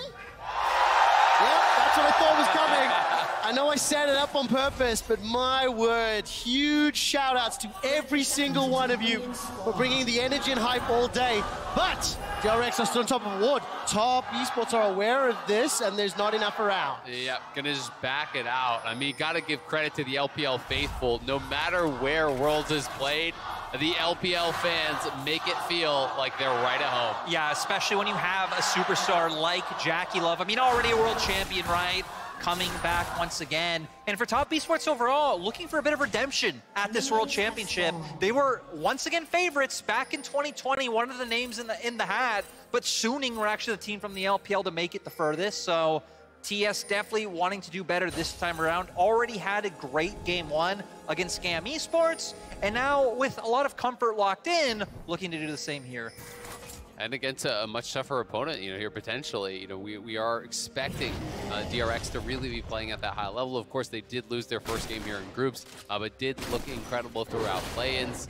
This is going to be, you know, a test for top, so we'll see exactly how well they can play out this first big game. The question I'm going to ask you is, what do you want to see from DRX's perspective for this composition to win you over? In my head, I think I prefer what Top Esports has put together, but there is outplay potential. Yeah, I mean, I really prefer what Top has put together. I'm a big proponent of actually playing towards heavy engage. Having multiple forms of engage allows you to actually dictate the lane. Look at that, that's what you're expecting, but JackeyLove going low! JackeyLove is about to go down! One more shot is all that's needed! He flashes and stays! How the hell did that work? I don't know, JackeyLove just walking in and Def just autoing him down the whole time. Looked like maybe they were trying to get onto Barrel, but it just left JackeyLove open for Def to just free hit. Yeah, they were trying to actually burst down Barrel there, thought they would have a window to actually kill him off. At the end of the day, it is +1 summoners for DRX who are trying to play that lane to neutralize here. As we're going to see Wayward trying to trade aggressively with that grass, looking for the leaf strike forward. But to go back to what you were asking, Trevor, you know, I think we need to see Pioshik playing really ahead of the pace of that Vi. He needs to be in the face of the Vi, tracking where Tien is, taking away camps, really out-farming him and becoming a true team fight threat.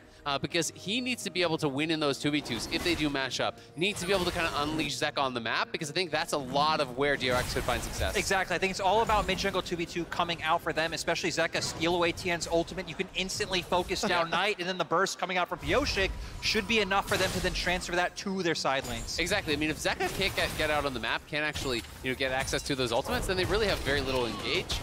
But if he is able to get towards those fights, he can seal the Nautilus ultimate, he can seal the Vi ultimate, even potentially an Azir ult to try to really be that primary engage for his team. So, so much pressure, I think, on Zeka to perform in this one. I'm really glad you guys just pointed that out, because I completely forgot about Hijack during the draft, and there will be a lot of tools available to him. I mean, imagine he gets that from Nautilus, who, by the way, is making his way down low. A few people here in the theater had a bit of a chuckle once that dredge line failed to reach the wall. I appreciated that, New York. Thank you for that one. But I do want to take a zoom out.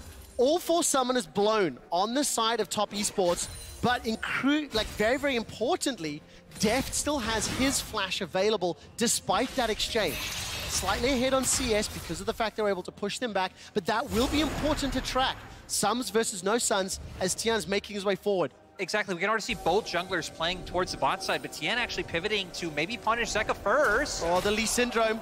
It could be enough damage. Not going to do it just yet. And charges up that Vault Breaker. Zeka holds on to it, manages to not expend the summoner spell. A little bit of a mind game there. Normally in those situations, I think Tien would flash for the Q flash, but I think he expected Zeka to, so he says, I'm going to hold on to my flash, try to go +1, but Zeka, ice in his veins there, not actually reacting to the play.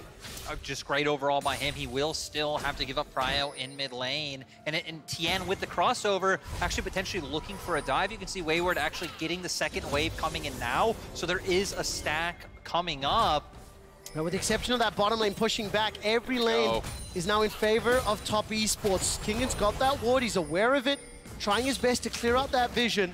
Down the bottom lane, it's Deft and Beryl that are currently pushing forward into JackeyLove and Mark as he needs to complete that TP, catch the wave, and start to push it back out. Yeah, absolutely. I mean, Tien is up towards the top side, so they know that their jungler, is on the other side of the map. They're down a summoner, but Pioshik is going to get pushed out because of the collapse here from Jackie and Mark. So nicely played by top. It is important for Graves to be out-farming their opponent, really trying to up that pace constantly. But because of the pressure that this bot lane has, moves back, covers the wolves, and will keep Tien actually up in camps for now. I even actually feel like you just described what DRX wanted to do perfectly and what we've seen so far, right? Neutralizing top esports, because Tien, he's trying to look for ganks down multiple lanes, tries to go mid. I mean, Zeka, again, just kind of veins of ice, not going for the flash, and then Kingin having the ward up in top side. Top esports haven't been able to find any of the aggression that they've been trying so hard to find. And I will admit, the Draven engage with Nautilus in that bottom lane has ended up hurting just a little. More importantly, JackeyLove will close the CS gap in a moment. There's 2 waves in front of him. But we're up to level 4, making our way to level 5, and the Caitlyn Braum have actually been pushing forward for the last 2.5 minutes. Yeah, absolutely. And it's because of that summoner advantage. Jackie still doesn't quite have his flash back. Once those summoners are back, we are going to see top, I think, begin to play again, from that position of power, looking to play a little bit more aggressive. You can see this rated Dirk is already through for Jackie, so it is quite a powerful buy here. Over compared to, obviously, Deft here with those tier 2 boots, as they're going to try to look for Wayward. Pioshik stepping forward, smokescreen. Slip things down just a moment, flash still available, leap to the minion, smokescreen for vision, and the flash gets popped. So successful gank here from Pioshik and Kingan. It's not done yet. Sorry, Lyric, JackeyLove's jumped on. Cleanse is already blown, flash is available in a second or 2. Built over Peacemaker goes forward, the dredge line is dodged away from as Beryl uses stand behind me, and JackeyLove again is bullied out. Things look so rough, but Trevor, you're still not done! No, we're not! Way away, will he survive? Counter-strike stun, turret shot! Now steps forward, hop, skip, jump, Kingan first blood. DRX commit to the top side play. Wayward was too low and they're able to find the kill. Looks like they're even gonna get the wave pushed in, and Wayward doesn't have TP. Yeah, that one hurts to die under your tower there, and I think that Tien's read was that he was safe. Tien was up on that top side, did go back to base. Wayward stayed around, tried to get out for the wave. I'm interested to see if recall was actually delayed by Pioshik or if he just elected to stay, because we were watching that 2v2 and didn't really get to see the setup, so hopefully we'll get a replay of that. Yeah, but for now, we're actually focusing more on the bottom side as Tien wanting to counter jungle and take away some of Pioshik's camps. They have Cryo in mid, but they will have to be careful. Jackie Love on a reset right now, so they do just elect to back off in the end. Top Esports down just a small amount of gold, thanks to the fact that Tien's been able to power farm, and we're watching this now. Didn't quite go far enough back there, is it? Yeah, it looks like he just elected to actually stay around. It wasn't that he wasn't able to base. He did decide to try to come back and farm this up, but the problem is, with Pioshik around, he gets the wraparound and he gets punished there very, very heavily. So greeting it out a little bit for the farm, and this one is going to hurt him quite a lot. And it's even going to set up for DRX to just make this play up towards the top side for Rift Herald. I think it's smart by TS to not opt into the fight themselves. They're just staying down towards that bottom side. Even Tien there right now. They could potentially look to set up a play because DRX got this one for free. I think this is huge for any fan of DRX. Looking at the setup, I think importantly, the 2v2 was well played by both respective teams, but Deft and Beryl, I would argue, are going to benefit more from making it to 9 minutes in, being an even CS against a Draven Nautilus lane. And more importantly, DRX have got some advantages up top. They're fending off the aggression despite multiple attempts. And right now, it's up to DRX to continue to try and balance this out, because there's a lot of plate damage being secured. Pioshik will find Wayward once more, but a strong opening 10 minutes, a minor advantage for the LCK. Yeah, minor advantage here for DRX. They do have the Herald that they are going to be able to actually grab up, but at the end of the day, a lot of this game, I think, is going to come down to, can Jackie Love get that cash in? He already has about 200 stacks here on the Draven. So much additional gold waiting to be grabbed up. You know, you become such a target of play for both teams at this point, and the tension just rises and rises. The more stacks you get, the more the enemy team wants to play around you and try to take you down, and the more Tien needs to be here hovering to make sure that they can't. That's why I'm actually surprised, because DRX were just leaning up towards topside before Pioshik backed. It looked like they were going to try to play for themselves. As both AD carries getting chunked depth quite low, and Tien has ulti. I mean, those spinning axes, there's the depth charge, the soul to stop the batteries, got him to it. Now Depth is alive, so many auto attacks are being blocked by the unbreakable wall, but finally, the flashes are committed. And now Pioshik is here, and Mark is in trouble. Zeka arrives, and he has the soul and ulti. Jackie's gonna go down! Oh, look at that, Jackie's caught up! DRX win the fight! Oh my god, Beryl played that so incredibly well. He held his wall for so long. We need to see a replay of this, because Jackie was holding his ultimate to try to get the execution on Deft, but Beryl steals of nerve. God, he pulls up the Unbreakable last split second to actually block out the Draven ulti, deny the cash in. Jackie then even has to flash forward to try to get it, still can't get it. Exactly. I believe Jackie Love was holding onto that flash too. They were trying so hard to be able to get all that gold onto him. But now, again, DRX have done so well at neutralizing and making sure that this Draven isn't allowed to play the way it wants. DRX up 1,400 gold. The way that teamfight played out literally stopped my brain. And there's a little bit of oh no. Ace in the whole fight out, did not interrupt the recall. Knight will complete this teleport to the middle lane to help defend. So Top Esports, they managed to get the first dragon. They managed to pick up that first kill, but the punch backs here from DRX have been great. Yeah, absolutely. I mean, that's Jackie Love losing over 150 stacks there, and Zeka looking for him once more. Everfrost does hit the slow. Barrel's coming over. Oh my word! Throw everything at Jackie Love. DRX are here to play. The coordination on that play was great as well. Jackie Love no flash. Still thought maybe he was fine because the cleanse was up, but then Beryl coming from right behind him. They're going to make sure they can get more plates down on this bottom side. They even have a Rift Herald. DRX are playing incredibly well there. Beryl on the wraparound, flashing over the wall. It's a long-range ultimate from Pioshik, splashing the damage through. This tower is gone, and it's going to be Deft getting miles ahead off of it. Unbelievable start. 12 minutes in, that Goldie continues to balloon. Zeka, 3 kills to his name. Kingen has already got 1. You can see the gold differences, plus 1,100, plus 400 in the mid lane. That CS advantage is really helping now Tide. Knight out, but the most important for me is the fact that Caitlyn has survived the early game. Jackie Love has been unsuccessful in his attempts to get ahead, but you cannot deny the damage that Draven will do, and he is still stacking. Yeah, but still, I feel like for TS overall, it's kind of like, okay, bot lane wasn't able to get done what it needed to get done. Wayward's losing in top side. Tien not going to be able to find anything, but all of our eyes now need to be on Knight. He's the one who had a favorable matchup. He had the CS advantage because Zeka was roaming on the map, and he's the player that's always been highlighted for TS as the big carry. Yeah, it's a tremendous amount of pressure on him, but unfortunately, Zeka got 3 kills on those roams, so it does make the 1v1 a lot harder. And to me, this game has really come down to 2 moments. The failed cash in there from Jackie, Barrel's brilliant play, I think denying that, baiting in his flash, which cost Jackie his life, loses the stacks, and also Wayward staying around top and dying with the wave push towards him. Those 2 plays cost top thousands of gold in this game and really are going to be the things that are pushing DRX forward. And you can see now 4TS actually pivoting their game plan to try to find picks on sides with the Jax and at least have this threat to play out through side lanes, but Zeka isn't falling for it. Cease and desist has been hijacked. Teleport is being channeled. Pioshik's making his way forward. Does Zeka fancy a shot? No, Pioshik's turning. Jackie Love is going to be caught out with help of Mark. Jackie's running for his life. Mark is caught in the river. He's down. DRX are doing it. DRX are ahead. And the only way for Top to try claw back, they've got to throw themselves into this comp. DRX are crushing Top in this game. They're looking incredibly strong. Mark gets caught on the pincer move, and Jackie dies for the 3rd time this game. Again, losing the stacks. He's just going to have no gold on the cash, and even if he does eventually get a kill, he's got down to 19 stacks at this point. He was over 200 very early on. Oh, but we are not done. Lyric is not done. No, Wayward, Counter-Strike comes out the boulder. Not going to find the damage. He does manage to get away in the end, but still the domination from DRX so far has been absolutely huge. And honestly, even like looking at that play, I hope we get a replay because Tien and Wayward there look so disjointed. Wayward actually started backing off when Tien had used his ulti to go in for the fight.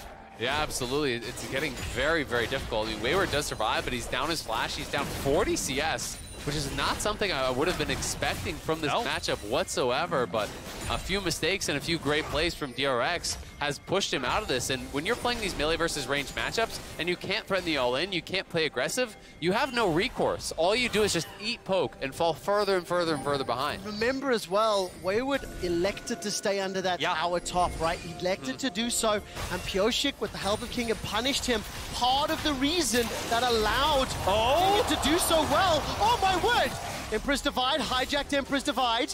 I'm waiting to see if Tian gets involved. Pioshik is shadowing again, and I think, gentlemen, one of you talked about how you want to see Pioshik shadowing, tracking Tian, making sure he doesn't get ahead. I think Pioshik's doing a great job of that. Yeah, he's done great, and even Barrel as well, you can see him slightly hovering into River just in case anything comes through. And I love what DRX are doing here. Use the ult up in top lane, Caitlyn ult comes out as well, chunk them low so they can't even walk in to try to contest this Rift Herald. And you can see Pioshik 100% KP throughout the game, has been looking really, really strong. But as we popped up the gold leads, it's actually Knight who is still ahead of everyone in this game. Is playing first strike, so has a lot of additional gold. And Tien trying to move forward. Pioshik needs to turn the Herald around, or it's going to be Tien that can get the eye. Because he can't turn it, it's out of patience. He doesn't try to finish it off. And the thing is, Wayward as well actually stuck around, but Wayward has TP to where Kingen doesn't. So I like that DRX actually end up backing off from this play, and it looks like maybe Top Esports gonna look for a collapse on a Kingen, but Wayward hasn't been doing too hot in the 1v1. No, I mean, Jackie Love started making his way down, decided to back away.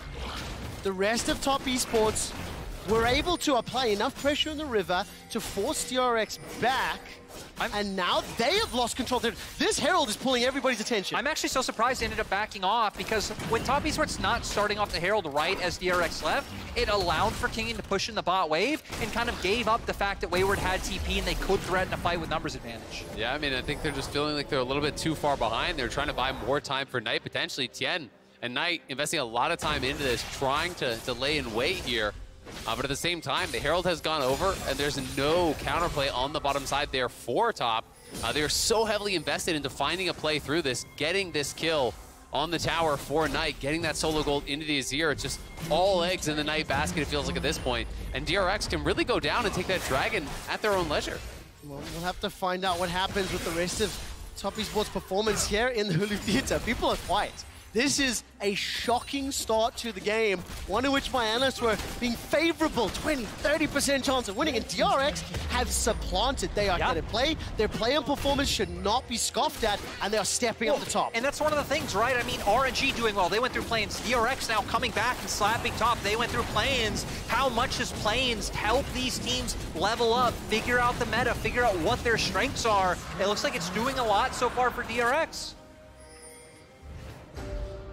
And that dragon is going to be spawning the Infernal Rift, the most popular soul that we play for up to, at least today. I haven't been able to update the numbers, but we've seen a lot of Hextech souls, a lot of Infernal souls, teams fighting for them, and frankly, both of these compositions will be ecstatic to make their way towards that Infernal soul. There's loads of damage on both sides, but I think more importantly for me, I want to see how Top Esports come back into this game. They're always going to have some sort of side lane pressure on the Jax, and it'll just take time. It's an eventuality. But more importantly, if they throw themselves at DRX, almost the entire composition of DRX can deal with that. There's a lot of disengage and spacing tools. Yeah, absolutely. And that's why I think they just want to slow down the game, right? And I think Tiana has kind of given up on the Draven experiment here a little bit. It's all about enabling Knight. Make sure Knight is farming at a really fast clip. Make sure he's getting his gold. He's going to be going for Shadow Flame second, and then I'm interested to see if he goes something defensive or just goes straight towards the death gap and tries to hard carry this game. It will be a little bit more risky because of something like a Stolen Nautilus ult could really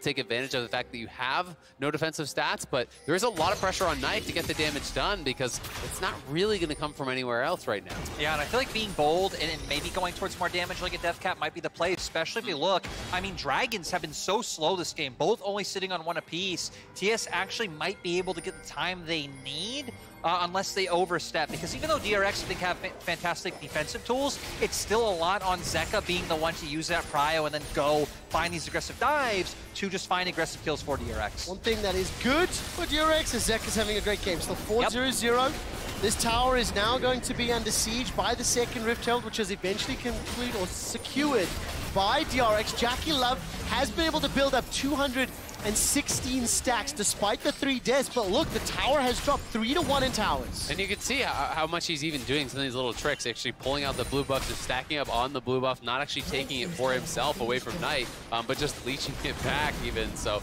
it's fun to see some of these little tricks that the Draven players will do to try to really maximize however many stacks they can possibly get.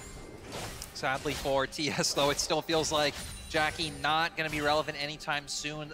The silver lining is at least they do have such a good trigger pool with something like a Nautilus that if any member of DRX oversteps, they could potentially find it, but DRX haven't been overstepping just yet. No, and they have so many good answers, right? You're looking towards Zeka. Do you want to shut him down? Well, he has a stopwatch. You look at Def. There's an exhaust on Barrel. There's Guardian. There's already a full lock completed. There's so many strong defensive tools here that it's going to be very, very difficult for one person to just kind of get picked out. Derek, it's 20 minutes into the game.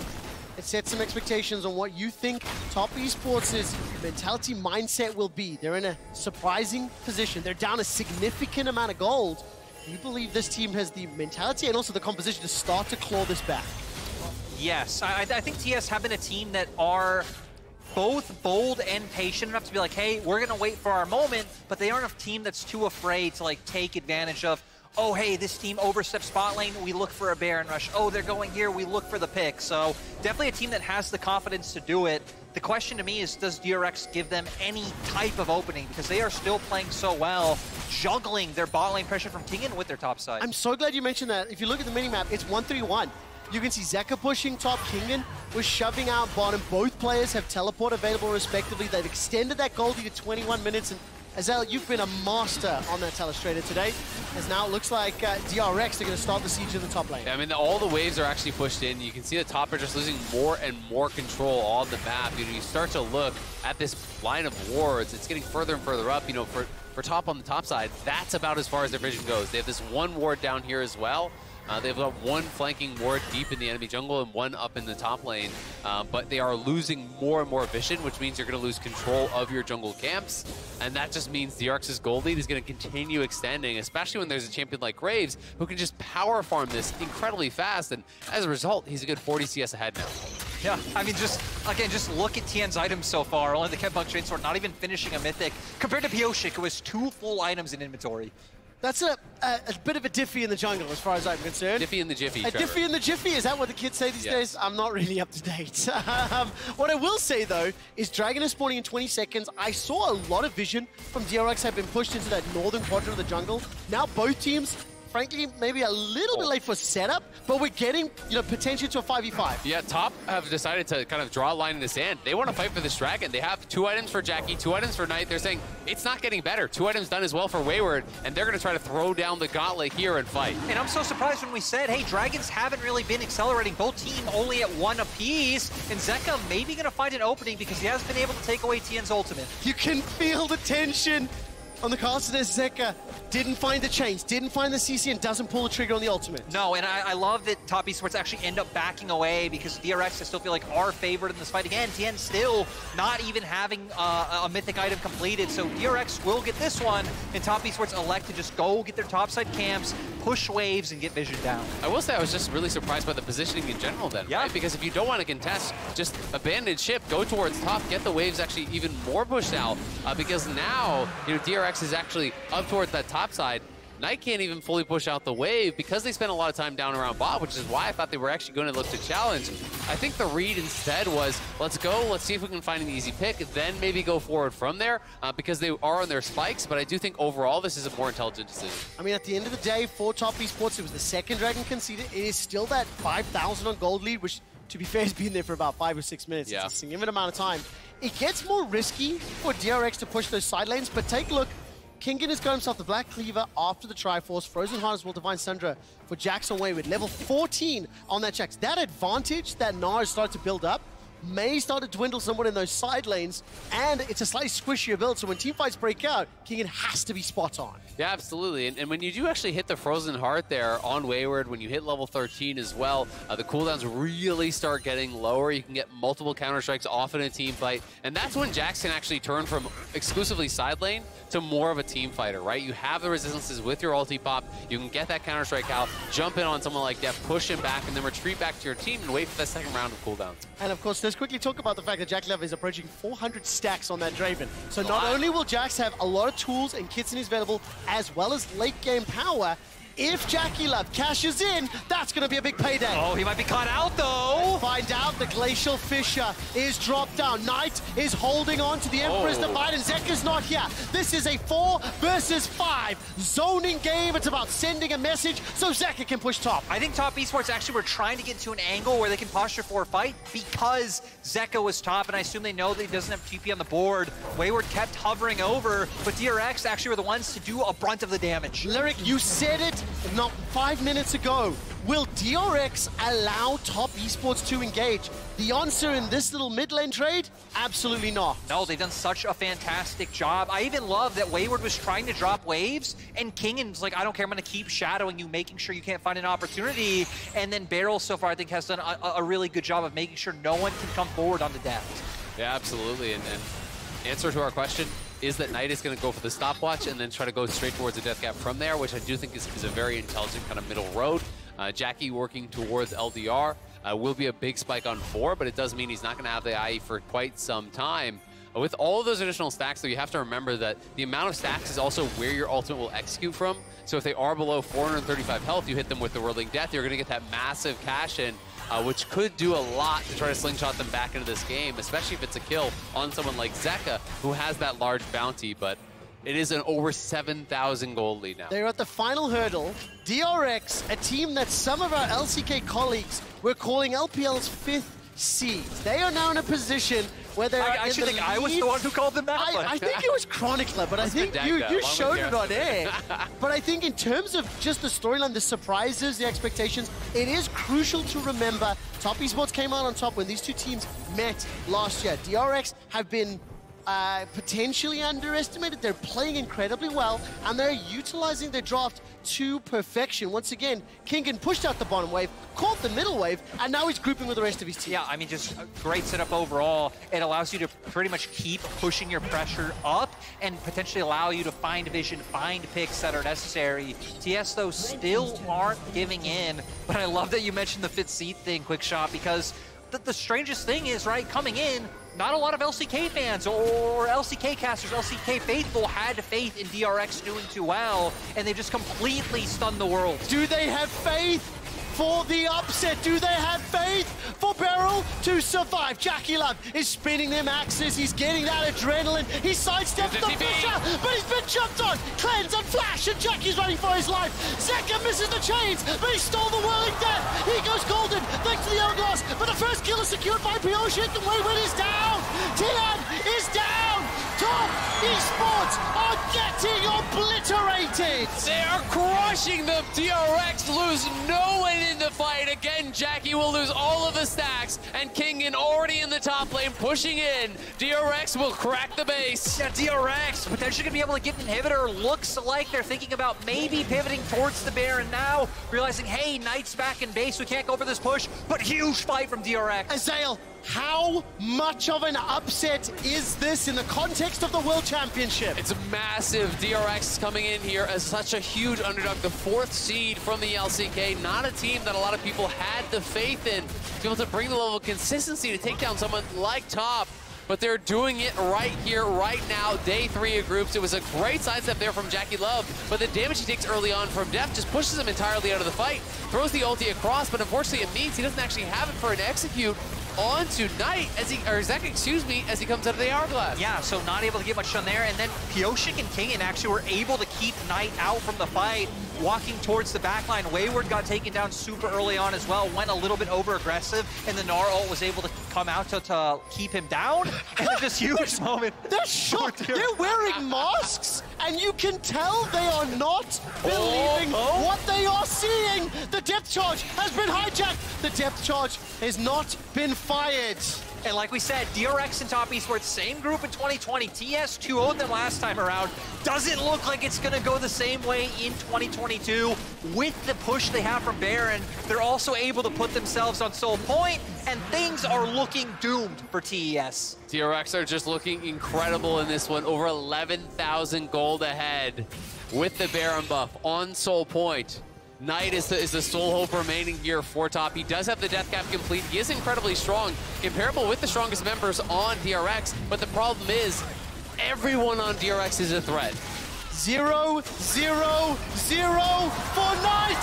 Jackie Love is melted. He waddled on the slow and was burst by the 4th seed from the LCK. Pioshik's got himself 3 already. Knight gets at least 1 back, but the tower falls. That's 2 more. The Quadra, the Ace, the base. DRX have done it. Pioshik was so huge in this game, making sure Jackie Love's famous Draven couldn't take over. New York City, you will remember the day that DRX struck back against Top Esports. What a performance from DRX here.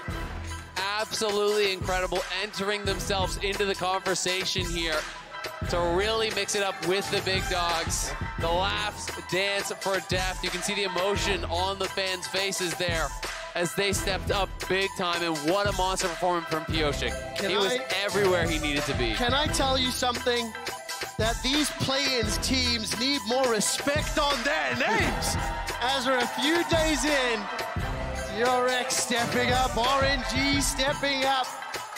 Congratulations to DRX. What a phenomenal performance. I mean, Lyric, I know it's 1 game, but this was not what we were anticipating. No, I mean, even the way that they did it right, as fans, it's impossible not to love Deft. That's why we got the support alpaca up on the desk. I mean, you just have to love the emotion of the fans. Yeah. I mean, we see fans literally move to tears, cheering for Def. And you see how meaningful, this upset is. And think about it, right? They were going up against Jackie Love's Draven. We were highlighting this is a signature pick that Top Esports can almost always find a win on.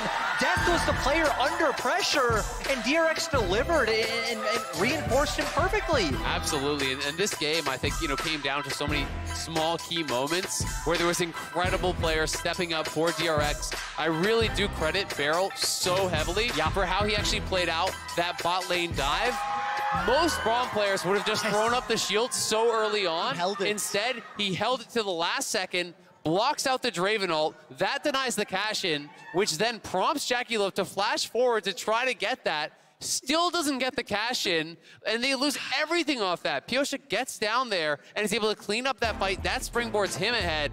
But I mean, between the Graves, between the early playmaking as well for Zeka, they bought so much time for Deft, and then Deft in the team fights, he was the difference maker. Exactly. I love that you highlight mid and bot because those are like the expected strong points of DRX. But the fact that Pyosha had a standout game against the LPL MVP in TN, massive. King It, another one who people saw as a weak point on this DRX roster. I mean, Azil, you hit on it in game. Like, the fact that they were able to set this Jax behind so much was, it gave Top Esports nowhere on the map to look to find an advantage. I mean, Wayward got absolutely gapped, right? Yeah. Like, he got put very far down and decided to try to stay around, to try to collect that wave. Pyosha is there for the punish. They slam it home. You know, no TP on the Jax. He gets put so far down off that, and it allowed King to really have side lane control the entire game through. Yes, Wayward started to collect some gold, but he was never a threat in the side lanes. This puts us in such an interesting position. As you can see the standings on. I see a smile on your face, quick shot. I don't know how long this will last, my friend. True, enjoy it. But spicy hot take, Rogue are going to be happy with that one. Can I give a huge shout out to every single fan that's standing here in the venue? I'll tell you something, the amount of LPL cheers that did get silenced and the roar from the DRX fans, you guys are absolutely the heroes of today. I've just got to say, the fans have been incredible. Yeah. I love the cheering for every single team. You know, you love seeing the NA crowd, you know, showing out all the fans that are traveling from international to really support their teams, but even the home crowd supporting the opponents as our teams are losing. You just love to see the sportsmanship. Right, I mean, a good play is a good play. A good game is a good game, and I think this is definitely a good game. This was a great game. I'm also very, very intrigued. We're in day 3 of groups tomorrow. The first round robin will conclude. We have a small break before we go into those second round robins. How do teams adapt? The standings are full of shenanigans across the board, so there's still a lot that can happen, especially when just a moment ago we saw Rogue sitting at the top of the table, 2-0. You know, how do DRX and Top Esports bounce back and adapt? Yeah, I think that's going to be quite tough because for TS, I mean, you can understand the game plan that they were going for. It's something that they've tried, you know, tens of times before, coming down to execution, coming down to being able to get through those laning phases. And honestly, for DRX, I mean, they just played it so well. So it's going to be hard even to go through this fun and be like, man, how do we play this bot situation better? Absolutely. I mean, this to me is the magic of Worlds. It's the magic of groups, is that no one seems unbeatable during the group stage, right? JDG almost lost to EG. Pause right there, pause right there. That was a final word from Azil. Nobody seems unbeatable in the group stage. Okay. I do believe Shox is ready with Zeka for a Verizon post-game interview. Yes, I'm hearing correct. So over to you, Shox and Zeka. Congratulations. I sure am ready, and Jason is here to assist me as always. First up, Zeka, this is in fact the first time in your career that you were able to beat Top Esports. What was the key to the victory today? 승리 정말 축하드립니다. 이번이 사실 제카 선수 커리어에서 처음으로 탑 e스포츠를 잡은 경기인데요. 어떤 점이 다르게 잘 풀려서 이번에 탑 e스포츠 드디어 잡았을까요? 일단 어제 경기 지고 좀 많이 아쉬워했었는데 오늘 이제 TS 좀 잘하는 상대라서 이제 오늘 경기에 좀 멘탈만 안 나가고 오늘 여태까지 했던 것처럼 다시 하고 이제 팬픽적인 부분에서만 잘 고치면 충분히 이길 거라 생각해서 그 점 보완했던 것 같아요. So, I mean, after losing yesterday, yeah, we were a little bit sad, but at the same time, we were like, let's keep our mentality strong and also work on our draft, and we'll be able to get the win as we used to do, and that was the focal point. Okay. When it comes to your time you spent in the LPL, does that help you to give advice to your team and to craft the strategies in order to play the LPL? 이제 제카 선수가 LPL에서 활동한 경력이 있는 만큼 이제 오늘 이런 경기 준비하는 데 있어서 전략적인 부분이라든지 분석적인 부분에 좀 더 도움을 준 경우가 있을까요? 일단 제가 LPL에 2년 동안 있으면서 이제 느꼈던 건 이제 중국 팀들이 이제 약간 사이드나 그런 쪽에서 이제 잘라먹기 같은 부분이 좀 잘한다 생각해서 오늘 게임하면서도 그런 부분 약간 신경 쓰면서 했던 것 같아요. So in the couple of years that I played in the LPL, I kind of figured that they really prefer and like setting up plays and pick around the side lane. So we kept that in mind today. Okay, it's paid off indeed. Now, when it comes to the LCK at Worlds, people are always hyping up Faker and Showmaker and Chovy. But what mark do you want to leave on this World Championship?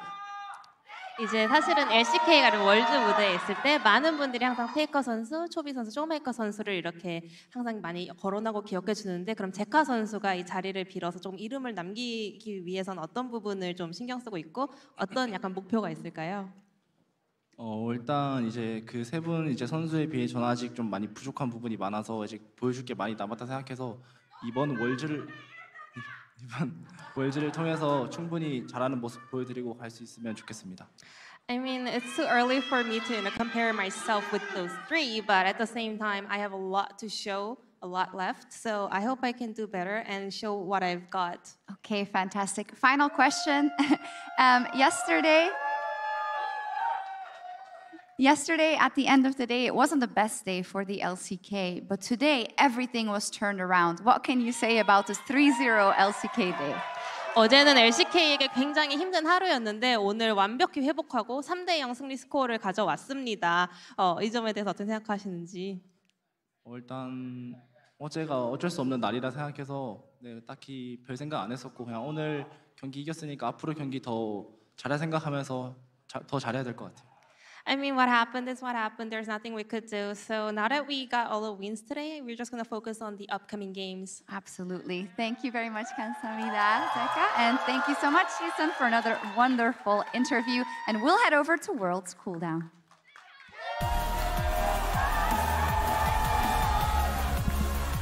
Thank you so much, Sharks. Now, yesterday was all about the LEC and the LPL, but today goes the way of the LCK. 3-0 with that DRX win over Top Esports, Chronicler. I'm so happy! I'm so proud of them! I never doubted them! What? No, I did. You definitely doubted them, Okay. but the emotional support, Alpaca did its job. True. It did. And the thing about DRX is, and I even joked this at the beginning of the game, 1 out of, I don't know how many games it is, 15, Pioshik just hits. And this was the game. And I didn't think it was going to happen, right? Like Zeka and Deft, as well as they played, I think, have been playing incredibly well the entire tournament. Beryl in Worlds form very clearly. But the fact that Pioshik was actually able to get that much done is mind-blowing. I mean, you say 1 out of 15. I say 25 of 26 LCK teams that have been in group stage since 2014 have made it to quarterfinals. So yes, they weren't necessarily the favorites coming into this game, but I am not shocked by any means that they were able to take down a higher seed group. And here's the other piece. I'm even less shocked when you're willing to give over a Caitlyn pick to Deft of all people. That's going to spell disaster, or at least you feel like you've got some kind of trick up your sleeve, or you've got the answer to that power pick and that power player. I felt like they thought they did with the Draven, right? They're like, hey, look, we can play this hyper-aggressive style. We were even talking backstage, it was like, oh, they're going to go for the Morgana, right? This means they can just keep pushing. But I like that they kind of adapted into the Braum as well and gave them a lot of safety in that bot side. And you could see every time Jackie Love was trying to go aggressive, immediately into the concussive blows, immediately into that Winter's Bite, made it very difficult for him to actually play this lane. And we saw that once you got control over that bot side, that's where this really started to run away for things. And obviously, I want to talk about the day the LCK had, because it was a roughie yesterday. Historically, I think one of the worst days that we've had.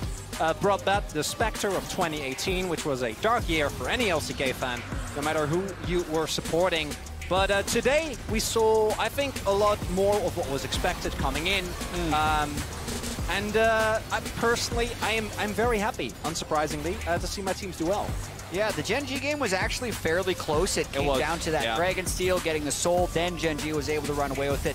Massive CS gaps, though, for Chovy and Ruler in this one.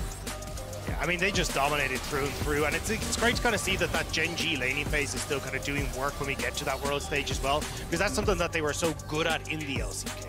I do actually want to say, with the performance we've seen today, Gen G, I think, are still not playing up to their form. I think what we saw from T1 is very in line with what we've seen from the team thus far.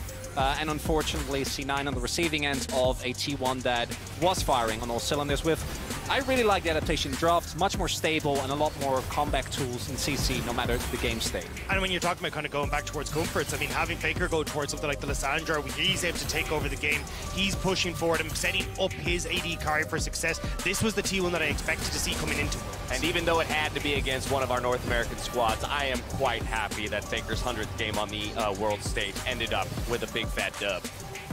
And I mean, look, it's a long time coming that we've seen Faker not only grow, I mean, from when he started right the way back in, what, 2013? Yep. It's the fact that you actually get to see him improve and grow over the course of all these different metas, all these different playstyles, and even coming into the tournament, he brought out a Kali out of nowhere, just popped the hell off as well. It feels like he's got so much left to give. And I think this game is also big for Gumayushi because he is, I think justifiably so, very often criticized as the Wii comes in. Nice killer instinct Pretty there. sure he said that when he hit the imagine arc he there would. too. Yeah, wee. I want to, again, we already mentioned Barrel, but him not giving the shutdown to Jackie Love here is actually so big, because if that goes over, I think the entire course of this game might be different. And you can see Jackie Love knew it as well, right? He flashed in at the end just to try and get the kill. He knew how much those stacks were going to matter, but it didn't in the end, because Zuka gets down at the perfect timing. You get the turnaround play on this bottom side, and this was where I was just putting my head to my hand and looking, going, I think this is DRX's game. They're fully in control. Zeka really did not like Jackie Love in this game. No. He could steal Nautilus ult, he could steal Vi ult, the Zero ult, he could steal the Draven ult if he really wanted to, throw it at him. Jackie had such a hard time doing anything in this one. And that's the thing, right? I mean, for Zuka, he had 2 years under the foot of Top Esports over in the LPL, where he played for Vici Gaming, then he moved over to BLG, couldn't pick up a win the entire 2 years he was there. So that's going to feel extra good for him being able to pick up that win. It was a 3-0 on the day for the LCK, but let's see how everyone else fared on day 3 of groups by pulling up our standings. Group A, you can see there, it's a 3-way tie at 2-1 between EDG, Fnatic, and T1, with Cloud9 bringing up the rear. Of course, over in Group B, you've got JDD still holding it down in the top. Rogue moving to 2-0, sole possession of first over in Group C, and Royal never give up, taking a commanding lead over in Group D as well. And the level of competitiveness in Group A, especially with Fnatic having a much stronger claim to a first place, I think is really cool. Unfortunately, Cloud9 not invited to the party. Hey, I have a positive take here. Okay.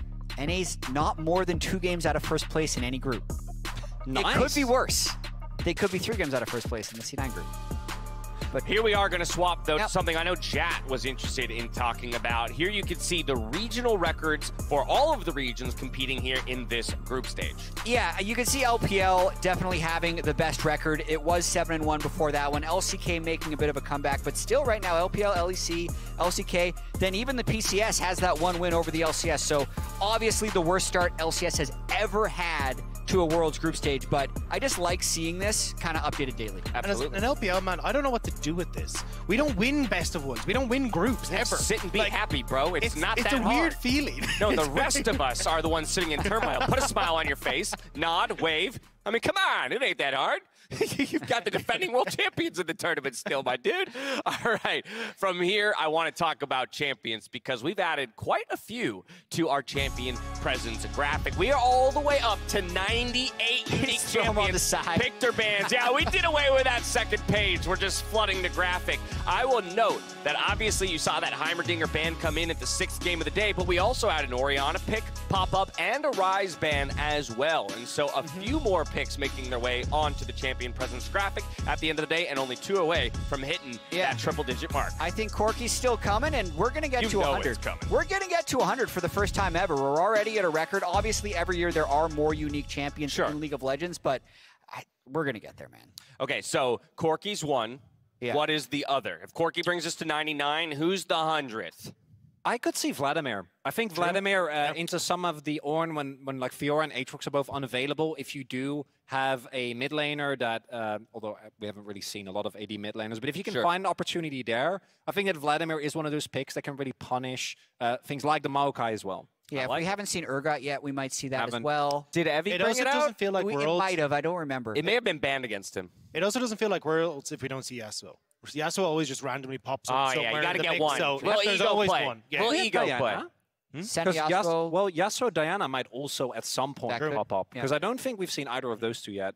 All right, well, there's a few ideas, and clearly we can get well over 100 if you take our advice. But I also wanted to hone in on some of the most banned champions, Jat, because that tells us sometimes a little bit of a different story than just like, hey, what everyone's considering in terms of presence. Yeah, absolutely. Yesterday we had this big conversation about Azir being so prominent, but he's only a 1st or 2nd pick because all these other champions are usually banned. Right. So these are, and that's going to be the ebb and flow. Like if teams start banning Azir, then these ones at the top are going to start getting through to the draft more and more. So Caitlyn, I think we saw get through because it had actually not won many games on stage. I believe it was maybe 0-5 before Def just won with it. Absolutely. So we're going to start seeing a little bit more of a cyclical meta, I think, because there's no 100% pick ban. And as soon as you add a new one to the ban table, the ban champions will start getting picked again. So we're going to actually have some natural variety, which is cool. Absolutely. Some people might be wondering why the heck did they choose the top 12 most bans? Because we asked for top 10, but those final 3 are all tied at 5 bans, which extends us to 12. But that's a really interesting insight. As we talk about the power of Azir, it's not to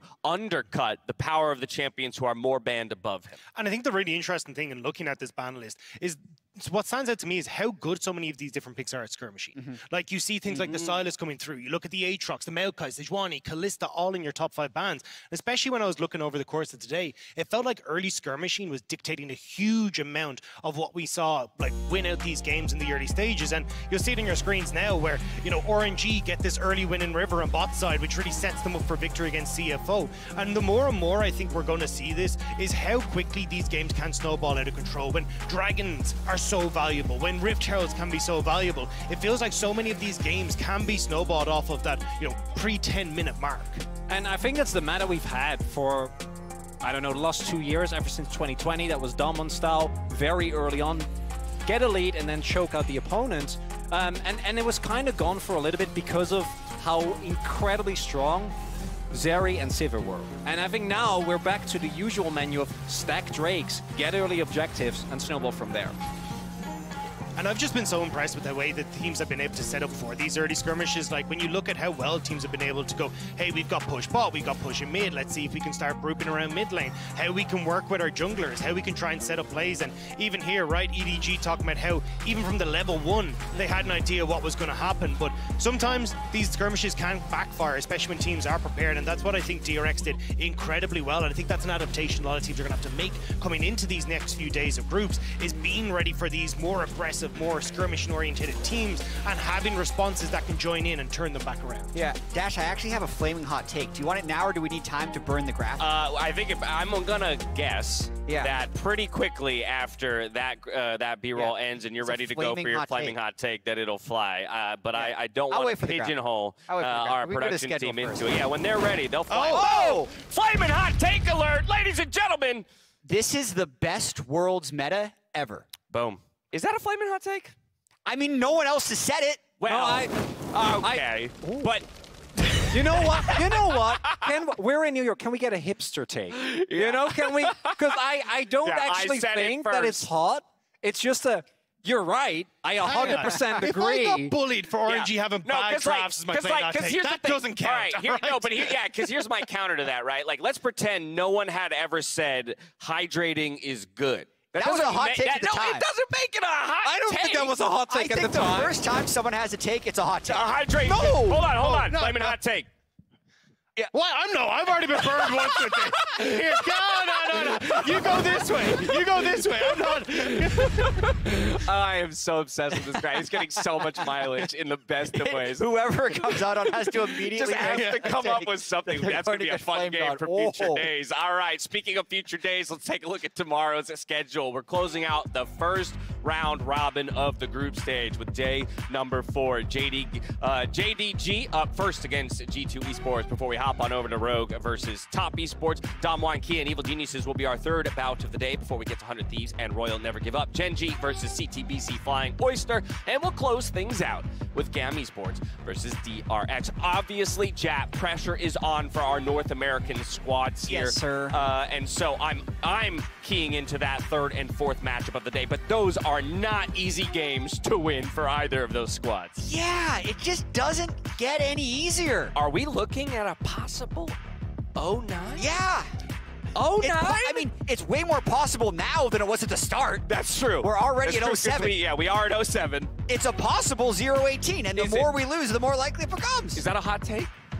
At this point, not anymore. 18 is. The 0-18 would be the hot take. You're right. Yeah. Okay, fair enough. What about for you two regional reps of a couple of regions that are doing a little bit better? How are you guys feeling here as we're about to close out the first round robin? Nothing would make more sense to me than DRX now losing to GAM. So I have faith in Damwon, faith in Genji, not worried about them at all. And honestly, after that game, I should trust them. Yeah. I should trust in the Alpaca, I should trust in DRX, but We've seen him for a year. All right. You still doing good over there? Yeah, my take is, I just want to say, it's very nice to finally get a chance to work with Chronicler, because it has been so long since I haven't got to work with any LCK rep on a desk. So it's been really, really nice to get that opportunity to do so. So I like you too, Dagda. Yeah, I'm glad it's really good. We're getting a great time together. You're being nice as well, right? Yeah, absolutely. What a lovely flaming hot take. All right, that's going to do it for us here. On behalf of myself, casters, the entire broadcast crew, thank you so much for watching. We'll catch you tomorrow for a little bit more Worlds. Until then, stay healthy, stay safe, and be good to each other. All right, good night. Welcome, everybody, back to New York for day 3. The crowd is live. The crowd is ready. We're ready here on the caster desk for an absolute banger day of games. Fans from every region, fans of every team here to join us. There's a big turn. They're all trapped. They're all caught in the mix of an absolute slaughter. This Victor. Guys, we will win nothing. Okay, Oriana just failed.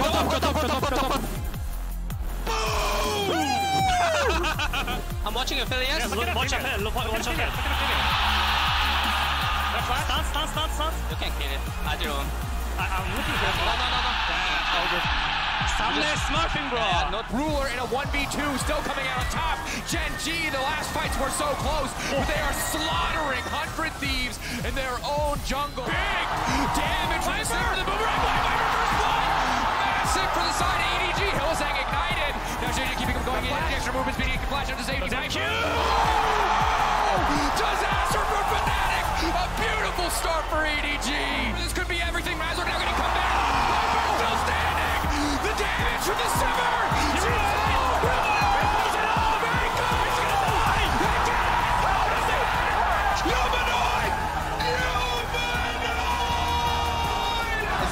How does this feel? Is this It hopium? feels amazing. Is this hopium? You've got to love the LCS faithful here. We've been having a rough start, but surely no one beats the LCS 7 times in a row. The Winions! The Winions take down Cloud9!